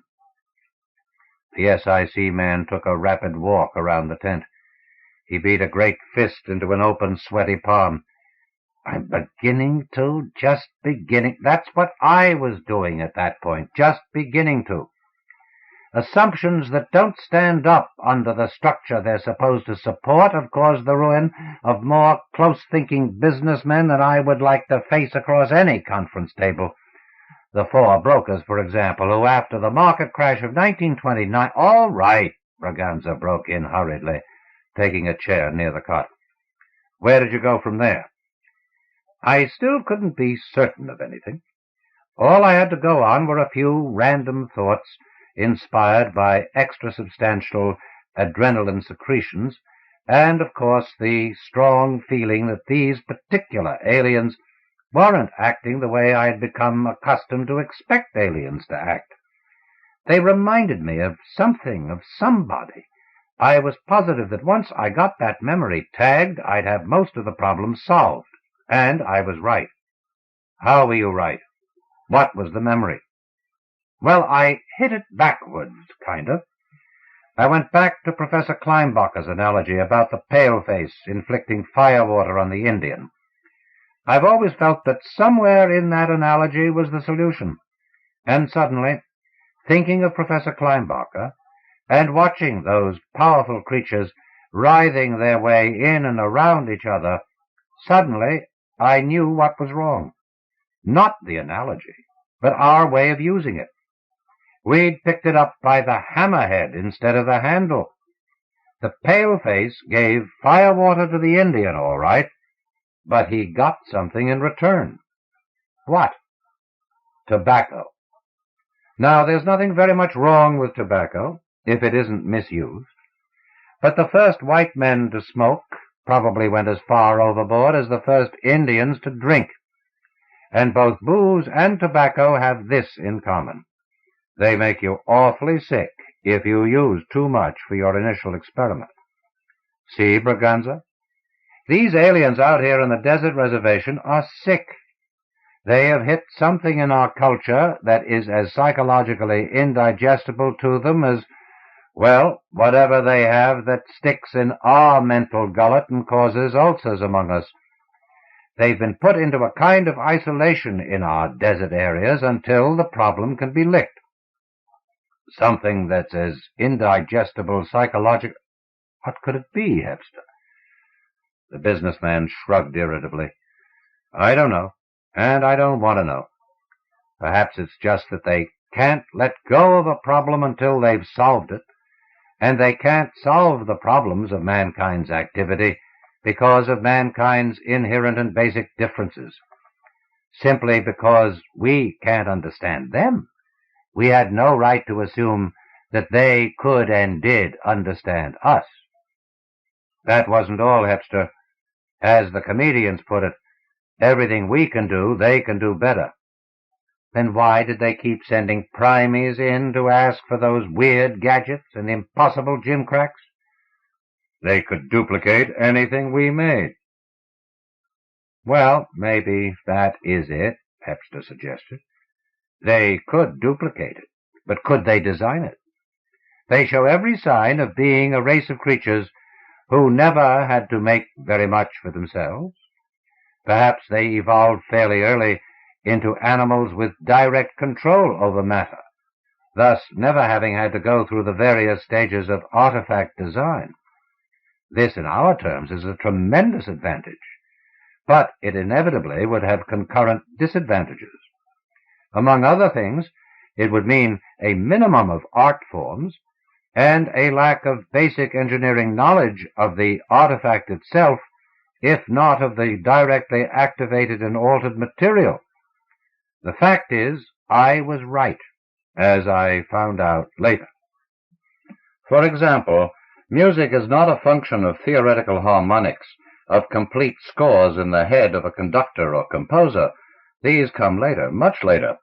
Music is first and foremost a function of the particular instrument, the reed pipe, the skin drum, the human throat. It is a function of tangibles which a race operating upon electrons, positrons, and mesons would never encounter in the course of its construction. As soon as I had that, I had the other flaw in the analogy, the assumption itself. You mean the assumption that we are necessarily inferior to the aliens? Right, Braganza. They can do a lot that we can't do, but vice very much indeed versa. How many special racial talents we possess that they don't is a matter of pure conjecture, and may continue to be for a good long time. Let the theoretical boys worry that one a century from now, just so they stay away from it at present. Braganza fingered a button on his green jerkin and stared over Hepster's head. No more scientific investigation of them, huh? Well, we can't right now, and we have to face up to that mildly unpleasant situation. The consolation is that they have to do the same. Don't you see, it's not a basic inadequacy. We don't have enough facts and can't get enough at the moment through normal channels of scientific observation because of the implicit psychological dangers to both races. Science, my forward-looking friend, is a complex of interlocking theories, all derived from observation. Remember, long before you had any science of navigation, you had coast-hogging and river-hopping traders who knew how the various currents affected their leaky little vessels, who had learned things about the relative dependability of the moon and the stars, without any interest at all in integrating these scraps of knowledge into broader theories. Not until you have a sufficiently large body of these scraps and are able to distinguish the preconceptions from the actual observations can you proceed to organize a science of navigation without running the grave risk of drowning while you conduct your definitive experiments. A trader isn't interested in theories. He's interested only in selling something that glitters for something that glitters even more. In the process, painlessly and imperceptibly, he picks up bits of knowledge which gradually reduce the area of unfamiliarity, until one day there are enough bits of knowledge on which to base a sort of preliminary understanding, a working hypothesis, and then some Kleinbacher of the future, operating in an area no longer subject to the sudden and unexplainable mental disaster, can construct meticulous and exact laws out of the more obviously valid hypotheses. I might have known it would be something like this if you came back with it, Hepster. So their theorists and our theorists had better move out and the traders move in. Only how do we contact their traders, if they have any such animals? The corporation president sprang out of bed and began dressing. They have them. Not a board of director type, perhaps, but a business-minded alien. As soon as I realized that the dots in bottles were acting, relative to their balanced scientific colleagues, very like our own high IQ primies, I knew I needed help. I needed someone I could tell about it, someone on their side who had as great a stake in an operating solution as I did. There had to be an alien in the picture somewhere who was concerned with profit and loss statements, with how much of a return you get out of a given investment of time, personnel, material, and energy. I figured with him I could talk business. The simple approach. What have you got that we want, and how little of what we have will you take for it? No attempts to understand completely incompatible philosophies. There had to be that kind of character somewhere in the expedition. So I shut my eyes and let out what I fondly hoped was a telepathic yip channel to him. I was successful. Of course, I might not have been successful if he hadn't been searching desperately for just that sort of yip. He came buzzing up in a rousing United States cavalry routs the Redskins type of rescue, stuffed my dripping psyche back into my subconscious, and hauled me up into some sort of never-never ship. I've been in this interstellar version of Mohammed's coffin, suspended between heaven and earth for 3 days, while he alternately bargained with me and consulted the Home Office about developments. We dickered the way I do with primies, by running down a list of what each of us could offer and comparing it with what we wanted, each of us trying to get a little more than we gave to the other guy, in our own terms, of course. Buying and selling are intrinsically simple processes. I don't imagine our discussions were very much different from those between a couple of Phoenician sailors and the blue-painted Celtic inhabitants of early Britain. And this business alien never suggested the possibility of taking what they wanted? By force? No, Braganza, not once. Might be they're too civilized for such shenanigans. Personally, I think the big reason is that they don't have any idea of what it is they do want from us. We represent a fantastic enigma to them, a species which uses matter to alter matter, producing objects which, while intended for similar functions, differ enormously from each other. You might say that we ask the question how about their activities, and they want to know the why about ours. Their investigators have compulsions even greater than ours. As I understand it, the intelligent races they've encountered up to this point are all comprehensible to them, since they derive from parallel evolutionary paths. Every time one of their researchers gets close to the answer of why we wear various colored clothes, even in climates where clothing is unnecessary, he slips over the edges and splashes. Of course, that's why this opposite number of mine was so worried. I don't know his exact status. He may be anything from the bookkeeper to the business manager of the expedition. But it's his bottleneck if the outfit continues to be uneconomic. And I gathered that not only has his occupation kind of barred him from doing the investigation his unstable pals were limping back from into the asylums he's constructed here in the deserts, but those of them who've managed to retain their sanity constantly exhibit a healthy contempt for him.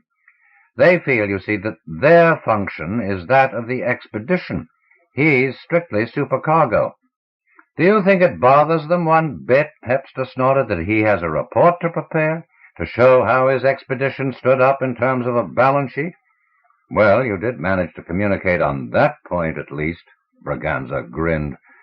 Maybe traders using the simple, earnestly chiseling approach will be the answer. You've certainly supplied us with more basic data already than years of heavily subsidized research.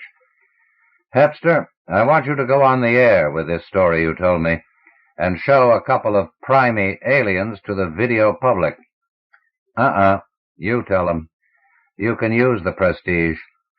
I'll think a message to my alien buddy along the private channel he's keeping open for me, and he'll send you a couple of human happy dots in bottles for the telecast.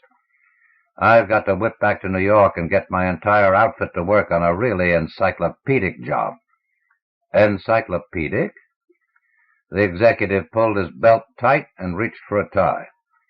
Well, what else would you call the first edition of the Hepster Interstellar Catalog of all human activity and available artifacts, prices available upon request, with the understanding that they are subject to change without notice? Arena by Fredric Brown. A classic of science fiction, written in the dark days of the Second World War, when the forces of evil seemed to threaten the fabric of civilization. While vast mechanized armies clashed in Europe and Asia, Fredric Brown carried into the realms of interstellar space one of the oldest forms of military action, single combat, the duel of champions, to produce this tense and ingenious tale of man versus alien. Carson opened his eyes and found himself looking upward into a flickering blue dimness. It was hot, and he was lying on sand, and a sharp rock embedded in the sand was hurting his back. He rolled over to his side off the rock, and then pushed himself up to a sitting position. I'm crazy, he thought. Crazy, or dead, or something. The sand was blue, bright blue, and there wasn't any such thing as bright blue sand on Earth or any of the planets. Blue sand. Blue sand under a blue dome that wasn't the sky, nor yet a room, but a circumscribed area. Somehow he knew it was circumscribed and finite, even though he couldn't see to the top of it. He picked up some of the sand in his hand and let it run through his fingers. It trickled down onto his bare leg. Bare? Naked. He was stark naked, and already his body was dripping perspiration from the enervating heat, coated blue with sand wherever sand had touched it. But elsewhere his body was white. He thought, then this sand is really blue. If it seemed blue only because of the blue light, then I'd be blue also. But I'm white, so the sand is blue. Blue sand. There isn't any blue sand. There isn't any place like this place I'm in. Sweat was running down in his eyes. It was hot, hotter than hell. Only hell, the hell of the ancients, was supposed to be red and not blue. But if this place wasn't hell, what was it? Only Mercury among the planets had heat like this, and this wasn't Mercury. And Mercury was some 4 billion miles from... It came back to him then, where he'd been. In the little one-man scouter, outside the orbit of Pluto, scouting a scant 1,000,000 miles to one side of the Earth Armada drawn up in battle array there to intercept the outsiders. That sudden, strident, nerve-shattering ringing of the alarm bell when the rival scouter, the outsider ship, had come within range of his detectors. No one knew who the outsiders were, what they looked like, from what far galaxy they came, other than that it was in the general direction of the Pleiades. First sporadic raids on Earth colonies and outposts, isolated battles between Earth patrols and small groups of outsider spaceships, battles sometimes won and sometimes lost, but never to date resulting in the capture of an alien vessel.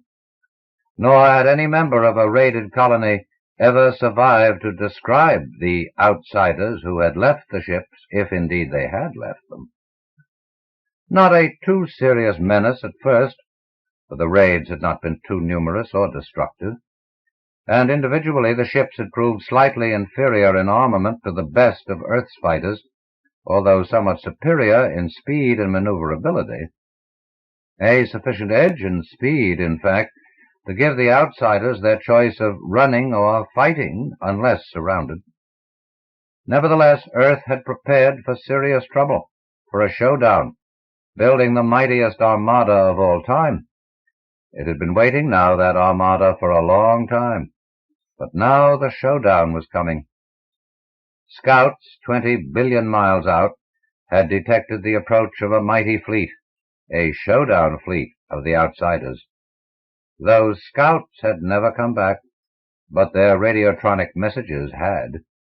And now Earth's armada, all 10,000 ships and 500,000 fighting spacemen, was out there, outside Pluto's orbit, waiting to intercept and battle to the death. And an even battle it was going to be, judging by the advance reports of the men of the far picket line who had given their lives to report before they had died on the size and strength of the alien fleet. Anybody's battle, with the mastery of the solar system hanging in the balance on an even chance, a last and only chance, for Earth and all her colonies lay at the utter mercy of the outsiders if they ran that gauntlet. Oh, yes, Bob Carson remembered now. Not that it explained blue sand and flickering blueness, but that strident alarming of the bell and his leap for the control panel, his frenzied fumbling as he strapped himself into the seat, the dot in the visiplate that grew larger, the dryness of his mouth, the awful knowledge that this was it, for him at least, although the main fleets were still out of range of one another. This, his first taste of battle. Within 3 seconds or less he'd be victorious or a charred cinder, dead. 3 seconds. That's how long a space battle lasted. Time enough to count to 3 slowly, and then you'd won or you were dead. One hit completely took care of a lightly armed and armored little one-man craft like a scouter. Frantically, as unconsciously his dry lips shaped the word one, he worked at the controls to keep that growing dot centered on the crossed spiderwebs of the visiplate, his hands doing that while his right foot hovered over the pedal that would fire the bolt, the single bolt of concentrated hell that had to hit, or else there wouldn't be time for any second shot. 2? He didn't know he'd said that either. The dot in the visiplate wasn't a dot now.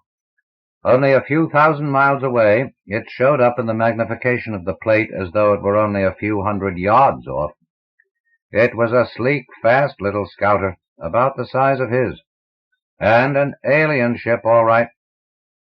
His foot touched the bolt release pedal. And then the outsider had swerved suddenly and was off the crosshairs. Carson punched keys frantically to follow. For a tenth of a second it was out of the visiplate entirely, and then as the nose of his scouter swung after it, he saw it again, diving straight toward the ground. The ground? It was an optical illusion of some sort. It had to be that planet or whatever it was that now covered the visiplate. Whatever it was, it couldn't be there. Couldn't possibly. There wasn't any planet nearer than Neptune 3 billion miles away, with Pluto around on the opposite side of the distant pinpoint sun. His detectors, they hadn't shown any object of planetary dimensions, even of asteroid dimensions. They still didn't. So it couldn't be there, that whatever it was he was diving into only a few hundred miles below him. And in his sudden anxiety to keep from crashing, he forgot even the outsider ship. He fired the front braking rockets, and even as the sudden change of speed slammed him forward against the seat straps, he fired full right for an emergency turn, pushed them down and held them down, knowing that he needed everything the ship had to keep from crashing, and that a turn that sudden would black him out for a moment. It did black him out. And that was all. Now he was sitting in hot blue sand, stark naked, but otherwise unhurt. No sign of his spaceship, and, for that matter, no sign of space. That curve overhead wasn't a sky, whatever else it was. He scrambled to his feet. Gravity seemed a little more than Earth normal, not much more. Flat sand stretching away, a few scrawny bushes in clumps here and there. The bushes were blue, too, but in varying shades, some lighter than the blue of the sand, some darker. Out from under the nearest bush ran a little thing that was like a lizard, except that it had more than 4 legs. It was blue, too, bright blue. It saw him and ran back again under the bush. He looked up again, trying to decide what was overhead. It wasn't exactly a roof, but it was dome-shaped. It flickered and was hard to look at, but definitely it curved down to the ground, to the blue sand all around him. He wasn't far from being under the center of the dome. At a guess, it was 100 yards to the nearest wall, if it was a wall. It was as though a blue hemisphere of something, about 250 yards in circumference, was inverted over the flat expanse of the sand, and everything blue except one object. Over near a far curving wall there was a red object. Roughly spherical, it seemed to be about a yard in diameter, too far for him to see clearly through the flickering blueness, but unaccountably he shuddered. He wiped sweat from his forehead, or tried to, with the back of his hand. Was this a dream? A nightmare? This heat, this sand, that vague feeling of horror he felt when he looked toward the red thing. A dream? No. One didn't go to sleep and dream in the midst of a battle in space. Death? No, never. If there were immortality, it wouldn't be a senseless thing like this, a thing of blue heat and blue sand and a red horror. Then he heard the voice. Inside his head he heard it, not with his ears.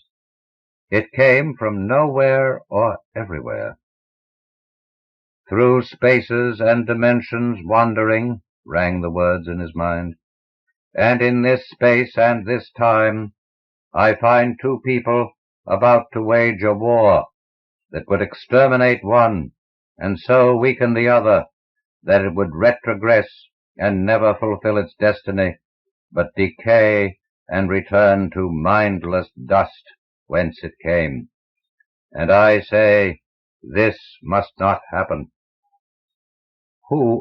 What are you? Carson didn't say it aloud, but the question formed itself in his brain. You would not understand completely. I am There was a pause, as though the voice sought, in Carson's brain, for a word that wasn't there, a word he didn't know. I am the end of evolution, of a race so old the time cannot be expressed in words that have meaning to your mind. A race fused into a single entity, eternal, an entity such as your primitive race might become. Again the groping for a word. Time from now. So might the race you call in your mind the outsiders. So I intervene in the battle to come. The battle between fleets so evenly matched that destruction of both races will result. One must survive. One must progress and evolve. One, thought Carson. Mine, or it is in my power to stop the war, to send the outsiders back to their galaxy. But they would return, or your race would sooner or later follow them there. Only by remaining in this space and time to intervene constantly could I prevent them from destroying one another, and I cannot remain. So I shall intervene now. I shall destroy one fleet completely without loss to the other. One civilization shall thus survive. Nightmare. This had to be a nightmare, Carson thought, but he knew it wasn't. It was too mad, too impossible to be anything but real. He didn't dare ask the question, which, but his thoughts asked it for him. The stronger shall survive, said the voice. That I cannot and would not change. I merely intervene to make it a complete victory, not, groping again, not a Pyrrhic victory to a broken race. From the outskirts of the not-yet battle, I pluck two individuals, you and an outsider. I see from your mind that in your early history of nationalisms, battles between champions to decide issues between races were not unknown. You and your opponent are here pitted against one another, naked and unarmed, under conditions equally unfamiliar to you both, equally unpleasant to you both. There is no time limit, for here there is no time. The survivor is the champion of his race. That race survives. But Carson's protest was too inarticulate for expression, but the voice answered it. It is fair. The conditions are such that the accident of physical strength will not completely decide the issue. There is a barrier. You will understand. Brain power and courage will be more important than strength, most especially courage, which is the will to survive. But while this goes on, the fleets will know you are in another space, another time. For as long as you are here, time stands still in the universe you know. I see you wonder whether this place is real. It is, and it is not. As I, to your limited understanding, am and am not real. My existence is mental and not physical. You saw me as a planet. It could have been as a dust mote or a sun. But to you this place is now real. What you suffer here will be real. And if you die here, your death will be real. If you die, your failure will be the end of your race. That is enough for you to know. And then the voice was gone, and he was alone, but not alone, for as Carson looked up, he saw that the red thing, the red sphere of horror, which he now knew was the outsider, was rolling toward him. Rolling. It seemed to have no legs or arms that he could see, no features. It rolled across the blue sand with the fluid quickness of a drop of mercury, and before it, in some manner he could not understand, came a paralyzing wave of nauseating, retching, horrid hatred. Carson looked about him frantically. A stone, lying in the sand a few feet away, was the nearest thing to a weapon. It wasn't large, but it had sharp edges like a slab of flint. It looked a bit like blue flint. He picked it up and crouched to receive the attack. It was coming fast, faster than he could run. No time to think out how he was going to fight it, and how, anyway, could he plan to battle a creature whose strength, whose characteristics, whose method of fighting he did not know. Rolling so fast, it looked more than ever like a perfect sphere. 10 yards away, 5, and then it stopped. Rather, it was stopped. Abruptly, the near side of it flattened, as though it had run up against an invisible wall. It actually bounced back. Then it rolled forward again, but more slowly, more cautiously. It stopped again, at the same place. It tried again, a few yards to one side. There was a barrier there of some sort. It clicked then in Carson's mind.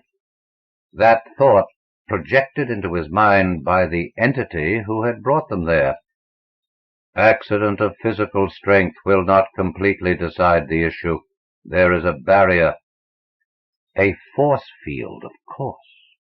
Not the Netzian field, known to earth science, for that glowed and emitted a crackling sound. This one was invisible, silent. It was a wall that ran from side to side of the inverted hemisphere. Carson didn't have to verify that himself. The roller was doing that, rolling sideways along the barrier, seeking a break in it that wasn't there. Carson took half a dozen steps forward, his left hand groping out before him, and then his hand touched the barrier.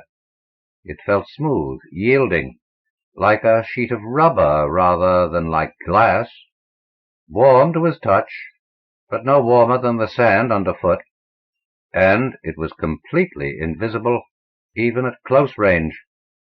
He dropped the stone and put both hands against it, pushing. It seemed to yield just a trifle, but no farther than that trifle, even when he pushed with all his weight. It felt like a sheet of rubber backed up by steel. Limited resiliency, and then firm strength. He stood on tiptoe and reached as high as he could, and the barrier was still there. He saw the roller coming back, having reached one side of the arena. That feeling of nausea hit Carson again, and he stepped back from the barrier as it went by. It didn't stop. But did the barrier stop at ground level? Carson knelt down and burrowed in the sand. It was soft, light, easy to dig in. At 2 feet down, the barrier was still there. The roller was coming back again. Obviously, it couldn't find a way through at either side. There must be a way through, Carson thought. Some way we can get at each other, else this duel is meaningless. But no hurry now in finding that out. There was something to try first. The roller was back now, and it stopped just across the barrier, only 6 feet away. It seemed to be studying him, although for the life of him Carson couldn't find external evidence of sense organs on the thing. Nothing that looked like eyes or ears or even a mouth. There was, though, he saw now, a series of grooves, perhaps a dozen of them altogether, and he saw 2 tentacles suddenly push out from 2 of the grooves and dip into the sand as though testing its consistency. Tentacles about 1 inch in diameter and perhaps 1.5 feet long. But the tentacles were retractable into the grooves, and were kept there except when in use. They were retracted when the thing rolled, and seemed to have nothing to do with its method of locomotion. That, as far as Carson could judge, seemed to be accomplished by some shifting, just how he couldn't even imagine, of its center of gravity. He shuddered as he looked at the thing. It was alien, utterly alien, horribly different from anything on Earth or any of the life forms found on the other solar planets. Instinctively, somehow, he knew its mind was as alien as its body. But he had to try. If it had no telepathic powers at all, the attempt was foredoomed to failure. Yet he thought it had such powers. There had, at any rate, been a projection of something that was not physical at the time a few minutes ago when it had first started for him, an almost tangible wave of hatred. If it could project that, perhaps it could read his mind as well, sufficiently for his purpose. Deliberately, Carson picked up the rock that had been his only weapon, then tossed it down again in a gesture of relinquishment, and raised his empty hands, palms up, before him. He spoke aloud, knowing that although the words would be meaningless to the creature before him, speaking them would focus his own thoughts more completely upon the message.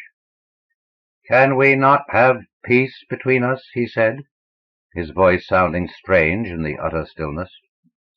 "The entity who brought us here has told us what must happen if our races fight, extinction of one and weakening and retrogression of the other. The battle between them, said the entity, depends upon what we do here. Why can we not agree to an external peace, your race to its galaxy, we to ours?" Carson blanked out his mind to receive a reply. It came, and it staggered him back physically. He actually recoiled several steps in sheer horror at the depth and intensity of the hatred and lust to kill of the red images that had been projected at him, not as articulate words, as had come to him the thoughts of the entity, but as wave upon wave of fierce emotion. For a moment that seemed an eternity, he had to struggle against the mental impact of that hatred, fight to clear his mind of it, and drive out the alien thoughts to which he had given admittance by blanking out his own thoughts. He wanted to retch. Slowly his mind cleared, as slowly the mind of a man wakening from nightmare clears away the fear fabric of which the dream was woven. He was breathing hard, and he felt weaker, but he could think. He stood studying the roller. It had been motionless during the mental duel it had so nearly won. Now it rolled a few feet to one side, to the nearest of the blue bushes. 3 tentacles whipped out of their grooves and began to investigate the bush. "Okay," Carson said. "So it's war, then." He managed a wry grin. "If I got your answer straight, peace doesn't appeal to you." And because he was, after all, a quiet young man, and couldn't resist the impulse to be dramatic, he added, "To the death." But his voice in that utter silence sounded very silly, even to himself. It came to him then that this was to the death. Not only his own death, or that of the red spherical thing which he now thought of as the roller, but death to the entire race of one or the other of them. The end of the human race, if he failed. It made him suddenly very humble, and very afraid to think that. More than to think it, to know it. Somehow, with a knowledge that was above even faith, he knew that the entity who had arranged this duel had told the truth about its intentions and its powers. It wasn't kidding. The future of humanity depended upon him. It was an awful thing to realize, and he wrenched his mind away from it. He had to concentrate on the situation at hand. There had to be some way of getting through the barrier, or of killing through the barrier. Mentally? He hoped that wasn't all, for the roller obviously had stronger telepathic powers than the primitive, underdeveloped ones of the human race. Or did it? He'd been able to drive the thoughts of the roller out of his own mind. Could it drive out his? If its ability to project was stronger, might not its receptivity mechanism be more vulnerable? He stared at it and endeavored to concentrate and focus all his thoughts upon it. Die, he thought. You are going to die. You are dying. You are—" He tried variations on it and mental pictures. Sweat stood out on his forehead, and he found himself trembling with the intensity of the effort. But the roller went ahead with its investigation of the bush, as utterly unaffected as though Carson had been reciting the multiplication table. So that was no good. He felt a bit weak and dizzy from the heat and his strenuous effort at concentration. He sat down on the blue sand to rest and gave his full attention to watching and studying the roller. By close study, perhaps, he could judge its strength and detect its weaknesses, learn things that would be valuable to know when and if they should come to grips. It was breaking off twigs. Carson watched carefully, trying to judge just how hard it worked to do that. Later, he thought he could find a similar bush on his own side, break off twigs of equal thickness himself, and gain a comparison of physical strength between his own arms and hands and those tentacles. The twigs broke off hard. The roller was having to struggle with each one he saw. Each tentacle he saw bifurcated at the tip into two fingers, each tipped by a nail or claw. The claws didn't seem to be particularly long or dangerous, no more so than his own fingernails if they were let to grow a bit. No, on the whole, it didn't look too tough to handle physically, unless, of course, that bush was made of pretty tough stuff. Carson looked around him, and yes, right within reach was another bush of identical type. He reached over and snapped off a twig. It was brittle, easy to break. Of course, the roller might have been faking deliberately, but he didn't think so. On the other hand, where was it vulnerable? Just how would he go about killing it if he got the chance? He went back to studying it. The outer hide looked pretty tough. He'd need a sharp weapon of some sort. He picked up the piece of rock again. It was about 12 inches long, narrow, and fairly sharp on one end. If it chipped like flint, he could make a serviceable knife out of it. The roller was continuing its investigations of the bushes. It rolled again to the nearest one of another type. A little blue lizard, many-legged like the one Carson had seen on his side of the barrier, darted out from under the bush. A tentacle of the roller lashed out and caught it, picked it up. Another tentacle whipped over and began to pull legs off the lizard, as coldly and calmly as it had pulled twigs off the bush. The creature struggled frantically and emitted a shrill, squealing sound that was the first sound Carson had heard here other than the sound of his own voice. Carson shuddered and wanted to turn his eyes away, but he made himself continue to watch. Anything he could learn about his opponent might prove valuable, even this knowledge of its unnecessary cruelty, particularly, he thought with a sudden vicious surge of emotion, this knowledge of its unnecessary cruelty. It would make it a pleasure to kill the thing, if and when the chance came. He steeled himself to watch the dismembering of the lizard for that very reason. But he felt glad when, with half its legs gone, the lizard quit squealing and struggling and lay limp and dead in the roller's grasp. It didn't continue with the rest of the legs. Contemptuously, it tossed the dead lizard away from it in Carson's direction. It arched through the air between them and landed at his feet. It had come through the barrier. The barrier wasn't there anymore. Carson was on his feet in a flash, the knife gripped tightly in his hand, and leaped forward. He'd settle this thing here and now with the barrier gone, but it wasn't gone. He found that out the hard way, running head-on into it and nearly knocking himself silly. He bounced back and fell. And as he sat up, shaking his head to clear it, he saw something coming through the air toward him, and to duck it, he threw himself flat again on the sand and to one side. He got his body out of the way, but there was a sudden sharp pain in the calf of his left leg. He rolled backward, ignoring the pain, and scrambled to his feet. It was a rock he saw now that had struck him, and the roller was picking up another one now, swinging it back, gripped between two tentacles, getting ready to throw again. It sailed through the air toward him, but he was easily able to step out of its way. The roller apparently could throw straight, but not hard nor far. The first rock had struck him only because he had been sitting down, and had not seen it coming until it was almost upon him. Even as he stepped aside from that weak second throw, Carson drew back his right arm and let fly with the rock that was still in his hand.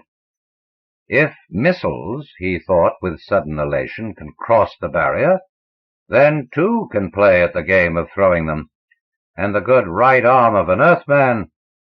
He couldn't miss a 3-foot sphere at only 4-yard range, and he didn't miss.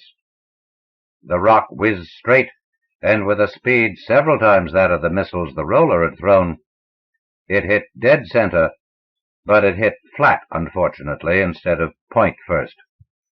But it hit with a resounding thump, and obviously it hurt. The roller had been reaching for another rock, but it changed its mind and got out of there instead. By the time Carson could pick up and throw another rock, the roller was 40 yards back from the barrier and going strong. His second throw missed by feet, and his third throw was back out of range, at least out of range of a missile heavy enough to be damaging. Carson grinned. That round had been his, except... He quit grinning as he bent over to examine the calf of his leg.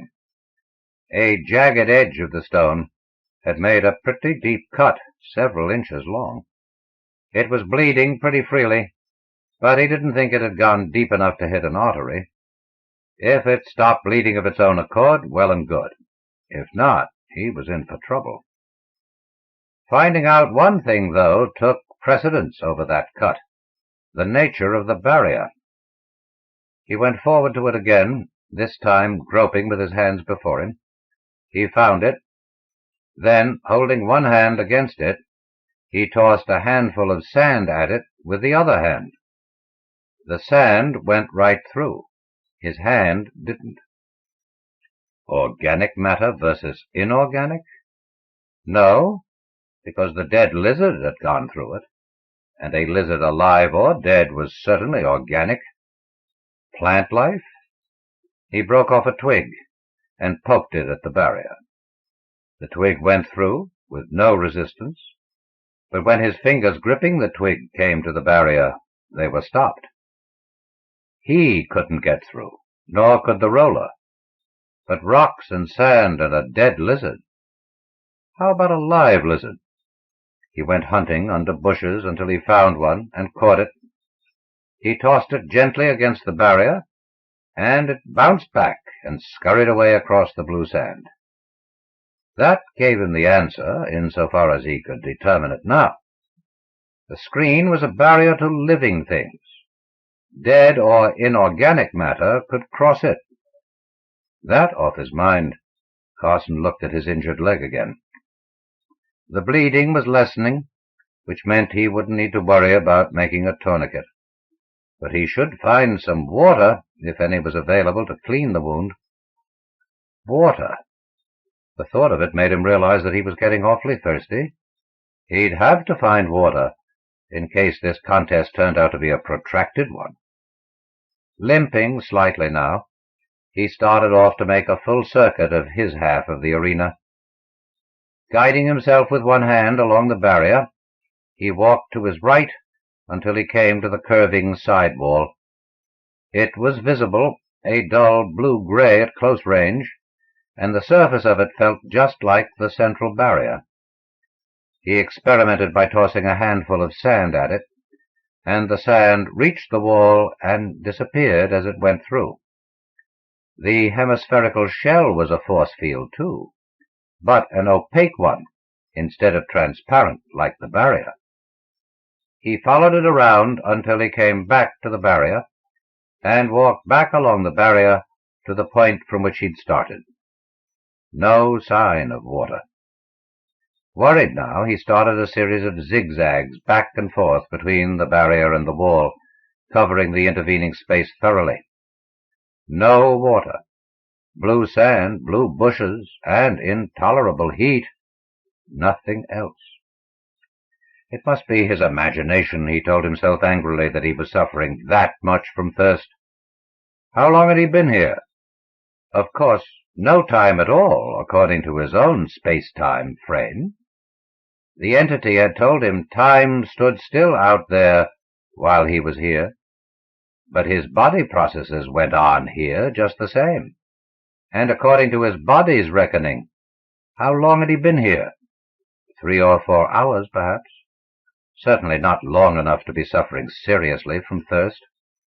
But he was suffering from it. His throat was dry and parched. Probably the intense heat was the cause. It was hot.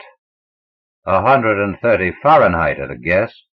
A dry, still heat without the slightest movement of air. He was limping rather badly, and was utterly fagged out when he'd finished the futile exploration of his domain. He stared across at the motionless roller, and hoped it was as miserable as he was. And quite possibly it wasn't enjoying this either. The entity had said the conditions here were equally unfamiliar and equally uncomfortable for both of them. Maybe the roller came from a planet where 200-degree heat was the norm. Maybe it was freezing while he was roasting. Maybe the air was as much too thick for it as it was too thin for him. For the exertion of his explorations had left him panting. The atmosphere here, he realized now, was not much thicker than that on Mars. No water. That meant a deadline, for him at any rate. Unless he could find a way to cross that barrier, or to kill his enemy from this side of it, thirst would kill him eventually. It gave him a feeling of desperate urgency. He must hurry. But he made himself sit down a moment to rest, to think. What was there to do? Nothing, and yet so many things. The several varieties of bushes, for example. They didn't look promising, but he'd have to examine them for possibilities. And his leg. He'd have to do something about that, even without water to clean it. Gather ammunition in the form of rocks. Find a rock that would make a good knife. His leg hurt rather badly now, and he decided that came first. One type of bush had leaves, or things rather similar to leaves. He pulled off a handful of them, and decided, after examination, to take a chance on them. He used them to clean off the sand and dirt and cake blood, then made a pad of fresh leaves, and tied it over the wound with tendrils from the same bush. The tendrils proved unexpectedly tough and strong. They were slender and soft and pliable, yet he couldn't break them at all. He had to saw them off the bush with the sharp edge of a piece of the blue flint. Some of the thicker ones were over a foot long, and he filed away in his memory for future reference the fact that a bunch of the thick ones tied together would make a pretty serviceable rope. Maybe he'd be able to think of a use for rope. Next he made himself a knife. The blue flint did chip. From a foot-long splinter of it, he fashioned himself a crude but lethal weapon, and of tendrils from the bush, he made himself a rope belt through which he could thrust the flint knife to keep it with him all the time and yet have his hands free. He went back to studying the bushes. There were 3 other types.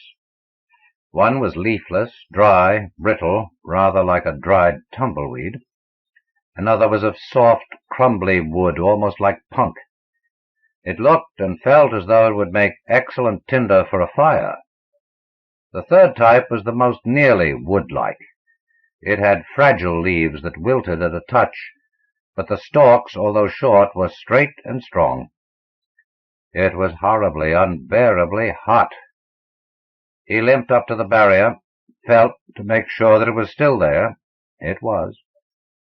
He stood watching the roller for a while. It was keeping a safe distance back from the barrier, out of effective stone-throwing range. It was moving around back there, doing something. He couldn't tell what it was doing. Once it stopped moving, came a little closer, and seemed to concentrate its attention on him. Again Carson had to fight off a wave of nausea. He threw a stone at it, and the roller retreated and went back to whatever it had been doing before. At least he could make it keep its distance.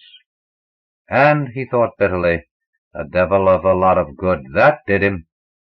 Just the same, he spent the next hour or two gathering stones of suitable size for throwing, and making several neat piles of them near his side of the barrier.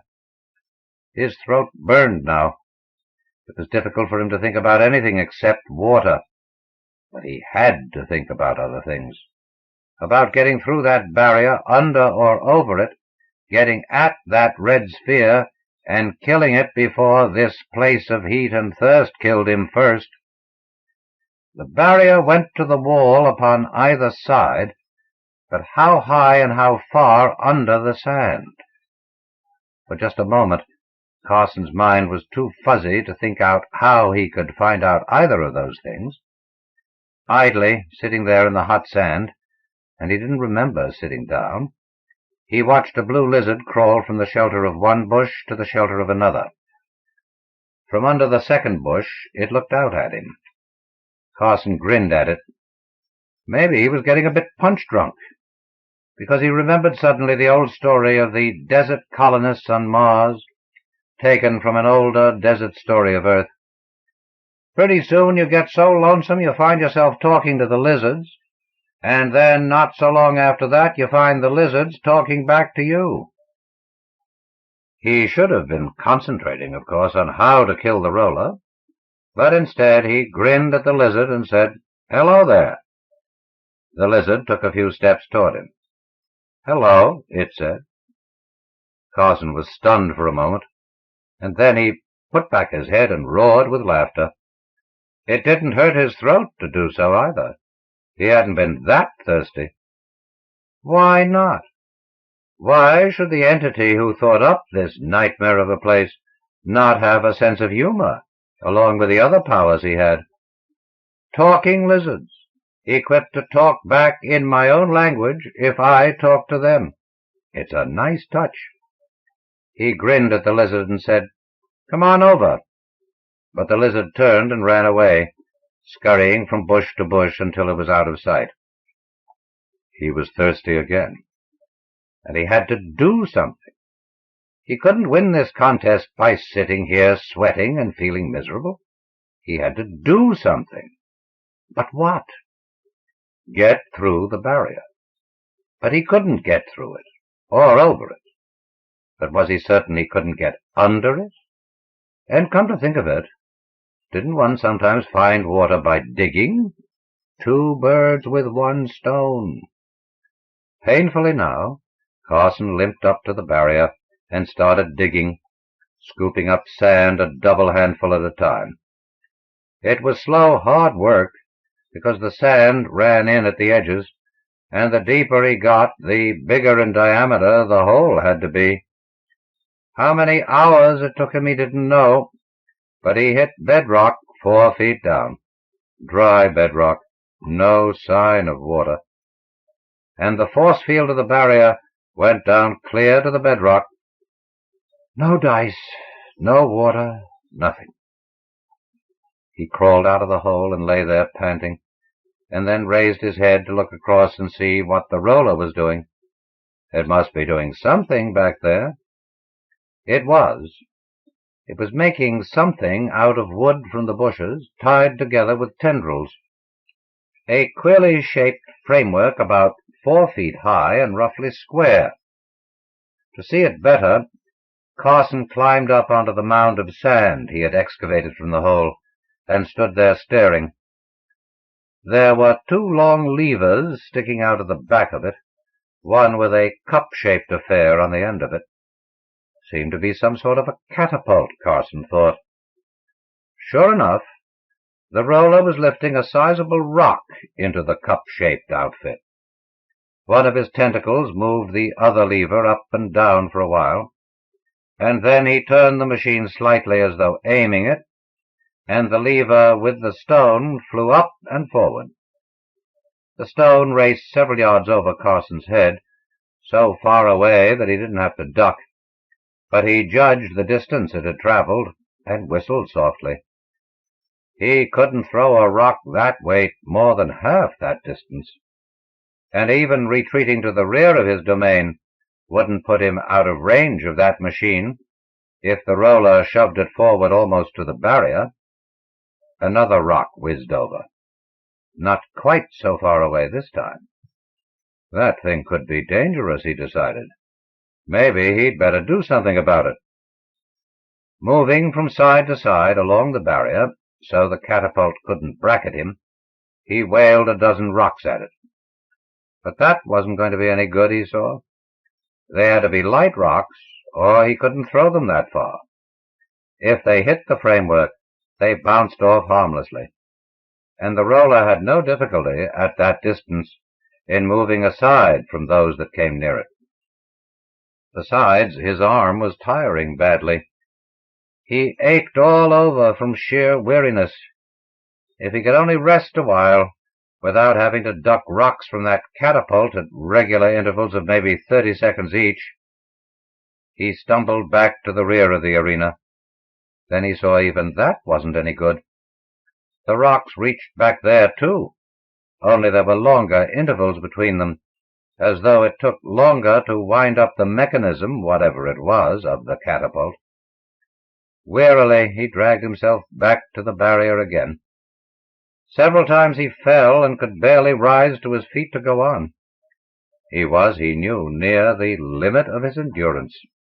Yet he didn't dare stop moving now, until and unless he could put that catapult out of action. If he fell asleep, he'd never wake up. One of the stones from it gave him the first glimmer of an idea.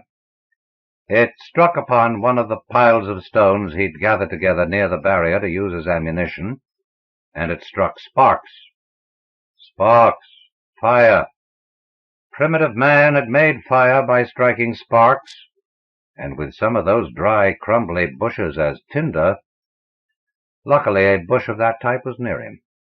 He broke it off, took it over to a pile of stones, then patiently hit one stone against another until a spark touched the punk-like wood of the bush. It went up in flames so fast that it singed his eyebrows and was burned to an ash within seconds. But he had the idea now, and within minutes he had a little fire going in the lee of the mound of sand he'd made digging the hole an hour or two ago. Tinder bushes had started it, and other bushes, which burned but more slowly, kept it a steady flame. The tough, wire-like tendrils didn't burn readily. That made the firebombs easy to make and throw. A bundle of faggots tied about a small stone to give it weight, and a loop of the tendril to swing it by. He made half a dozen of them before he lighted and threw the first. It went wide, and the roller started a quick retreat, pulling the catapult after him. But Carson had the others ready, and threw them in rapid succession. The fourth wedged in the catapult's framework and did the trick. The roller tried desperately to put out the spreading blaze by throwing sand, but its clawed tentacles would take only a spoonful at a time, and his efforts were ineffectual. The catapult burned. The roller moved safely away from the fire and seemed to concentrate its attention on Carson, and again he felt that wave of hatred and nausea, but more weakly. Either the roller itself was weakening, or Carson had learned how to protect himself against the mental attack. He thumbed his nose at it, and then sent it scuttling back to safety by throwing a stone. The roller went clear to the back of its half of the arena and started pulling up bushes again. Probably it was going to make another catapult. Carson verified for the 100th time that the barrier was still operating, and then found himself sitting in the sand beside it because he was suddenly too weak to stand up. His leg throbbed steadily now, and the pangs of thirst were severe, but those things paled beside the utter physical exhaustion that gripped his entire body, and the heat. Hell must be like this, he thought, the hell that the ancients had believed in. He fought to stay awake, and yet staying awake seemed futile, for there was nothing he could do, nothing, while the barrier remained impregnable and the roller stayed back out of range. There must be something. He tried to remember things he had read in books of archaeology about the methods of fighting used back in the days before metal and plastic. The stone missile, that had come first, he thought. Well, that he already had. The only improvement of it would be a catapult, such as the roller had made. But he'd never be able to make one with the tiny bits of wood available from the bushes, no single piece longer than a foot or two. Certainly he could figure out a mechanism for one, but he didn't have the endurance left for a task that would take days. Days? But the roller had made one. Had they been here days already? Then he remembered that the roller had many tentacles to work with, and undoubtedly could do such work faster than he. And besides, a catapult wouldn't decide the issue. He had to do better than that. Bow and arrow. No, he had tried archery once, and knew his own ineptness with a bow.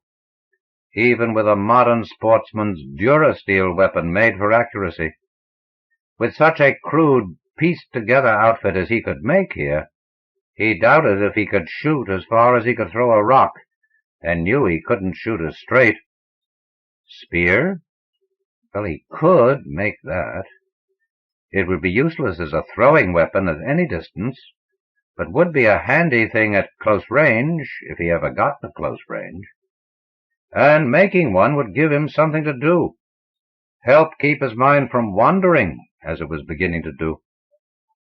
Sometimes now he had to concentrate a while before he could remember why he was here, why he had to kill the roller. Luckily, he was still beside one of the piles of stones.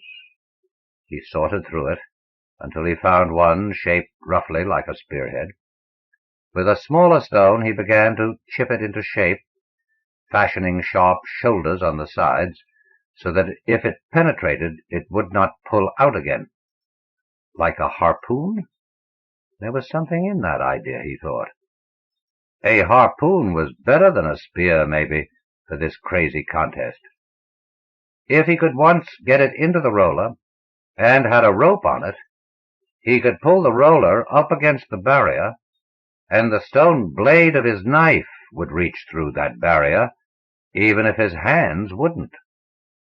The shaft was harder to make than the head, but by splitting and joining the main stems of 4 of the bushes, and wrapping the joints with the tough but thin tendrils, he got a strong shaft about 4 feet long, and tied the stone head in a notch cut in the end.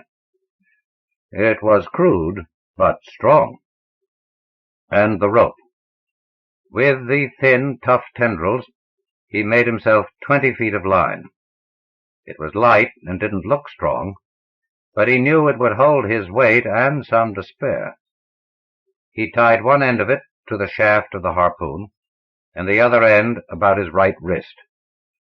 At least, if he threw his harpoon across the barrier, he'd be able to pull it back if he missed.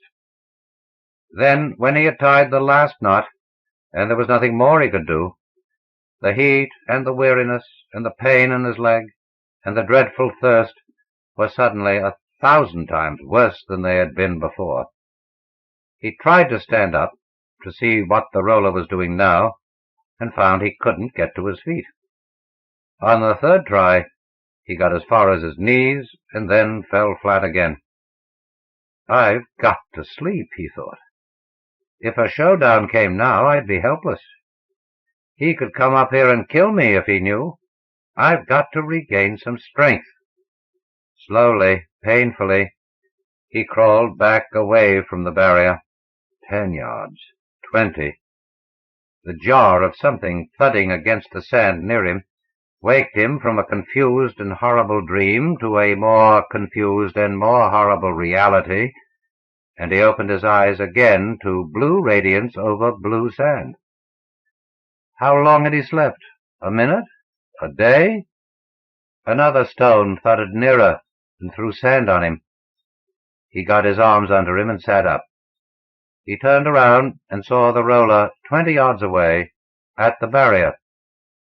It rolled away hastily as he sat up, not stopping until it was as far away as it could get. He'd fallen asleep too soon, he realized, while he was still in range of the roller's throwing ability. Seeing him lying motionless, it had dared come up to the barrier to throw at him. Luckily, it didn't realize how weak he was, or it could have stayed there and kept on throwing stones. Had he slept long? He didn't think so, because he felt just as he had before. Not rested at all, no thirstier, no different. Probably he'd been there only a few minutes. He started crawling again, this time forcing himself to keep going until he was as far as he could go, until the colorless, opaque wall of the arena's outer shell was only a yard away. Then things slipped away again. When he awoke, nothing about him was changed, but this time he knew that he had slept a long time. The first thing he became aware of was the inside of his mouth. It was dry, caked. His tongue was swollen. Something was wrong, he knew, as he returned to full awareness. He felt less tired. The stage of utter exhaustion had passed. The sleep had taken care of that. But there was pain, agonizing pain. It wasn't until he tried to move that he knew that it came from his leg. He raised his head and looked down at it. It was swollen terribly below the knee, and the swelling showed even halfway up his thigh. The plant tendrils he had used to tie on the protective pad of leaves now cut deeply into the swollen flesh. To get his knife under that embedded lashing would have been impossible. Fortunately, the final knot was over the shin bone in front, where the vine cut in less deeply than elsewhere. He was able, after an agonizing effort, to untie the knot. A look under the pad of leaves told him the worst. Infection and blood poisoning, both pretty bad and getting worse. And without drugs, without cloth, without even water, there wasn't a thing he could do about it. Not a thing, except die when the poison had spread through his system. He knew it was hopeless then, and that he'd lost, and with him humanity. When he died here, out there in the universe he knew, all his friends, everybody, would die too. And Earth and the colonized planets would be the home of the red, rolling, alien outsiders. Creatures out of a nightmare, things without a human attribute, who picked lizards apart for the fun of it. It was the thought of that which gave him courage to start crawling almost blindly in pain toward the barrier again. Not crawling on hands and knees this time, but pulling himself along only by his arms and hands. A chance in a million that maybe he'd have strength left when he got there to throw his harpoon spear just once, and with deadly effect, if, on another chance in a million, the roller would come up to the barrier. Or, if the barrier was gone, now. It took him years, it seemed, to get there. The barrier wasn't gone. It was as impassable as when he'd first felt it. And the roller wasn't at the barrier. By raising up on his elbows, he could see it at the back of its part of the arena, working on a wooden framework that was a half-completed duplicate of the catapult he'd destroyed. It was moving slowly now. Undoubtedly, it had weakened too. But Carson doubted that it would ever need that second catapult. He'd be dead, he thought, before it was finished. If he could attract it to the barrier now, while he was still alive. He waved an arm and tried to shout, but his parched throat would make no sound. Or if he could get through the barrier. His mind must have slipped for a moment, for he found himself beating his fists against the barrier in futile rage and made himself stop. He closed his eyes, tried to make himself calm. "Hello," said the voice. It was a small, thin voice. It sounded like... He opened his eyes and turned his head. It was the lizard. "Go away," Carson wanted to say. "Go away, you're not really there, or you're there but not really talking. I'm imagining things again." But he couldn't talk. His throat and tongue were past all speech with the dryness. He closed his eyes again. "Hurt," said the voice. "Kill. Hurt. Kill. Come." He opened his eyes again. The blue, ten-legged lizard was still there. It ran a little way along the barrier, came back, started off again, and came back. "Hurt," it said. "Kill. Come." Again it started off and came back. Obviously it wanted Carson to follow it along the barrier. He closed his eyes again. The voice kept on. The same 3 meaningless words.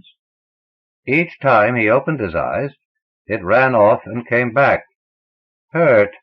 Kill. Come." Carson groaned. There would be no peace unless he followed the blasted thing, like it wanted him to. He followed it, crawling. Another sound, a high-pitched squealing, came to his ears and grew louder. There was something lying in the sand, writhing, squealing. Something small, blue, that looked like a lizard and yet didn't. Then he saw what it was. The lizard whose legs the roller had pulled off so long ago. But it wasn't dead. It had come back to life and was wriggling and screaming in agony. "Hurt," said the other lizard. "Hurt. Kill. Kill." Carson understood. He took the flint knife from his belt and killed the tortured creature.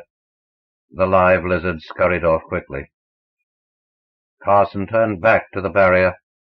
He leaned his hands and head against it and watched the roller far back, working on the new catapult. "I could get that far," he thought. "If I could get through. If I could get through, I might win yet. It looks weak, too. I might—" And then there was another reaction of black hopelessness, when pain snapped his will and he wished that he were dead. He envied the lizard he just killed. It didn't have to live on and suffer, and he did. It would be hours, it might be days, before the blood poisoning killed him. If only he could use that knife on himself. But he knew he wouldn't. As long as he was alive, there was the millionth chance. He was straining, pushing on the barrier with the flat of his hands, and he noticed his arms. How thin and scrawny they were now. He must really have been here a long time, for days, to get as thin as that. How much longer now before he died? How much more heat and thirst and pain could flesh stand? For a little while he was almost hysterical again, and then came a time of deep calm, and a thought that was startling. The lizard he had just killed. It had crossed the barrier still alive. It had come from the roller's side, but the roller had pulled off its legs and then tossed it contemptuously at him, and it had come through the barrier. He'd thought because the lizard was dead. But it hadn't been dead. It had been unconscious. A live lizard couldn't go through the barrier, but an unconscious one could. The barrier was not a barrier then to living flesh, but to conscious flesh. It was a mental projection, a mental hazard. And with that thought, Carson started crawling along the barrier to make his last desperate gamble, a hope so forlorn that only a dying man would have dared try it. No use weighing the odds of success. Not when, if he didn't try it, those odds were infinity to zero. He crawled along the barrier to the dune of sand, about 4 feet high, which he'd scooped out in trying, how many days ago, to dig under the barrier or to reach water. The mound was right at the barrier, its farther slope half on one side of the barrier, half on the other. Taking with him a rock from the pile nearby, he climbed up to the top of the dune and over the top, and lay there against the barrier, his weight leaning against it, so that if the barrier were taken away, he'd roll on down the short slope into the enemy territory. He checked to be sure that the knife was safely in his rope belt, that the harpoon was in the crook of his left arm, and that the 20-foot rope was fastened to it and to his wrist. Then, with his right hand, he raised the rock with which he would hit himself on the head. Luck would have to be with him on that blow. It would have to be hard enough to knock him out, but not hard enough to knock him out for long. He had a hunch that the roller was watching him, and would see him roll down through the barrier and come to investigate. It would think he was dead, he hoped. He thought it had probably drawn the same deduction about the nature of the barrier that he had drawn. But it would come cautiously. He would have a little time. He struck. Pain brought him back to consciousness. A sudden sharp pain in his hip that was different from the throbbing pain in his head and the throbbing pain in his leg. But he had, thinking things out before he had struck himself, anticipated that very pain, even hoped for it, and had steeled himself against awakening with a sudden movement. He lay still, but opened his eyes just a slit, and saw that he had guessed right. The roller was coming closer. It was 20 feet away, and the pain that had awakened him was the stone it had tossed to see whether he was alive or dead. He lay still. It came closer, 15 feet away, and stopped again. Carson scarcely breathed. As nearly as possible, he was keeping his mind a blank, lest its telepathic ability detect consciousness in him. And with his mind blanked out that way, the impact of its thoughts upon his mind was nearly soul-shattering. He felt sheer horror at the utter alienness, the differentness of those thoughts. Things that he felt but could not understand and could never express, because no terrestrial language had words, no terrestrial mind had images to fit them. The mind of a spider, he thought, or the mind of a praying mantis, or a Martian sand serpent, raised to intelligence and put in telepathic rapport with human minds, would be a homely, familiar thing compared to this. He understood now that the entity had been right, man or roller, and the universe was not a place that could hold them both. Farther apart than God and devil, there could never be even a balance between them. Closer, Carson waited until it was only feet away, until its clawed tentacles reached out. Oblivious to agony now, he sat up, raised, and flung the harpoon with all the strength that remained to him, or he thought it was all. Sudden, final strength flooded through him, along with a sudden forgetfulness of pain as definite as a nerve block. As the roller, deeply stabbed by the harpoon, rolled away, Carson tried to get to his feet to run after it. He couldn't do that. He fell, but kept crawling. It reached the end of the rope, and he was jerked forward by the pull of his wrist. It dragged him a few feet and then stopped. Carson kept on going, pulling himself toward it hand over hand along the rope. It stopped there, writhing tentacles trying in vain to pull out the harpoon. It seemed to shudder and quiver, and then it must have realized that it couldn't get away, for it rolled back toward him, clawed tentacles reaching out. Stone knife in hand, he met it. He stabbed again and again, while those horrid claws ripped skin and flesh and muscle from his body. He stabbed and slashed, and at last it was still. A bell was ringing, and it took him a while after he'd opened his eyes to tell where he was and what it was. He was strapped into the seat of his scouter, and the visiplate before him showed only empty space. No outsider ship, and no impossible planet. The bell was the communications plate signal. Someone wanted him to switch power into the receiver. Purely reflex action enabled him to reach forward and throw the lever. The face of Brander, captain of the Magellan, mothership of his group of scouters, flashed onto the screen.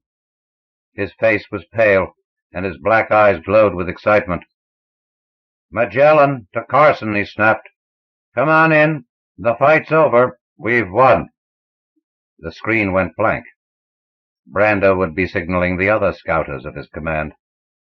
Slowly, Carson set the controls for the return. Slowly, unbelievingly, he unstrapped himself from the seat and went back to get a drink at the cold water tank. For some reason, he was unbelievably thirsty. He drank 6 glasses. He leaned there against the wall, trying to think. Had it happened? He was in good health, sound, uninjured. His thirst had been mental rather than physical. His throat hadn't been dry. His leg... He pulled up his trouser leg and looked at the calf. There was a long white scar there, but a perfectly healed scar. It hadn't been there before. He zipped open the front of his shirt and saw that his chest and abdomen were crisscrossed with tiny, almost unnoticeable, perfectly healed scars. It had happened. The scouter, under automatic control, was already entering the hatch of the mothership. The grapples pulled it into its individual lock, and a moment later a buzzer indicated that the lock was air-filled. Carson opened the hatch and stepped outside, went through the double door of the lock. He went right to Brander's office, went in, and saluted. Brander still looked dizzily dazed. "Hi, Carson," he said. "What you missed. What a show." "What happened, sir?" "Don't know exactly. We fired one salvo, and their whole fleet went up in dust. Whatever it was jumped from ship to ship in a flash, even the ones we hadn't aimed at and that were out of range. The whole fleet disintegrated before our eyes, and we didn't get the paint of a single ship scratched. We can't even claim credit for it. Must have been some unstable component in the metal they used, and our sighting shot just set it off. Man, oh man, too bad you missed all the excitement." Carson managed to grin. It was a sickly ghost of a grin, for it would be days before he'd be over the mental impact of his experience. But the captain wasn't watching and didn't notice. "Yes, sir," he said. Common sense, more than modesty, told him he'd be branded forever as the worst liar in space if he ever said any more than that. "Yes, sir. Too bad I missed all the excitement." Countercharm by James White. James White is a soft-spoken man of impeccable sartorial taste who lives in Northern Ireland and has been writing science fiction of much charm and strength for nearly 20 years. Probably his most celebrated work is the series of stories involving Sector General, a hospital far out in space designed for use by life forms of every imaginable kind. The wacky goings-on at Sector General have been the subject of several novels and a good many short stories, and no doubt more are yet to come. This one, dealing with an earthborn physician who unfortunately finds himself hopelessly in love with a crab-like being from the planet Melf 4, is one of the best. Far out on the galactic rim, where star systems were sparse and the darkness almost absolute, the vast angular structure of Sector 12 General Hospital hung in space. In its 384 levels, will reproduce the environments of the 69 different forms of intelligent life known to the Galactic Federation, a biological spectrum ranging from the ultra-frigid methane life forms through the more normal oxygen, chlorine, and water-breathing types, up to the beings who existed by the conversion of hard radiation.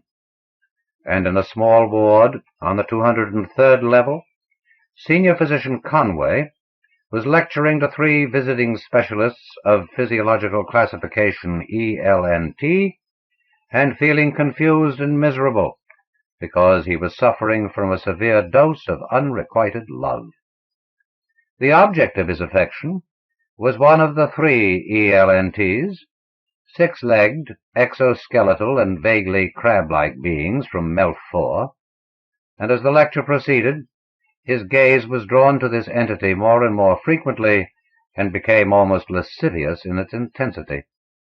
One half of Conway's mind, the sane human half, kept insisting that getting all hot and bothered about an outsized crab was ridiculous, while the other half thought lovingly of that gorgeously marked carapace, and generally felt like baying at the moon. He had a problem, Conway thought unhappily, and like so many others in the past, this one had begun with a visit to the office of the chief psychologist, O'Mara. Major O'Mara had opened the interview with flattery of the type which, if Conway had not known the chief psychologist of old, would have been indistinguishable from insults.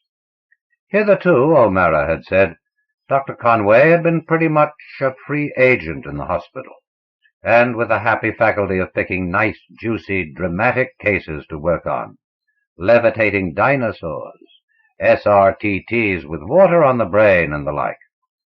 But this dashing, melodramatic stuff is not typical of a doctor's existence, O'Mara had gone on. And now that they've made you a senior physician, it is time you realize that. Not that you'll stop curing people, far from it, he continued. But now you will be responsible for upwards of 50 patients at a time, instead of devoting all your energies to just one. And if some of those cases are straightforward, you won't even look at them, but will delegate treatment to a subordinate.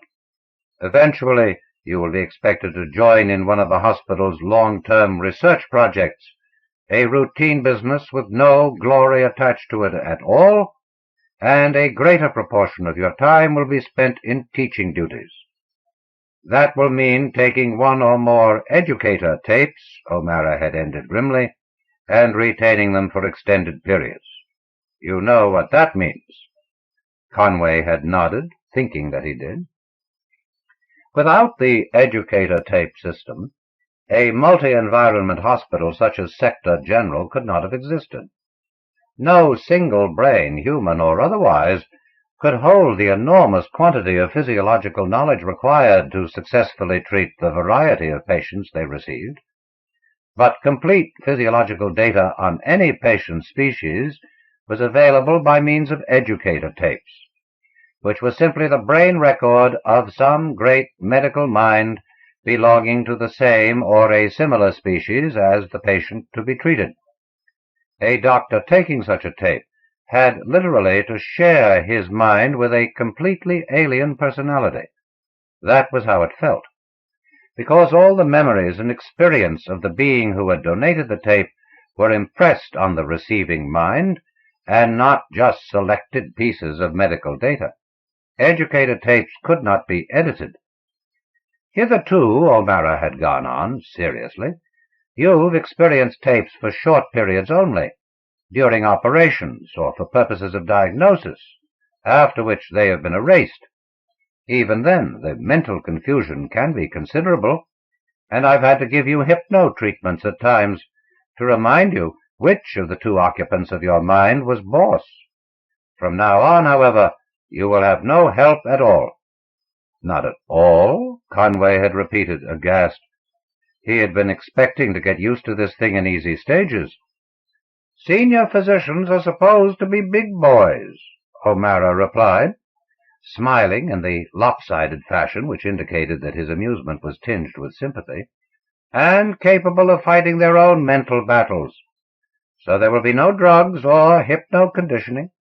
All I may give you is advice, which you probably won't consider helpful. But don't worry, your first assignment is comparatively easy. A new operative technique had been developed recently for the ELNT life form, O'Mara had explained, and Conway was to have the job of teaching it to a group of visiting doctors of that species, who would then bring the technique back to their home world. The operation was similar to the work Conway had been doing recently, which was one of the reasons for his being chosen. Models, technical assistance, and the finer details of procedure would be furnished by the director's office. It was also in the nature of a test for Conway. Some odd things have been known to happen to doctors who are taking a long-term educator treatment, O'Mara had gone on, while Conway arranged himself comfortably on the couch and the psychologist fitted the helmet into position. O'Mara's hands, like the rest of him, were blunt, strong, and competent. Some people, ideal in every other way, are psychologically incapable of keeping a tape for more than a day. Pain, skin conditions, perhaps organic malfunctionings develop. All have a psychosomatic basis, of course, but we both know that to the person concerned they hurt just as much as the real thing. At the same time, these disturbances can be controlled, even negated completely, by a strong mind. Yet a mind which has strength only will break under them in time. Flexibility allied with strength is required, he had concluded, and it is my job to see if that irresponsible lump of porridge you use for a brain possesses those qualities. O'Mara had then instructed him to keep his mind as blank as possible during the transfer, and a few minutes later removed the helmet and nodded dismissal. With the first evidence of double-mindedness already becoming apparent, Conway had left for the director's office to receive the details of his assignment, and that had been only 6 hours ago. Conway brought his wandering mind back to the present to find that the other half of it had been carrying on without him. He shook his head irritably in an attempt to fuse the two personalities together and began to wind up the lecture. He said, "In the initial talk of the series, I have dealt with the almost insoluble problem of treating the diabetic condition in the ELNT species. To summarize, this condition, or its near equivalent, is known to practically all of the warm-blooded, oxygen-breathing life forms. Ideally, it can be cured by the re-stimulation of the faulty or inactive pancreas. Among certain species, which includes the ELNTs, this treatment is impossible due to its disruption of endocrine balance generally, which is nearly always fatal and invariably destroys the mental processes. Earlier and less efficient methods," Conway went on, "which control rather than cure the condition, are also unsuitable for your race.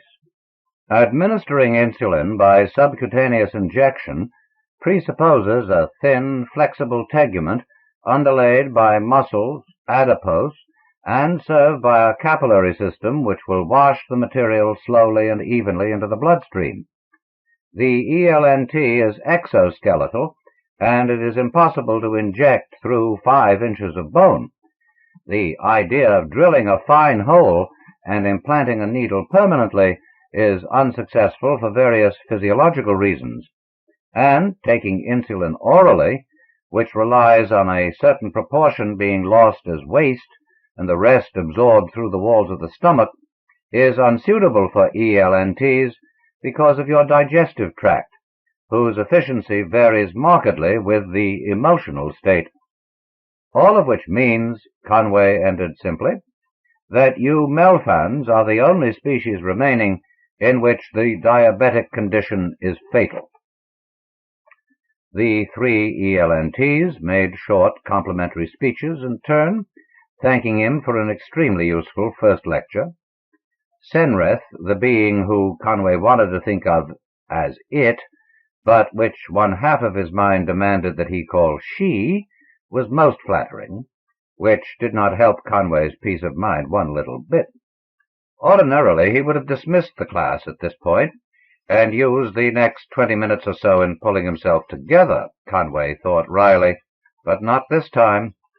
These ELNTs were important people on the home world, so he was expected to act as host as well as instructor. Sitting cross-legged at the 2-foot-high table in the dining hall involved no great discomfort, but shifting the mass of seafood, both plant and animal, set before him was a problem. Conway was ravenously hungry. He knew that the catering supervisor would not have sent him out anything which was likely to disagree with his Earth-human metabolism, and by ELNT standards the stuff was delicious. The Melfan part of his mind insisted that it was. But to the Earth-human eye and nose of Conway, it was a disgusting mess which stank like overripe fish. He could always order some decent Earth-human food, of course, but doing so would have been a breach of good manners, because he knew from the ELNT tape in his mind that the sight of steak and potatoes would have done worse things to his Melfan guests than their miniature fish and seaweed were doing to him. It wasn't until he began to relax and let his human identity slip into the background that he was able to eat at all, and then he found himself snapping at the food on his plate with both hands, using his index finger and thumb in imitation of the pincers of his guests. His nose filters helped a lot, too. After lunch, he showed them around those sections of the hospital which did not require them to don protective suits. Quite a number of races were warm-blooded, oxygen breathers with 1G gravity and pressure, so that the tour lasted over 4 hours. They talked shop most of the time, and Conway tried to keep at least one of the ELNTs between Senrith and himself. He was getting an overwhelming urge to bang his head against her carapace just between the neck and left fore pincer. Melfans ate every 10 hours and took a 4-hour sleep between meals, so on his next visit to the dining hall, Conway could have ordered what he liked. But now the ELNT tape had gained such a strong hold that both Melfan and earthly wishes were distasteful to him. Yet he was hungry. In desperation, he ran his eye down the menu, mentally visualizing the items, and then hastily putting them out of his mind as the Melfan half registered revulsion or nausea. He had to fall back on sandwiches finally, the standby of all tape-ridden diagnosticians and senior physicians. Half his mind insisted that they tasted like cork, and the other half thought they were just barely better than nothing. Fuel, he thought disgustedly, just fuel. For Conway, all pleasure in eating had gone.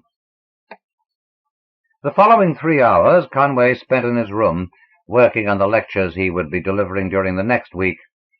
With the enormous mass of ELNT-oriented data and experience on tap, widening his association centers and doubling his brain power, he simply ran through the theoretical aspect of the work. He felt rather awed by himself, even though he realized that this near-genius quality of thinking was normal to one in these circumstances. This was the ideal, a working synthesis between the knowledge and experience of an entity long dead and the live, original thinking of a practicing physician. Conway prepared material for the next 3 days.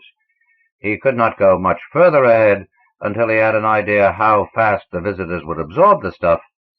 He was feeling tired by then and decided to try to sleep as quickly as possible, because the ELNT sharing his mind had begun acting up once Conway had stopped concentrating on purely medical subjects. The sooner he could render himself naturally unconscious, the better for both of them. But with that idea he got nowhere at all. Tossing and turning in his bed, Conway told himself again and again that the entity sharing his mind was just a recording, the memories of a being long past caring about things physical. He, Conway, was the boss, and he must put his mental foot down. This Melfan in his mind had no objective reality, and its needs, therefore, were only the barest shadows of desires. The trouble was, Conway told himself wretchedly, that they did not feel the slightest bit shadowy, because the ELNT who had made the tape had done so at the height of his professional career, when he was still a comparatively young member of the species, so that all of Conway's objective knowledge that it was dead and gone to the contrary, the personality sharing his mind was as alive and raring to go as the day on which the tape had been made. And the Melfans were warm-blooded, with a metabolism not too dissimilar to his own. Perhaps hot-blooded would describe them more aptly, because they were an intensely emotional and passionate race. Conway knew. And the being who had made the tape, even for one of his hot-blooded species, had been a hellion where the females were concerned. Conway drifted off to sleep finally, his mind seething with the hot, vivid imagery more normal to an adolescent seriously disturbed for the first time by a member of the opposite sex. Only on this occasion, the girl of Conway's dreams was a six-legged, intelligent crab called Senrith. He awoke with a yell of sheer panic. A few minutes later, when his pulse rate had dropped back to normal, Conway tried to analyze the nightmare which had awakened him. There had been a great and basic fear, vertigo, and the impression of being utterly defenseless. He lay back, closed his eyes, and 5 minutes later sat up sweating. Normally, Conway did not dream, much less have nightmares. The sense of fear which had awakened him could not, he knew, apply to himself. So there must be something in the room, or in the situation as a whole, which was affecting the Melfan half of his mind. He lay back for the third time, and began searching through the ELNT memories for some reason for his panic. It took a long time, because it was such a simple, basic thing that the ELNTs themselves did not think of it consciously. Conway rolled over onto his stomach, and his last thought before going peacefully to sleep was that, of course, any being with a heavy carapace would feel helpless and afraid if it was forced to sleep on its back. He awoke with long, rumbling explosions and alarm sirens ringing in his ears. Conway was a very heavy sleeper, and had found this to be the combination which wakened him fastest. Some of his colleagues awakened themselves with gentle music, but this Conway considered sissy. The act of groping for the cut-off switch brought him fully awake, and he decided that he would like to crawl around the bottom of his private lake for half an hour before breakfast. If he was feeling particularly devilish, he might even dine off a couple of ornamental fish, which were becoming fat and lazy these days. He was on his hands and knees, trying to push open the sliding door with his head, when the realization came of what was happening. The ELNT had sneaked up on him while his resistance had been low just after sleep. He remembered to dress. The Melfans did not use clothing. Like his last meal, breakfast was a compromise. There was another Earth-human doctor at the same table, who was also working on an odd selection of dishes with a similar lack of enthusiasm. They exchanged sickly grins, and presently Conway left for the 203rd level. That day was bad, and the one that followed it even worse. The lectures had now progressed to the stage of four-way discussions, which was what Conway had hoped for, and occupied him for 3 hours each morning and afternoon. Inevitably they overflowed into his lunch period, and he had to talk shop while dining with the ELNTs. The food did not bother him so much as the fact that he was having to take Melfan company for nearly 8 hours at a stretch every day. It was bothering him badly. He was being thrown up against Senrith too much. In one of the busier corridors, He had stepped aside to avoid being trampled by an elephanton FGLI. He had stumbled against Senrith and grabbed her mid-left leg to steady himself. The touch thrilled him to the core of his being, even though one half of his mind told him that it felt like a warm, slightly damp log. He drew back hurriedly, his face burning. "My apologies," said Senrith in translated, and therefore necessarily emotionless tones. "Ours is an unusually clumsy race." "My fault entirely," Conway stammered, then added with a rush, "On the contrary, you are both dexterous and physically beautiful." He stopped himself in time before the Melphans could realize that he was being personally complimentary to Senrith, rather than being polite towards their race as a whole. This had been the first time Conway had engaged in anything other than strictly professional conversation with the Melphan female. His hands were shaking badly. It was then that Conway decided that he would have to see O'Mara. The ELNTs and he would start working with models tomorrow, and even for that Conway could not afford to have shaky hands. But O'Mara wasn't available. "He's gone sick," said Carrington, the young, round-faced psychologist who was holding down O'Mara's desk. "Apparently his plumbing is clogged up with cholesterol and similar gunk, and pathology wants to tinker with him for a week or so. Can I do anything for you?" Conway told him yes, and began a somewhat edited account of his mental troubles. He ended by requesting permission to take another educator tape, one belonging to a completely cold and emotionless life form, which would combat the effect of the female hunter currently inhabiting his mind.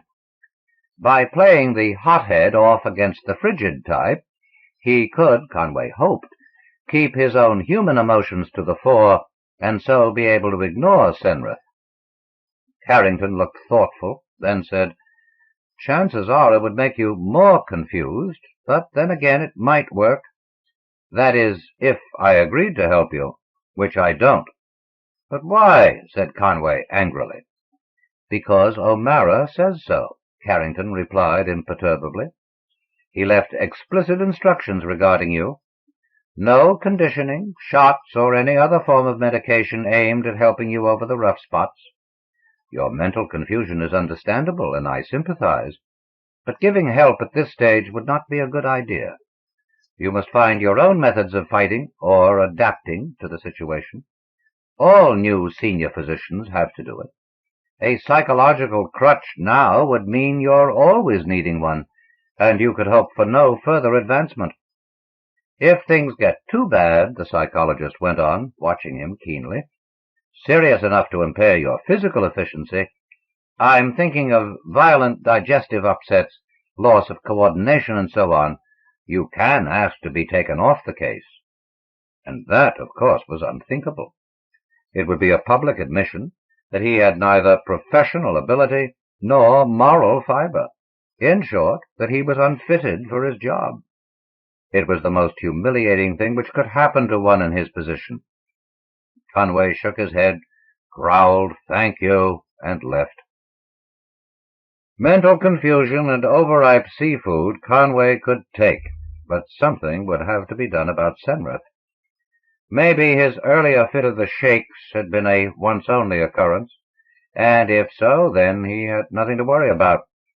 But he could not afford to make an assumption like that when there would shortly be a living entity under his knife, and with Senrith and the other two ELNTs assisting in the operation.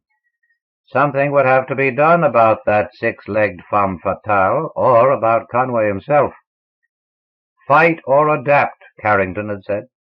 Conway's trouble seemed to be that he was adapting, giving in, too much. But his original idea for fighting the ELNT influence was still a good one, even though Carrington refused to let him take another tape.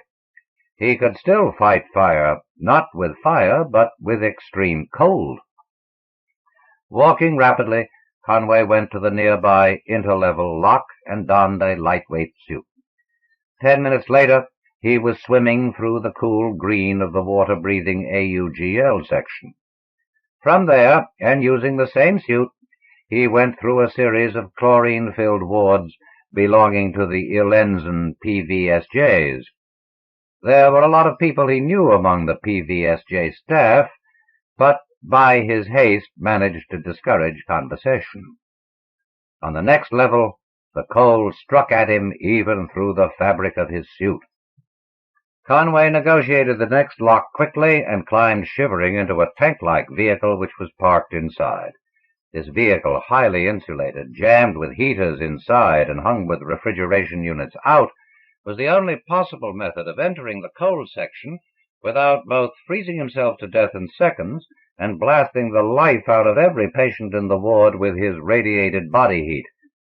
For these were the quarters of the methane life forms, an ultra-frigid crystalline species which inhabited only the outermost planets of some of the coolest suns. The blackness outside was absolute, and the temperature close to that. In his scanner, Conway saw another vehicle like his own come rolling up. It belonged to the nurse on duty, and he had to explain that he was conducting some general research which did not require either assistance or the direct examination of the patient. Alone again, Conway wondered briefly who or what had been in the other tank. The nurse's voice had been translated, so it was certainly not an Earth human. Then he switched off his translator, cut out 2 of the heaters, and increased the gain on his outside sound pickups. He wanted to hear the patients conversing without being distracted by what they said. The deliberate chilling of the vehicle's interior was designed simply to put him in a more receptive mood. With his eyes closed and his unseen breath fogging the cabin, Conway listened to a ward full of intelligent crystals talking. Ineffably sweet, incredibly fragile, they spoke like the chiming of colliding snowflakes. This was a race, Conway thought, as an elfin carillon of great purity rang out, whose thinking was cool and fragile and gentle. In all of their history, there had been a complete absence of violence, and anything like a sex-motivated thought was something of which they were utterly incapable. They possessed a quality which could only be described as coldly spiritual. And this, Conway hoped, would be just the medicine to quell the Melfan hothead who was influencing far too much of his mind and body. Next day began the practical work, with Conway demonstrating the new procedure on an ELNT model which Anatomy had built for him. It was an extremely lifelike piece of work, containing a functioning heart and circulatory system. The 2 male ELNTs expressed pleasure and surprise at its detail, and Fenris reacted in characteristic fashion. "A handsome brute," she exclaimed, giving the model a series of taps on the carapace, which were half playful, half affectionate. "We don't hatch them like that any more." Conway shut his eyes tightly as the ELNT segment of his mind sat back on its haunches and howled, or whatever it was lovesick crabs did in similar circumstances. Desperately he thought back to the previous night in the methane ward, recapturing the chill, ethereal beauty of that environment. He concentrated hard, and apparently the therapy worked. When he opened his eyes a few seconds later and sneaked a look at his hands, they weren't shaking. Calling for attention, Conway began listing the instruments to be used, handling each one briefly as he discussed it. Some were standard Melfan equipment. Others had been designed at Sector General especially for this operation, and all had their handles terminating in the ELNT-type grip, 2 narrow, hollow cones set at an angle of 30 degrees to each other. These were designed to fit the Melfan pincers, but Conway found that he could use them. The human hand was about the most adaptable appendage known. From the instruments, he moved to an object enclosed in a transparent case which occupied an adjacent table. It looked a little like a large 3-inch pancake which had been pulled and twisted out of shape. 2 lengths of narrow plastic tubing sprouted like limp antennae from its upper surface, and the whole occupied a volume of approximately 1 cubic foot. "This is the artificial pancreas," Conway said with a touch of pride. The first model had taken up a whole room, and refining it down to this size had been no mean achievement. He went on, "Its use is made possible by the fact that in your species the vital organs are practically floating in a shock-absorbent fluid and have considerable free play. The device is convoluted both to accommodate and be held in position by the surrounding organs. The arterial blood supply is diverted into the artificial pancreas at a point close to the heart, which maintains the blood sugar level at optimum. Unfortunately," Conway went on, "neutralization of the excess sugar causes a certain amount of waste to collect in the device, and this must be removed every 3 or 4 years. But this is a much simpler procedure than the initial operation." Continuing, he stressed the importance of fast, accurate work. When the section of carapace was removed and the fluid drained away, the vital organs, together with their attached muscle and blood supply networks, were no longer floating in this frictionless medium. Serious displacement and compression were caused both by their own dead weight and that of surrounding organs, also possible interruptions of the blood supply to several vital areas. The heart especially was placed under an abnormal strain. If death was not to result within a few minutes, these organs had to be supported during insertion of the device, which was the reason why 3 assistants were necessary. Considering the mass of the Melfan life form, that was the number calculated to give the maximum help with the minimum of overcrowding. Conway placed a dummy of the artificial pancreas on the instrument tray and pushed it across to the operating frame where their patient was suspended. "This is to be a full dress rehearsal, but without the time limit," he said briskly. "So if you will take your positions, we will begin." It began fairly easily, with the removal of a section of carapace measuring 18 inches by 6, and the uncovering of the underlying membrane, which he pierced with a suction probe. As pumps drew the internal fluid into an aseptic container, Conway made a long incision and snapped at his 3 assistants to go in with support pans.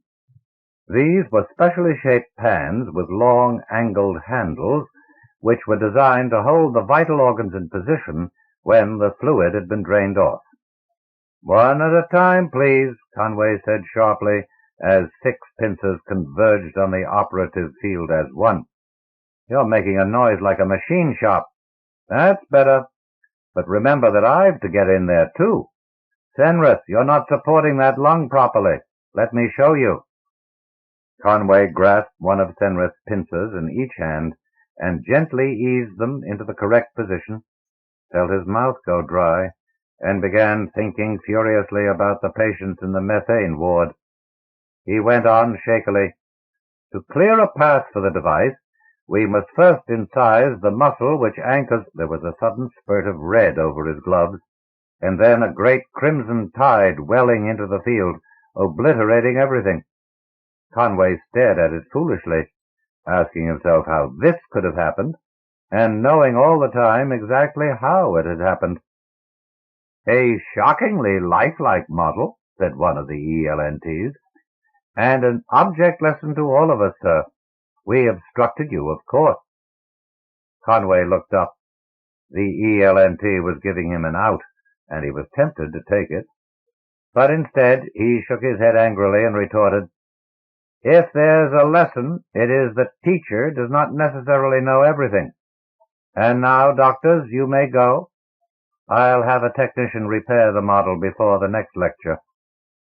Deliberately, he refrained from saying "my next lecture." He was going to see Carrington. He wanted to quit. But first he would have to find someone who could take over for him.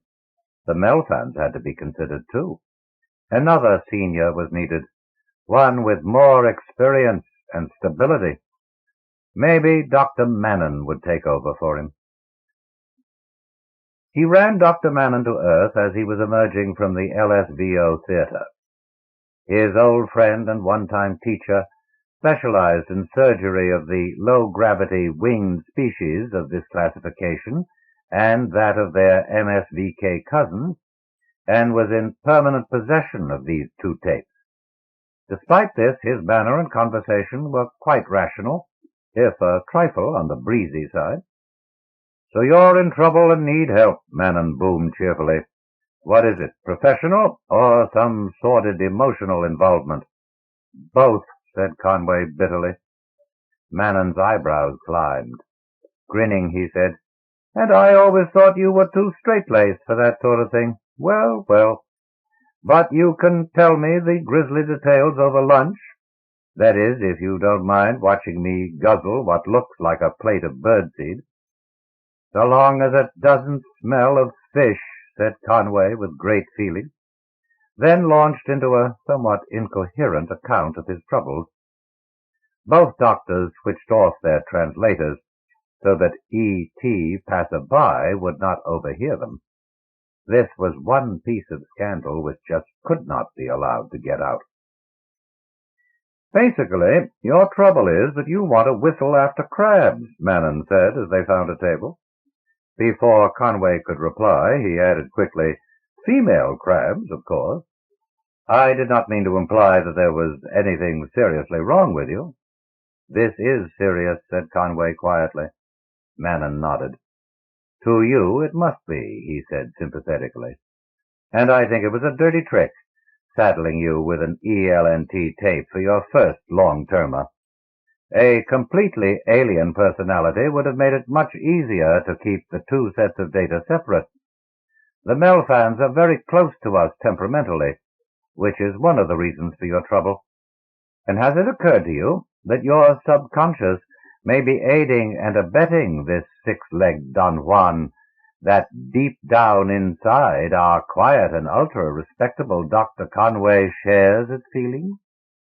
After all, this is just a set of memories impressed on your brain, and while a certain amount of confusion is to be expected, there should be no great difficulty in establishing which is the original you and which the superimposed entity." Mannon was silent for a moment. When he went on, his tone was almost harsh. "Maybe I'm beginning to sound like O'Mara, but it seems to me if the proximity of the ELNT female gave you the shakes so badly that you botched the demonstration, this is a clear indication that you want the superimposed personality to take over. My advice is to straighten yourself out fast." Angrily, Conway denied the charge that he was a mental traitor to himself, and went into details regarding his efforts to combat the ELNT influence. Then he stopped suddenly. There was no need to tell Mannon what his greatest fear was, that of botching not a demonstration, but the operation proper and killing the patient. "I want to quit, Doctor," Conway ended miserably. "Will you take over for me?" "No," Mannon snapped. Then, more quickly, "Use your head, man. You would have to tell the Melfans why you were ducking out, and you'd be laughed out of the hospital. Damn it, there must be some tricks you haven't thought of yet. You're supposed to be the boy with the unconventional ideas, remember. That melting SRTT and the chrysalis life form." Mannon's voice died away, and his eyes took on a faraway look. Suddenly he smiled and said, "There's one approach you haven't tried yet. Trouble is, you're not likely to think of it. I would, and a lot of others I know, but not you. And I'm not allowed to tell you." Conway breathed heavily through his nose. He said, "Stop hedging. O'Mara said you could advise me. Can't you phrase it so it sounds like advice?" Mannon shook his head. "I'll have to think about it, pull a few strings, and put it through the proper channels. Pity you aren't the type who shamelessly misuses authority for your own selfish purposes, like me." "Put what through proper channels?" Conway practically shouted. "Eat up," said Mannon, ignoring the question. "Your sandwich is getting cold." During the 4 days which followed, Conway did not again make a slip, but there had been several very near things. He continued to get the shakes every time Fenris touched him in the line of duty, but not, he thought, quite so badly. This he attributed to Mannon's earlier conversation, which had left him both angry and half hopeful, though what exactly he was hoping for, Conway could not say. Why was it a pity that he did not misuse his senior physician's authority for selfish ends? And what was it that other people could think of, but not he? Was his subconscious acceptance of the ELNT personality part of the answer? Conway did not know, and there were times when he suspected that Mannon did not know either, or that the other was simply trying to make him so worried about the state of his own mind that he would be too engrossed to be bothered by Fenris. Yet Mannon had never struck him as being such a devious person. On the morning of the 5th day, the Melfand patient who had been waiting for the operation went into coma, and Conway had to set the time for early that afternoon, 3 full days sooner than he had planned. There was now no time for him to instruct someone else in the job. He was stuck with it, Fenris, the shakes, and all. Then, just as he was leaving for the theater, came another calamity, the news that he was to have an observer. True, it was only someone or other from the AUGL section, anxious to brush up on their exoskeletal procedures, but nothing could have been better planned at that moment to wreck Conway's already weakened self-confidence. He hoped that he, she, or it was nobody he knew, but even that small comfort was denied him. When Conway arrived, he found Murchison gowned and waiting. Murchison he knew, both personally and by reputation. During the preliminaries, while the patient was brought in, transferred to the operating frame, and strapped down, Conway spoke very little, and yet he wanted to talk, or do anything at all which would put off the moment of beginning, which would grant the patient a stay of execution. For that was how he had begun to think of it now. His hands were shaking already. Then abruptly he stepped into the recessed section of floor beside the frame, necessary because he was so much taller than the Melfands, and signaled that he was ready to start. Unobtrusively, Murchison drew closer. While the routine business of opening the carapace was in progress, Conway glanced across at Murchison. Since being exposed to the ELNT tape, he had been given a completely objective view of his own species, and the opinion had been growing in him that they were, male and female alike, shapeless and unlovely bags of dough when compared with the clean, hard contours of the Melfans. Murchison, he thought, would not be pleased if she knew she was being thought of as a shapeless and unlovely bag. Unless covered by a heavy-duty spacesuit fitted with an opaque sun filter, Nurse Murchison possessed that combination of physiological features which made it impossible for any male Earth-human member of the staff to regard her with anything like clinical detachment. But the regards were one way only. She was supposed to have a shoulder that was strictly from the methane section. At least so it was said. Conway had once worked on a case with her in a nursery, however, and had found her very easy to get along with. At the moment he thought her gown was belted a little too tightly. Conway incised the underlying membrane, and while the pumps gurgled, drawing off the internal fluid, Fenris and the other 2 ELNTs were already bringing their support pans into position. They had the drill off perfectly, especially Fenris, who possessed a remarkably sure and delicate touch. If they had only had time to work up their speed, Conway could have allowed them to conduct the operation while he merely supervised. He would have had only his mental confusion to worry about then. There was still a distinct tremor in his hands. "Stop that!" Conway raged silently at them. "Are you trying to kill somebody?" This was a living being they were working on, and the internal organs were subtly different in size and placement to those in the model. There was also a complex of secondary blood vessels and muscle structure, which had only been suggested in the practice sessions. Conway sweated while they gently eased the heart, stomach, and a section of lung aside, preparatory to inserting the artificial pancreas. Shock had sent the pulse rate way up, and Conway thought wildly that the heart itself might pull free. He didn't know how Senrith managed to hold it. It was like a landed fish flopping about on its support pan.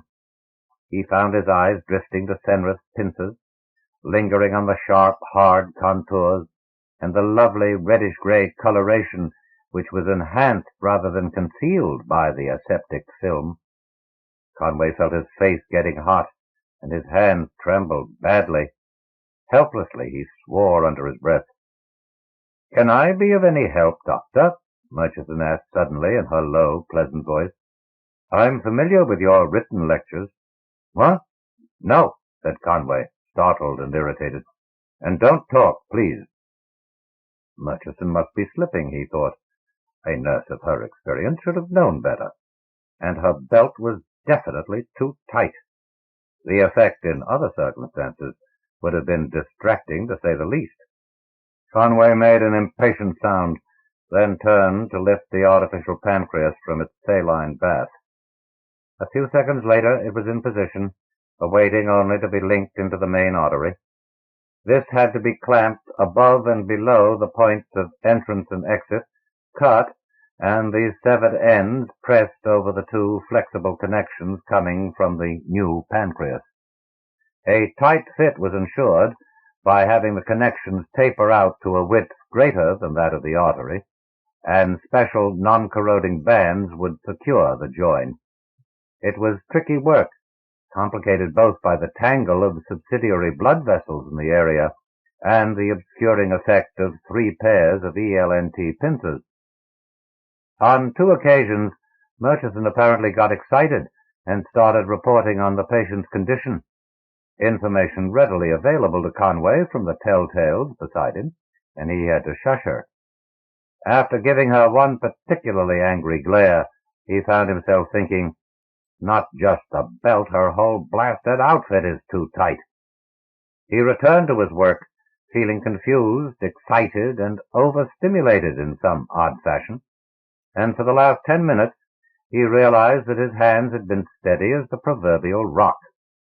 Even when he was forced to compliment Senrith for a particularly deft piece of work on her part, or was obliged to move one of her pincers to the side while suturing underneath, they remained steady. He still regarded Senrith's mandibles as beautiful, hard, steady, wonderfully precise appendages, which it was a joy to behold in operation. But when he touched one, it felt like a warm, slightly damp log, and his emotional reaction was the same as would have obtained from any other warm, slightly damp log, none at all. Almost before he knew it, they were finished, the internal fluid returned, the membrane sutured, and the carapace being wired in. Anxiously then they watched the analyzer. They watched it until there was no possible doubt that the blood sugar level was coming down. Then, "We've done it!" Conway yelled, practically falling out of his recess with excitement. He jumped up and did a shambling dance around the frame, slapped Senrith's carapace in a most familiar manner, and ended up by hugging Murchison. "Put me down," the nurse said severely, when the hug began stretching past the 2-minute mark. "This isn't like you, Dr. Conway."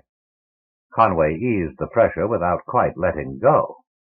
He said seriously, "You don't know how lucky it was for me that you turned up here. Every time Anyway, I didn't even know you were interested in this sort of work." "I'm not," said Murchison, still trying to push him away. "But it was suggested that I so interest myself, the suggestion being worded remarkably like an order. This is undignified, Dr. Conway." Suddenly Conway saw the light. It was Mannon's work, of course. His friend had not been allowed to help him, but through devious channels, so that the truth would never be suspected, he had arranged to have Murchison planted on him at just the time when he most needed a counterweight. Or was counter-attraction the word, considering Murchison's physical endowments, to check his emotional imbalance toward Penrith? It had turned out to be the simple answer to a complex psychological problem. First chance he got, he would have to thank Manon for being a true friend and a lecherous old man. And Murchison, too. The Meltons were leaving. A little wildly, he said, "Murchison, I love you all to pieces. You'll never know why, but I've got to show my appreciation somehow. When do you come off duty?" "Dr. Conway," said Murchison gently, temporarily ceasing her attempts to pull free, "I may never know, but I can guess an awful lot, and I flatly refuse to catch someone on the rebound from a six-legged female crustacean." Conway laughed and let her go. Temporarily, he hoped. So Murchison knew then. He was going to have to ask her very nicely not to blab it around. Solemnly, he said, "Penrith was just a silly infatuation. She isn't really my type. Now, what time do you come off duty?" Look, You Think You've Got Troubles by Carr. It's no coincidence that two stories in this book are by people named Carr, for the lovely, witty lady who wrote this one is related by marriage to the author of Hop Friend. It is coincidence, though, that her story and her husband's are both about Martians. Not that you'll find much resemblance between one set of Martians and the other, though. The story at hand, the first published fiction by the tall, exotic-looking Mrs. Carr, takes on two difficult challenges at once, for hardly anyone has ever succeeded at writing funny science fiction, and even fewer people have managed to write funny ethnic science fiction. I think, Look, You Think You've Got Troubles is completely and hilariously successful. In any event, I doubt that you will be disappointed. To tell you the truth, in the old days, we would have sat shiver for the whole week. My so-called daughter gets married, my own flesh and blood. And not only he doesn't look Jewish, he's not even human.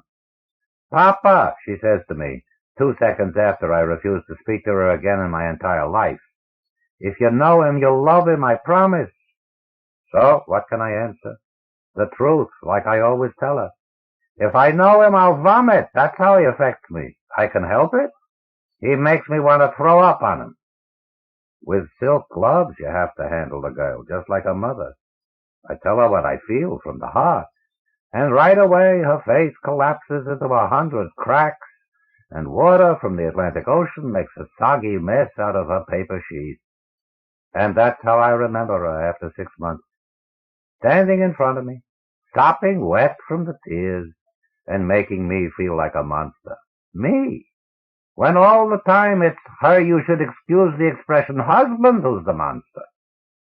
After she's gone to live with him, New Horizon Village, Crag City, Mars, I try to tell myself it's not me who has to, how can I put it, deal with him intimately. If she can stand it, why should I complain?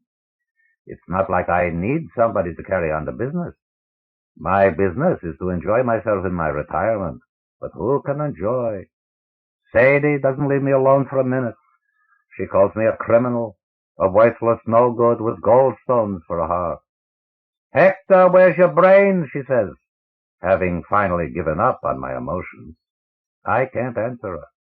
I just lost my daughter. I should worry about my brains, too. I'm silent as the grave. I can't eat a thing. I'm empty, drained. It's as though I'm waiting for something to happen, but I don't know what.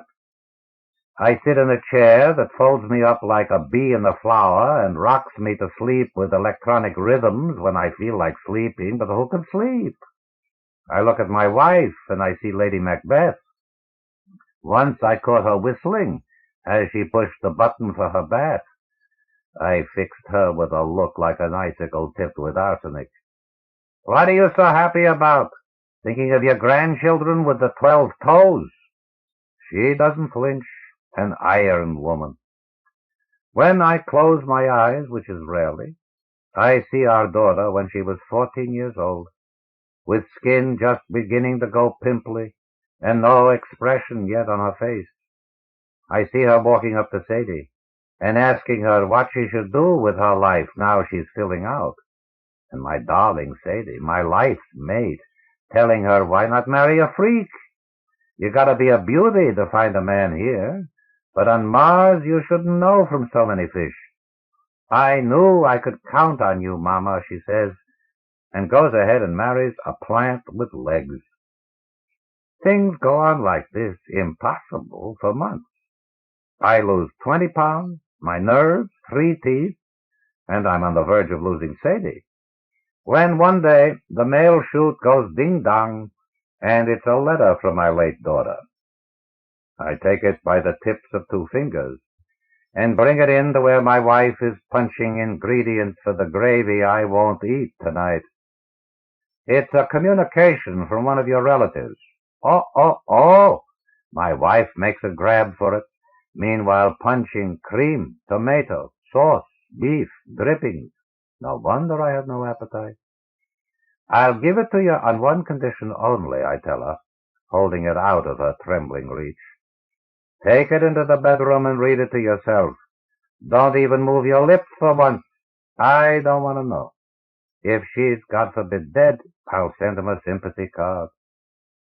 Sadie has a variety of expressions, but the one thing they have in common is they all wish me misfortune in my present and future life.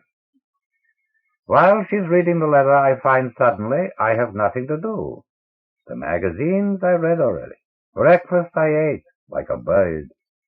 I'm all dressed to go out if I felt like, but there's nothing outside I don't have inside. Frankly, I don't feel like myself. I'm nervous. I say a lot of things I don't really intend, and now maybe this letter comes to tell me I've got to pay for my meanness. Maybe she got sick up there. God knows what they eat, the kind of water they drink, the creatures they run around with. Not wanting to think about it too much, I go over to my chair and turn it on to brisk massage.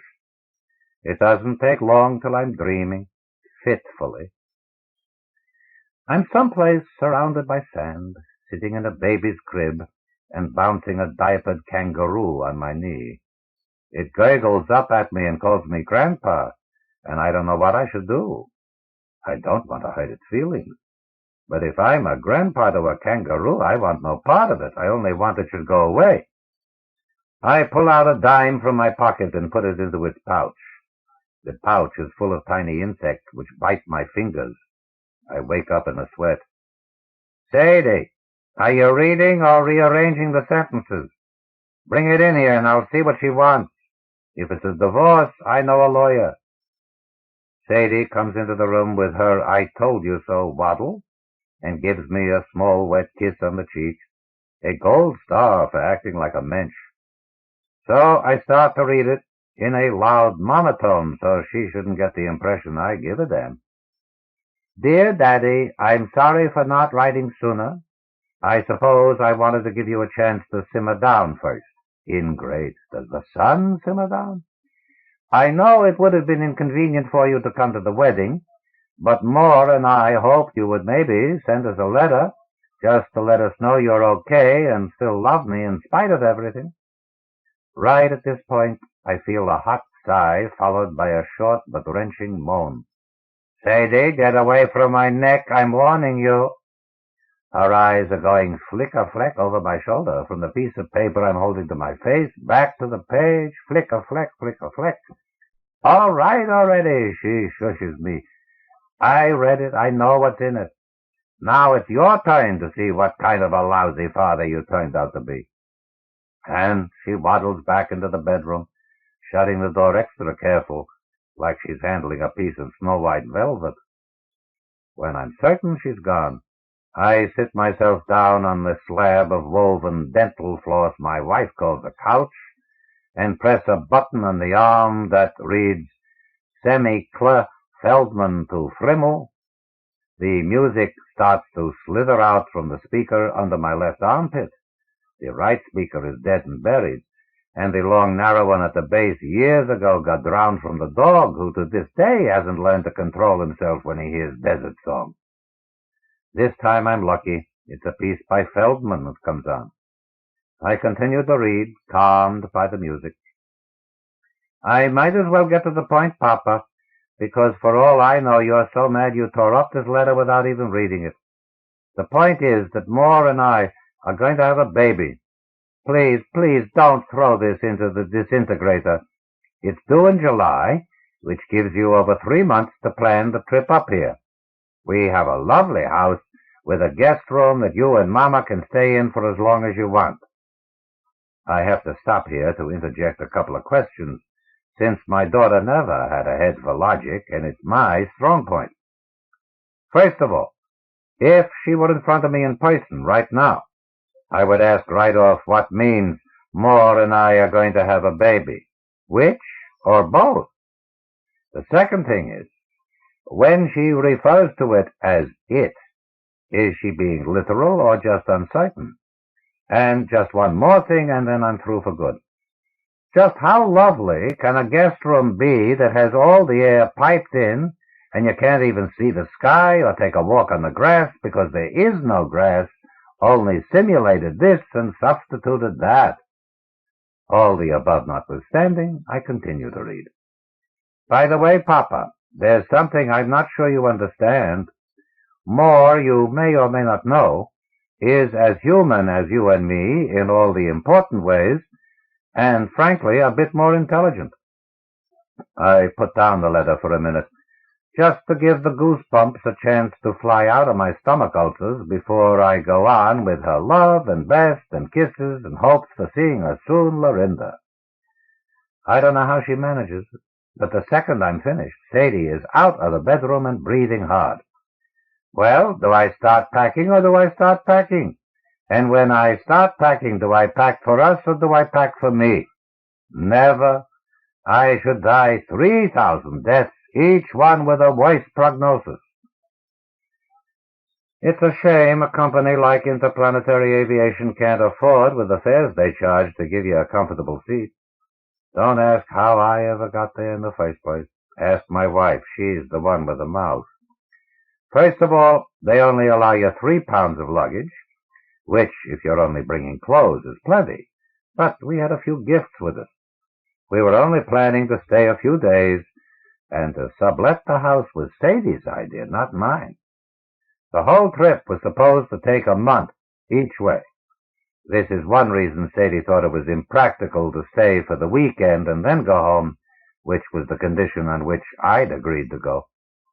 But now that we're on our way, I decide I might as well relax. I close my eyes and try to think of what the first meeting will be like. How? I put up my right hand in a gesture of friendship and trust. I reach into my pocket and offer him beads. But even in my mind, he looks at me blank, his naked pink antennas waving in the breeze like a worm's underwear. Then I realize there isn't any breeze where we're going, so they stop waving and wilt. I look around in my mind. We're alone, the two of us, in the middle of a vast plain, me in my business suit and him in his green skin. The scene looks familiar, like something I had experienced or read about. We'll meet at Philippi, I think, and stab him with my sword. Only then am I able to catch a few winks. The month goes by. When I begin to think I'll never remember how to use a fork, the loudspeaker is turned on, and I hear this very smooth, modulated voice, the tranquilized tones of a psychiatrist sucking glycerin, telling us it's just about over, and we should expect a slight jolt upon landing. That slight jolt starts my life going by so fast I'm missing all the good parts. But finally the ship is still, and all you can hear are the wheezes and sighs of the engines. The sounds remind me of Sadie when she's winding down from a good argument. I look around. Everybody is very white. Sadie's 5 fingers are around my upper arm like a tourniquet. We're here, I tell her. Do I get a hacksaw, or can you manage it yourself? Oh, my goodness. She loosens her grip. She really looks a mess. Completely pale, not blinking, not even nagging. I take her by the arm and steer her into customs. All the time I feel that she's a big piece of unwilling luggage I'm smuggling in. There's no cooperation at all in her feet, and her eyes are going every which way. Sadie, shape up. If you had a little more curiosity about the world, you'd be a better person, she says tolerantly. While we're waiting to be processed by a creature in a suit like ours who surprises me by talking English, I sneak a quick look around. It's funny. If I didn't know where we are, I'd think we're in the backyard. The ground stretches out pure green, and it's only from the leaflet they give you in the ship to keep your mind off the panic that I know it's 100% acrospan we're looking at, not grass. The air we're getting smells good, too, like fresh-cut flowers, but not too sweet. By the time I've had a good look and a breathe, What's-its-name is handing us back our passports with a button that says, "To keep Mars beautiful, don't litter." I won't tell you about the troubles we had getting to the house, or the misunderstanding about the tip, because, to be honest, I wasn't paying attention. But we do manage to make it to the right door, and considering that the visit was a surprise, I didn't really expect they would meet us at the airport. My daughter must have been peeking, though, because she's in front of us even before we have a chance to knock. "Mother," she says, looking very round in the stomach. She hugs and kisses Sadie, who starts bawling. 5 minutes later, when they're out of the clinch, Lorinda turns to me, a little nervous. You can say a lot of things about me, but basically I'm a warm person, and we're about to be guests in this house, even if she's a stranger to me. I shake her hand. Is he home, or is he out in the backyard growing new leaves? Her face, or what I can see of it through the climate adapter, crumbles a little at the chin line, but she straightens it out and puts her hand on my shoulder. "Moore had to go out, Daddy. Something important came up, but he should be back in an hour or so. Come on, let's go inside." Actually, there's nothing too crazy about the house, or even interesting. It has walls, a floor, and a roof, I'm glad to see. Even a few relaxer chairs. And after the trip we just had, I sit down and relax. I notice my daughter is having a little trouble looking me straight in the face, which is only as it should be. And it isn't long before she and Sadie are discussing pregnancy, gravitational exercise, labor, hospitals, formulas, and sleep-taught toilet training. When I'm starting to feel that I'm getting overeducated, I decide to go into the kitchen and make myself a bit to eat. I could have asked them for a little something, but I don't want to interfere with their first conversation. Sadie has all engines going and is interrupting 4 times a sentence, which is exactly the kind of game they always had back home. My daughter's goal is to say one complete thought out loud. If Sadie doesn't spring back with a non sequitur, Lorinda wins that round. A full-fledged knockout with Sadie still champion is when my daughter can't get a sentence in for a week. Sometimes I can understand why she went to Mars. Anyway, while they're at the height of their simultaneous monologues, I go quietly off to the kitchen to see what I can dig up. Ripe parts of Moore wrapped in plastic? Does he really regenerate? I wonder. Does Lorinda fully understand how he works? Or one day she makes an asparagus omelet out of one of his appendages, only to learn that's the part that doesn't grow back? "Oh, I'm so sorry," she says. "Can you forgive me?"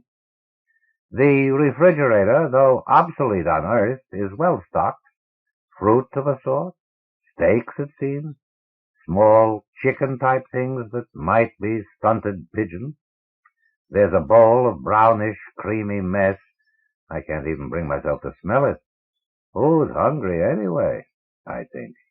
The rumbling in my stomach is the symptom of a father's love turning sour. I wander into the bedroom. There's a large portrait of Moore hanging on the wall, or maybe his ancestor. Is it true that instead of hearts, Martians have a large avocado pit? There's a rumor on Earth that when Martians get old, they start to turn down at the edges like lettuce. There's an object on the floor, and I bend down and pick it up. A piece of material. At home, I would have thought it was a man's handkerchief. Maybe it is a handkerchief. Maybe they have colds like us. They catch a germ, the sap rises to combat the infection, and they have to blow their stamens. I open up a drawer to put the piece of material in. I like to be neat. But when I close it, something gets stuck. Another thing I can't recognize. It's small, round, and either concave or convex, depending on how you look at it. It's made of something black and shiny. A cloth bowl? What would a vegetable be doing with a cloth bowl? Some questions are too deep for me. But what I don't know, I eventually find out, and not by asking either. I go back to the living room. Did you find anything to eat? Lorinda asks, or would you like me to fix... Don't get up, Sadie says quickly. I can find my way around any kitchen. I don't care whose. I'm not hungry. It was a terrible trip. I thought I'd never wake up from it in one piece. By the way, I heard a good riddle on the ship. What's round and black, either concave or convex, depending on how you look at it, and made out of a shiny material? Lorinda blushed. A skull cap? But that's not funny. So who needs funny? Riddles have to be a laugh a minute all of a sudden? You think Oedipus giggled all the way home from seeing the Sphinx? Look, Daddy, I think there's something I should tell you. I think there are all sorts of things you should tell me. No, I mean about more. What do you think I mean, the grocery boy? You elope with a cucumber from outer space, and you want I should be satisfied because he's human in all the important ways. What's important? That he sneezes and hiccups. If you tell me he snores, I should be ecstatic. Maybe he sneezes when he's happy, and hiccups when he's making love, and snores because it helps him think better. Does that make him human? Daddy, please. Okay, not another word. Actually, I'm starting to feel quite guilty. What if she has a miscarriage right on the spot? A man like me doesn't blithely torture a pregnant woman, even if she does happen to be his daughter. What's so important it can't wait till later? Nothing, I guess. Would you like some chopped liver? I just made some fresh. What? Chopped liver. You know, chopped liver. Oh, yes, the ugly mess in the refrigerator. You made it. That stuff in the bowl. Sure. Daddy, there's something I really have to tell you. She never does get to tell me, though, because her husband walks in, bold as brass. I won't even begin to tell you what he looks like. Let me just say he's a good dream cooked up by Mary Shelley. I won't go into it, but if it gives you a small idea, I'll say that his head is shaped like an acorn on top of a stalk of broccoli. Enormous blue eyes, green skin, and no hair at all except for a small blue round area on top of his head. His ears are adorable. Remember Dumbo the elephant? Only a little smaller. I never exaggerate, even for effect. And he looks boneless, like a fillet. My wife, God bless her, I don't have to worry about. She's a gem in a crisis. One look at her son-in-law, and she faints dead away. If I didn't know her better, if I wasn't absolutely certain that her simple mind contained no guile, I would have sworn she did it on purpose, to give everybody something to fuss about. Before we know what's happening, we're all in tight, frantic conversation about what's the best way to bring her around. But while my daughter and her husband are in the bathroom looking for some deadly chemical, Sadie opens both eyes at once and stares up at me from the floor. What did I miss? You didn't miss anything. You were only unconscious for 15 seconds. It was a cat nap, not a coma. Say hello, Hector. Say hello to him, or so help me, I'll close my eyes for good. I'm very glad to meet you, Mr. Trumpnick, he says. I'm grateful that he's sparing me the humiliation of making the first gesture, but I pretend I don't see the stalk he's holding out. Mutual, I say. I beg your pardon, Mutual. How are you? You look better than your pictures. He does, too. Even though his skin is green, it looks like the real thing up close. But his top lip sort of vibrates when he talks, and I can hardly bear to look at him except sideways. I hear you had some business this afternoon. My daughter never did tell me what your line is, Morton. Daddy, his name is Moore. Why don't you call him Moore? Because I prefer Morton. When we know each other better, I'll call him something less formal. Don't rush me, Lorinda. I'm still getting adjusted to the chopped liver. My son-in-law chuckles, and his top lip really goes crazy. Oh, were you surprised? Imported meats aren't a rarity here, you know. Just the other day, one of my clients was telling me about an all-earth meal he had at home. Your client? Sadie asked. You wouldn't happen to be a lawyer? My wife amazes me with her instant familiarity. She could live with a Tyrannosaurus in perfect harmony. First she faints, and while she's out cold, everything in her head that was strange becomes ordinary, and she wakes up a new woman. No, Mrs. Trumpnick, I'm a rabbi, of course, she finishes. I knew it. The minute Hector found that skull cap, I knew it. Him and his riddles. A skull cap is a skull cap, and nobody not Jewish would dare wear one, not even a Martian. She bites her lip, but recovers like a pro. I'll bet you were out on a bar mitzvah, right? No, as a matter of fact, a bris, I knew it. She's rubbing her hands together and beaming at him. Hey, bris, how nice. But why didn't you tell us, Lorinda? Why would you keep such a thing a secret? Lorinda comes over to me and kisses me on the cheek, and I wish she wouldn't because I'm feeling myself go soft and I don't want to show it. Moore isn't just a rabbi, Daddy. He converted because of me, and then found out there was a demand among the colonists.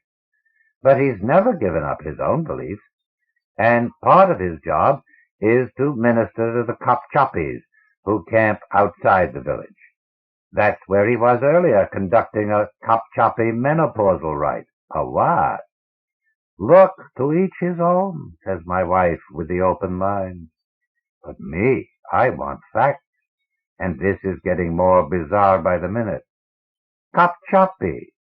He's a Kopchopi priest to his own race, and a rabbi to ours, and that's how he makes his living. You don't feel there's a contradiction between the two, Morton? That's right. They both pray to a strong, silent God, in different ways, of course. The way my race worships, for instance. Listen, it takes all kinds, says Sadie. And the baby, whatever it turns out to be, will it be a Chop-Tappy or a Jew? Shoo, shmoo, Sadie says with a wave of dismissal. All of a sudden it's Hector the Pious, such a Megillah out of a molehill.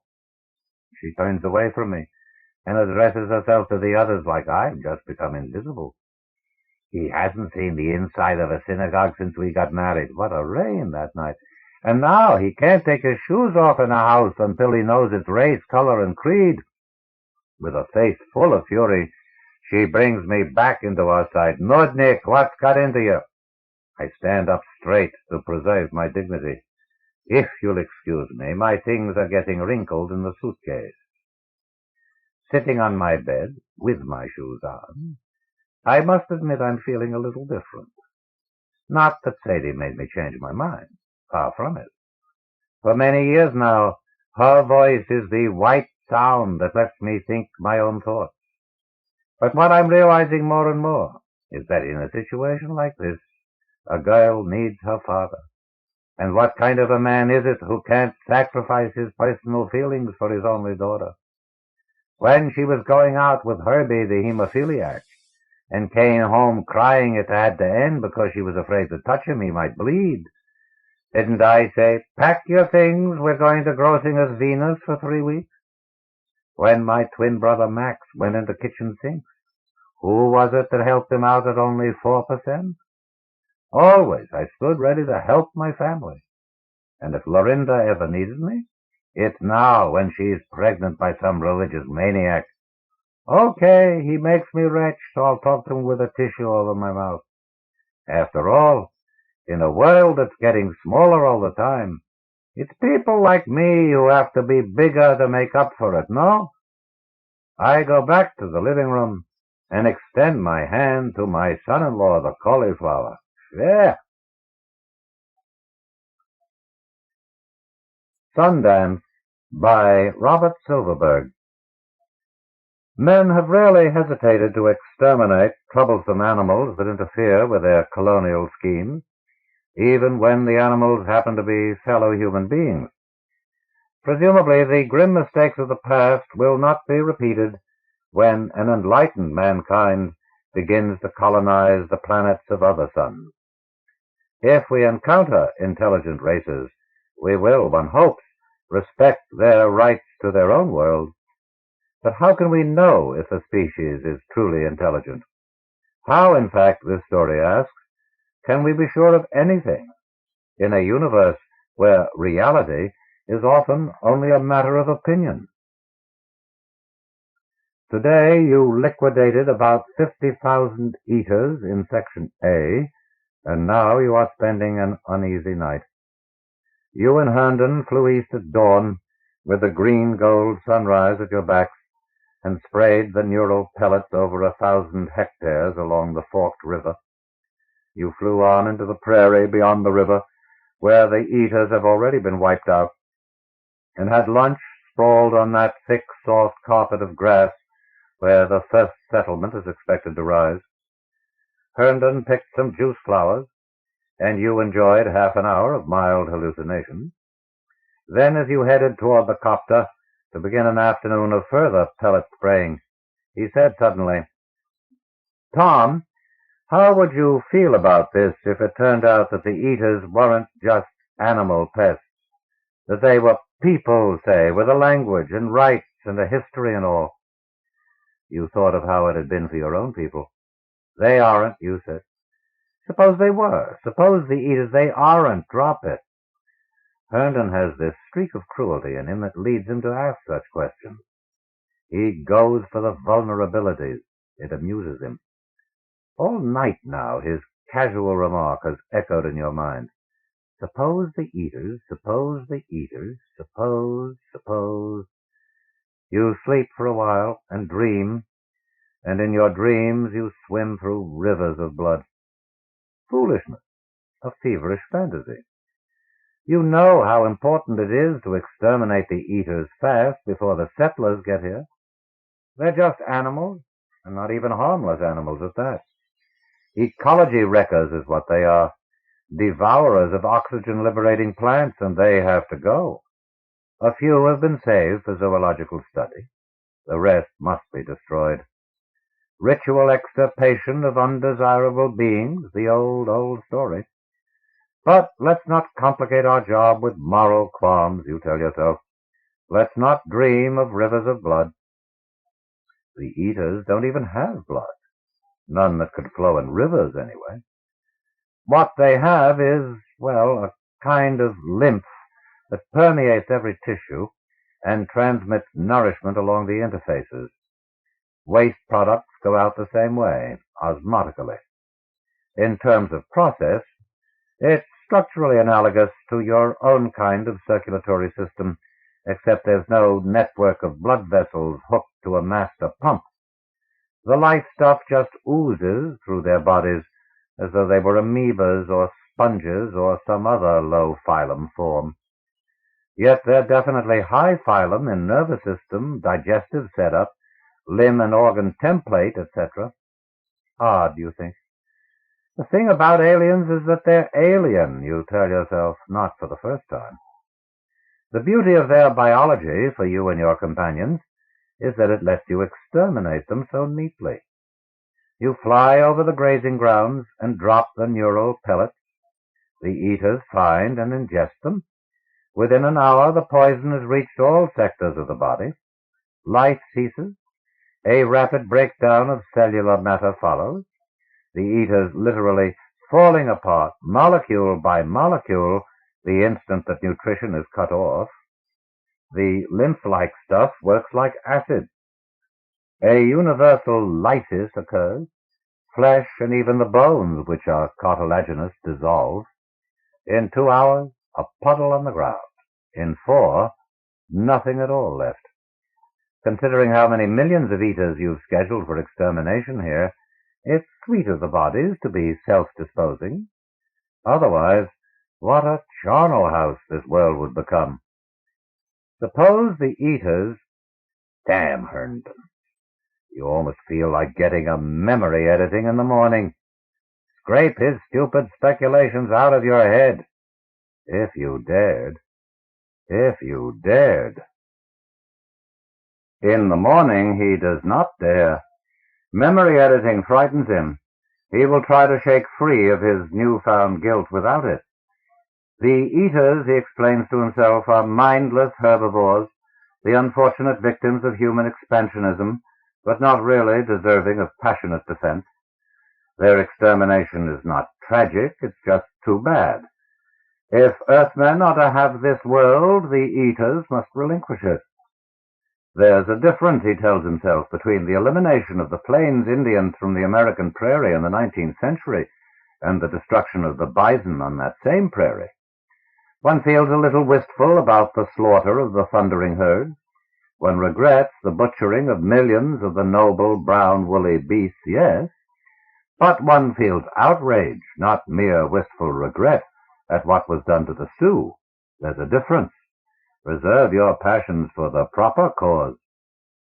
He walked from his bubble at the edge of the camp toward the center of things. The flagstone path is moist and glistening.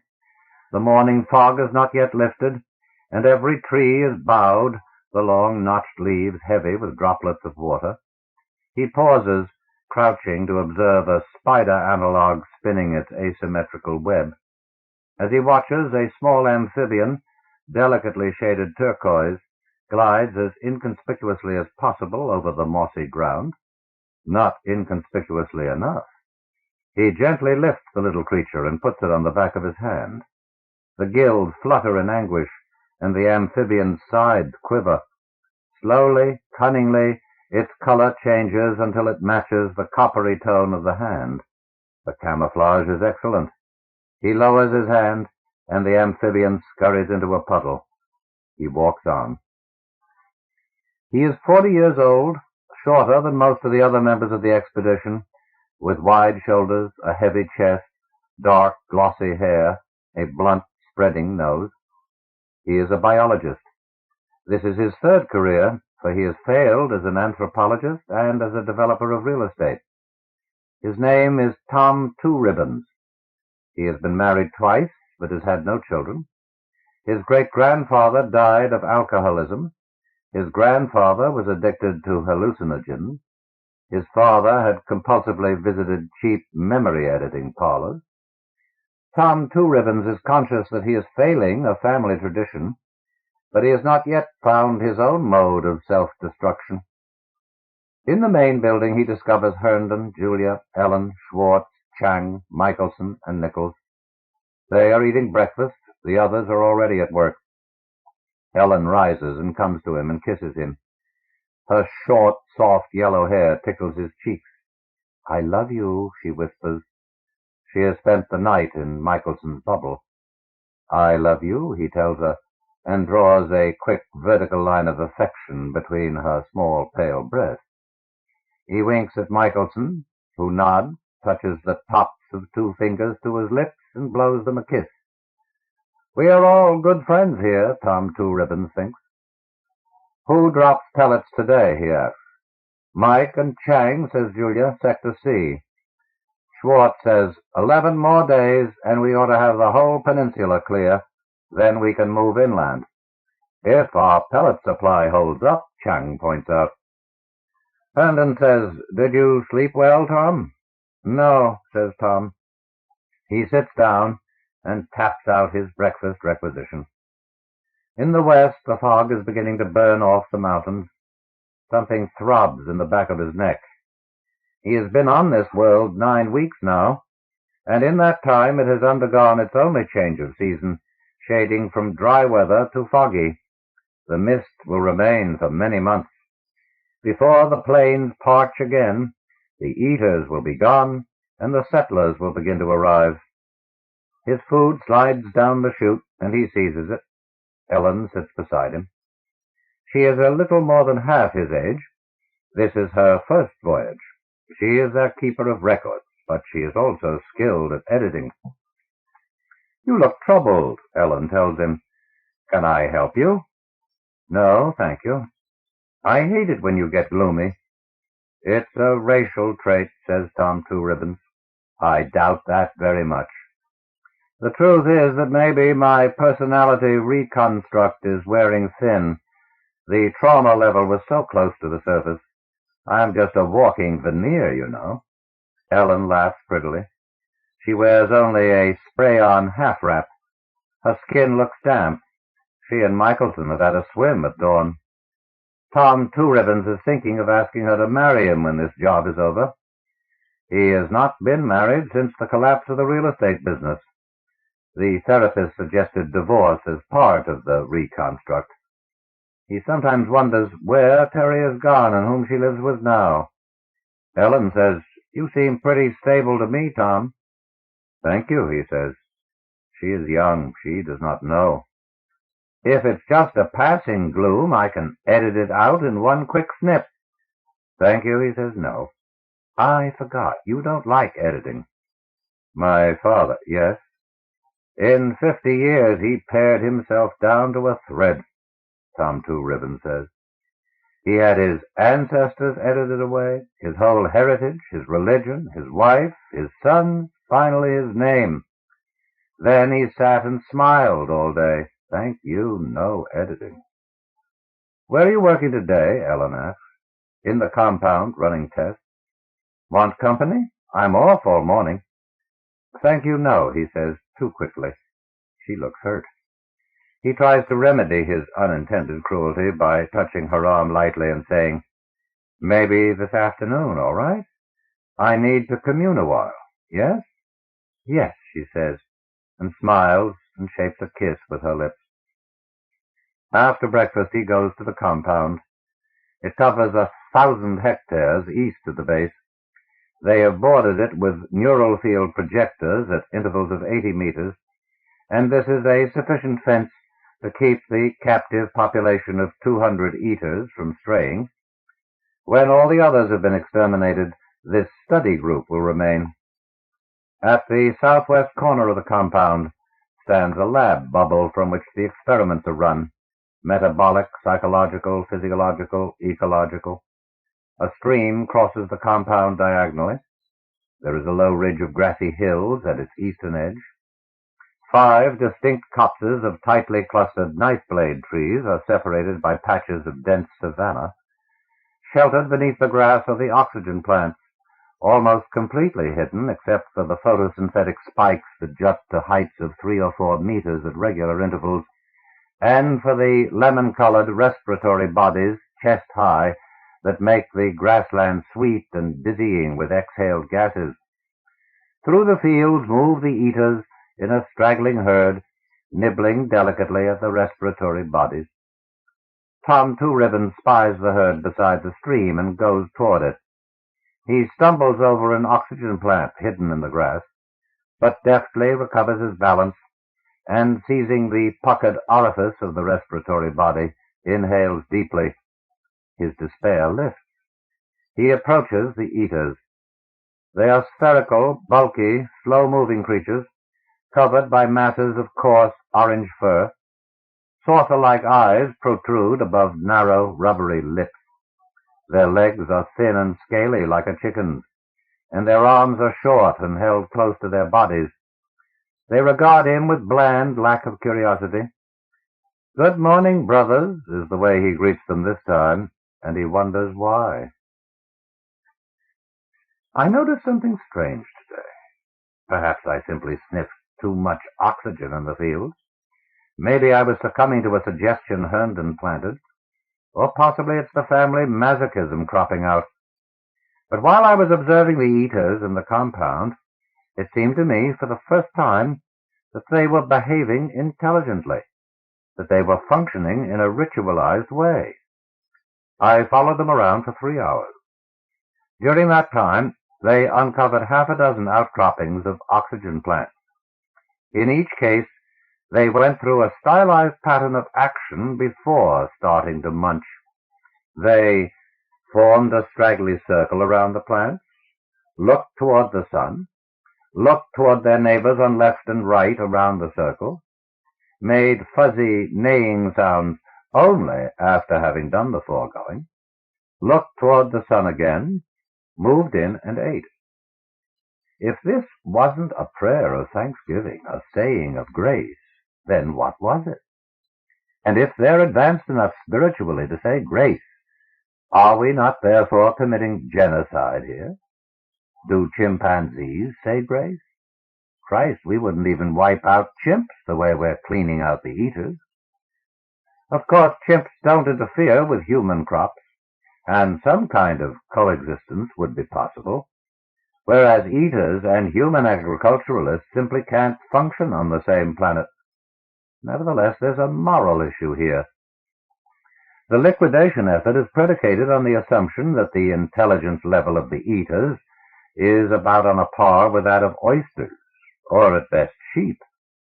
Our consciences stay clear because our poison is quick and painless, and because the eaters thoughtfully dissolve upon dying, sparing us the mess of incinerating millions of corpses. But if they pray, I won't say anything to the others just yet. I want more evidence, hard, objective, films, tapes, record cubes. Then we'll see. What if I can show that we're exterminating intelligent beings? My family knows a little about genocide, after all, having been on the receiving end just a few centuries back. I doubt that I could halt what's going on here. But at the very least I could withdraw from the operation, head back to Earth and stir up public outcries. I hope I'm imagining this. I'm not imagining a thing. They gather in circles, they look to the sun, they neigh and pray. They're only balls of jelly on chicken legs, but they give thanks for their food. Those big round eyes now seem to stare accusingly at me. Our tame herd here knows what's going on, that we have descended from the stars to eradicate their kind, and that they alone will be spared. They have no way of fighting back, or even of communicating their displeasure, but they know, and hate us. Jesus, we have killed 2 million of them since we got here, and in a metaphorical way I'm stained with blood. And what will I do? What can I do? I must move very carefully, or I'll end up drugged and edited. I can't let myself seem like a crank, a quack, an agitator. I can't stand up and denounce. I have to find allies. Herndon first. He surely is onto the truth. He's the one who nudged me to it that day we dropped pellets, and I thought he was merely being vicious in his usual way. I'll talk to him tonight. He says, I've been thinking about that suggestion you made, about the eaters. Perhaps we haven't made sufficiently close psychological studies. I mean, if they really are intelligent. Herndon blinks. He is a tall man with glossy dark hair, a heavy beard, sharp cheekbones. Who says they are, Tom? You did? On the far side of the forked river, you said it was just a speculative hypothesis to make conversation. No, I think it was more than that. You really believed it. Herndon looks troubled. Tom, I don't know what you're trying to start, but don't start it. If I for a moment believed we were killing intelligent creatures, I'd run for an editor so fast I'd start an implosion wave. Why did you ask me that thing then? Tom Two Ribbon says. Idle chatter. Amusing yourself by kindling guilt in somebody else? You're a bastard, Herndon. I mean it. Well, look, Tom, if I had any idea that you'd get so worked up about a hypothetical suggestion— Herndon shakes his head. The Eaters aren't intelligent beings. Obviously. Otherwise, we wouldn't be under orders to liquidate them. Obviously, says Tom Two Ribbons. Ellen said, No, I don't know what Tom's up to, but I'm pretty sure he needs a rest. It's only a year and a half since his personality reconstruct, and he had a pretty bad breakdown back then. Michelson consulted a chart. He refused 3 times in a row to make his pellet dropping run, claiming he can't take time away from his research. Hell, we can fill in for him, but it's the idea that he's ducking chores that bothers me. What kind of research is he doing? Nichols wanted to know. Not biological, said Julia. He's with the Eaters in the compound all the time, but I don't see him making any tests on them. He just watches them. And talks to them, Chang observed. And talks, yes, Julia said. About what? Nichols asked. Who knows? Everyone looked at Ellen. You're closest to him, Michelson said. Can't you bring him out of it? I've got to know what he's in first, Ellen said. He isn't saying a thing. You know that you must be very careful, for they outnumber you, and their concern for your mental welfare can be deadly. Already they realize you are disturbed, and Ellen has begun to probe for the source of the disturbance. Last night you lay in her arms, and she questioned you, obliquely, skillfully, and you knew what she is trying to find out. When the moons appeared, she suggested that you and she stroll in the compound among the sleeping Eaters. You declined, but she sees that you have become involved with the creatures. You have done probing of your own, subtly, you hope, and you are aware that you can do nothing to save the Eaters. An irrevocable commitment has been made. It is 1876 all over again. These are the bison, these are the Sioux, and they must be destroyed, for the railroad is on its way. If you speak out here, your friends will calm you and pacify you and edit you, for they do not see what you see. If you return to Earth to agitate, you will be mocked and recommended for another reconstruct. You can do nothing. You can do nothing. You cannot save, but perhaps you can record. Go out into the prairie. Live with the Eaters. Make yourself their friend. Learn their ways. Send it down, a full account of their culture, so that at least that much will not be lost. You know the techniques of field anthropology. As was done for your people in the old days, do now for the Eaters. He finds Michelson. Can you spare me for a few weeks, he asks. Spare you, Tom? What do you mean? I've got some field studies to do. I'd like to leave the base and work with Eaters in the wild. What's wrong with the ones in the compound? It's the last chance with wild ones, Mike. I've got to go. Alone or with Ellen? Alone. Michelson nods slowly. All right, Tom. Whatever you want. Go. I won't hold you here. I dance in the prairie under the green gold sun. About me the Eaters gather. I am stripped. Sweat makes my skin glisten. My heart pounds. I talk to them with my feet, and they understand. They understand. They have a language of soft sounds. They have a God. They know love and awe and rapture. They have rights. They have names. They have a history. Of all this I am convinced. I dance on thick grass. How can I reach them? With my feet, with my hands, with my grunts, with my sweat. They gather by the hundreds, by the thousands, and I dance. I must not stop.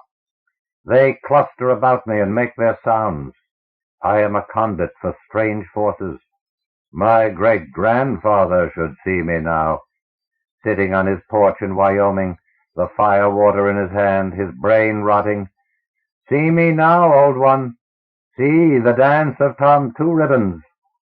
I talk to these strange ones with my feet under a sun that is the wrong color. I dance. I dance. Listen to me, I say. I am your friend. I alone, the only one you can trust. Trust me. Talk to me. Teach me. Let me preserve your ways, for soon the destruction will come. I dance, and the sun climbs, and the eaters murmur. There is the chief. I dance toward him, back, toward. I bow. I point to the sun. I imagine the being that lives in that ball of flame. I imitate the sounds of these people. I kneel. I rise. I dance. Tom Two Ribbons dances for you. I summon skills my ancestors forgot. I feel the power flowing in me. As they danced in the days of the bison, I dance now beyond the forked river. I dance, and now the eaters dance too. Slowly, uncertainly, they move toward me. They shift their weight, lift leg and leg, sway about. Yes, like that, I cry. Dance. We dance together as the sun reaches noon height. Now their eyes are no longer accusing. I see warmth and kinship. I am their brother, their red-skinned tribesman, he who dances with them. No longer do they seem clumsy to me. There is a strange, ponderous grace in their movements. They dance, they dance. They caper about me. Closer, closer, closer. We move in holy frenzy. They sing now, a blurred hymn of joy. They throw forth their arms, unclench their little claws. In unison, they shift weight, left foot forward, right, left, right. Dance, brothers, dance, dance, dance. They press against me. Their flesh quivers. Their smell is a sweet one. They gently thrust me across the field to a part of the meadow where the grass is deep and untrampled. Still dancing, we seek for the oxygen plants and find clumps of them beneath the grass, and they make their prayer and seize them with their awkward arms, separating the respiratory bodies from the photosynthetic spikes. The plants in anguish release floods of oxygen. My mind reels. I laugh and sing. The eaters are nibbling the lemon-colored perforated globes, nibbling the stalks as well. They thrust their plants at me. It is a religious ceremony, I see. Take from us, eat with us, join with us. This is the body, this is the blood. Take, eat, join. I bend forward and put a lemon-colored globe to my lips. I do not bite. I nibble as they do, my teeth slicing away the skin of the globe. Juice spurts into my mouth while oxygen drenches my nostrils. The eaters sing hosannas. I should be in full paint for this, paint of my forefathers, feathers too, meeting their religion in the regalia of what should have been mine. Take, eat, join. The juice of the oxygen plant flows in my veins. I embrace my brothers. I sing, and as my voice leaves my lips, it becomes an arch that glistens like new steel, and I pitch my song lower, and the arch turns to tarnished silver. The eaters crowd close. The scent of their bodies is fiery red to me. Their soft cries are puffs of steam. The sun is very warm. Its rays are tiny, jagged pings of puckered sound. Close to the top of my range of hearing, plink, plink, plink. The thick grass hums to me, deep and rich, and the wind hurls points of flame along the prairie. I devour another oxygen plant, and then a third. My brothers laugh and shout. They tell me of their gods, the god of warmth, the god of food, the god of pleasure, the god of death, the god of holiness, the god of wrongness, and the others. They recite for me the names of their kings, and I hear their voices as splashes of green mold on the clean sheet of the sky. They instruct me in their holy rites. I must remember this, I tell myself, for when it is gone, it will never come again. I continue to dance. They continue to dance. The color of the hills becomes rough and coarse like abrasive gas. Take, eat, join, dance. They are so gentle. I hear the drone of the copter suddenly. It hovers far overhead. I am unable to see who flies in it. No, I scream. Not here. Not these people. Listen to me. This is Tom Two Ribbons. Can't you hear me? I'm doing a field study here. You have no right. My voice makes spirals of blue moss edged with red sparks. They drift upward and are scattered by the breeze. I yell, I shout, I bellow. I dance and shake my fists. From the wings of the copter, the jointed arms of the pellet distributors unfold. The gleaming spigots extend and whirl. The neural pellets rain down into the meadow, each tracing a blazing track that lingers in the sky. The sound of the copter becomes a furry carpet stretching to the horizon, and my shrill voice is lost in it. The eaters drift away from me, seeking the pellets, scratching at the roots of the grass to find them. Still dancing, I leap into their midst, striking the pellets from their hands, hurling them into the stream, crushing them to powder. The eaters growl black needles at me. They turn away and search for more pellets. The copter turns and flies off, leaving a trail of dense, oily sound.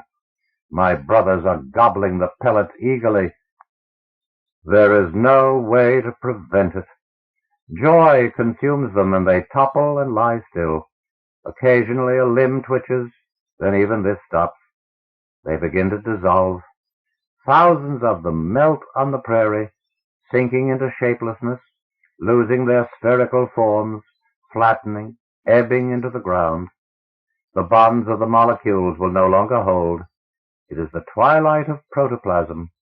They perish, they vanish. For hours I walk the prairie. Now I inhale oxygen. Now I eat a lemon-colored globe. Sunset begins with the ringing of leaden chimes. Black clouds make brazen trumpet calls in the east, and the deepening wind is a swirl of coaly bristles. Silence comes. Night falls. I dance. I am alone. The copter comes again, and they find you, and you do not resist as they gather you in. You are beyond bitterness. Quietly you explain what you have done and what you have learned and why it is wrong to exterminate these people. You describe the plant you have eaten and the way it affects your senses, and as you talk of the blessed synesthesia, the texture of the wind and the sound of the clouds and the timbre of the sunlight, they nod and smile and tell you not to worry, that everything will be all right soon, and they touch something cold to your forearm, so cold that it is a whir and a buzz, and the de-intoxicant sinks into your vein, and soon the ecstasy drains away, leaving only the exhaustion and the grief. He says, "We never learn a thing, do we? We export all our horrors to the stars.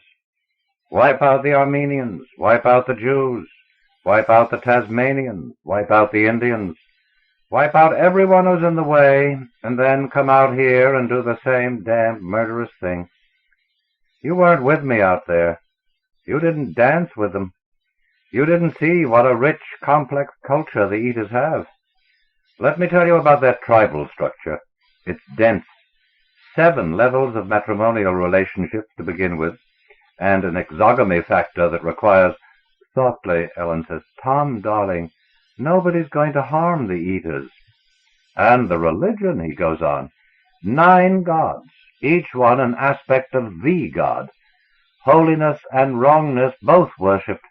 They have hymns, prayers, a theology, and we, the emissaries of the God of wrongness, we're not exterminating them," Michelson says. "Won't you understand that, Tom? This is all a fantasy of yours. You've been under the influence of drugs, but now we're clearing you out. You'll be clean in a little while.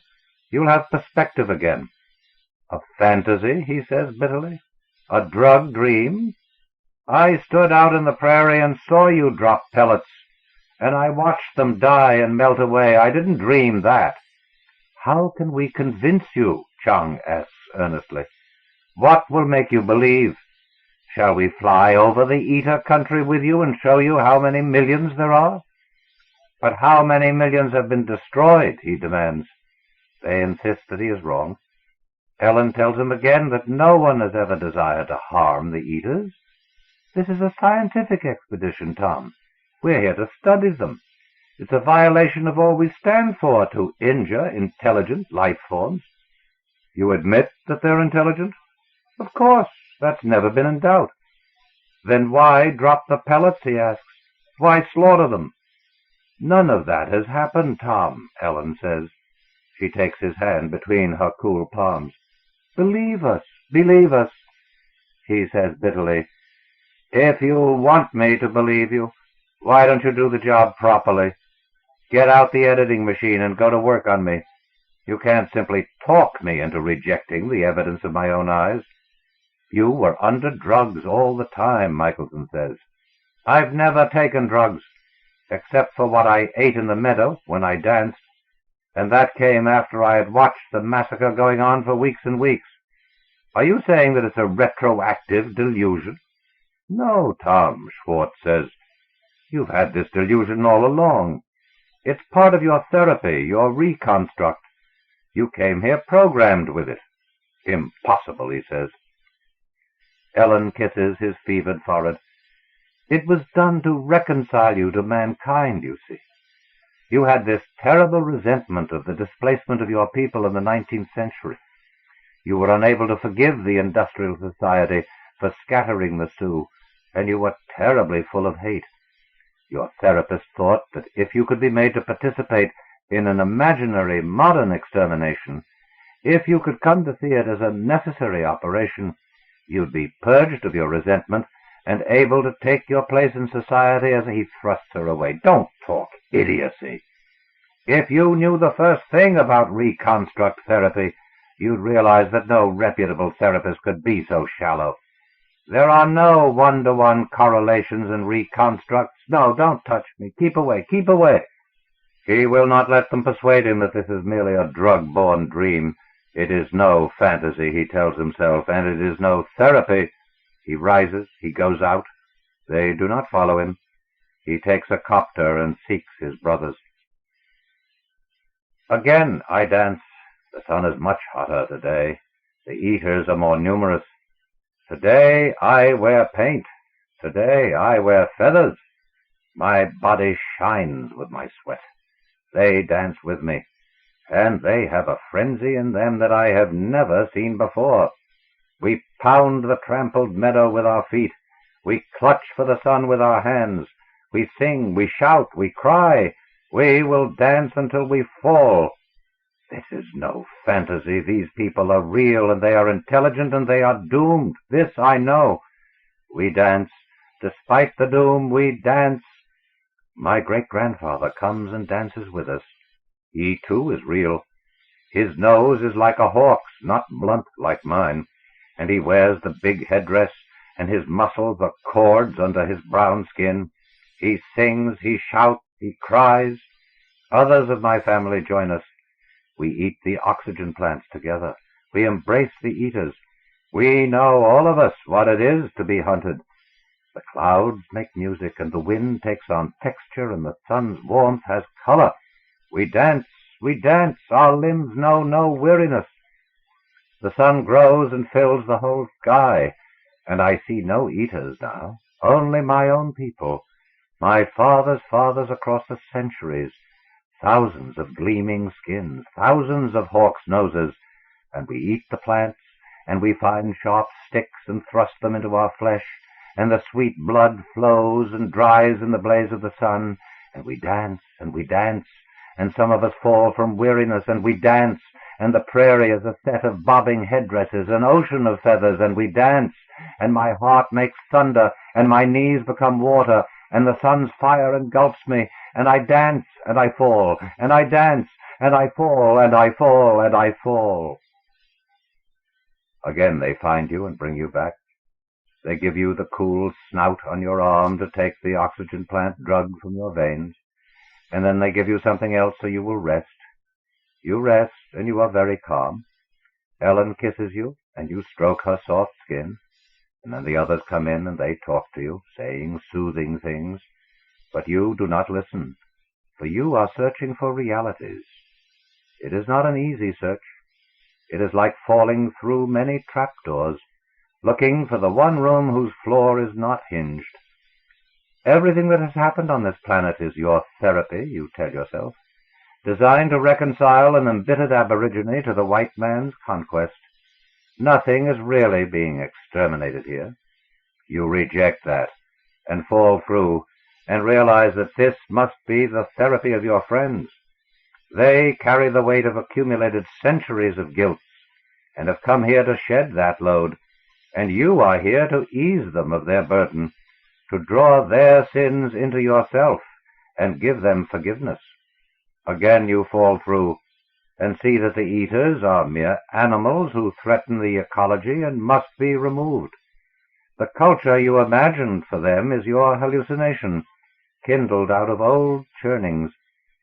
You try to withdraw your objections to this necessary extermination, but you fall through again and discover that there is no extermination except in your mind, which is troubled and disordered by your obsession with the crime against your ancestors.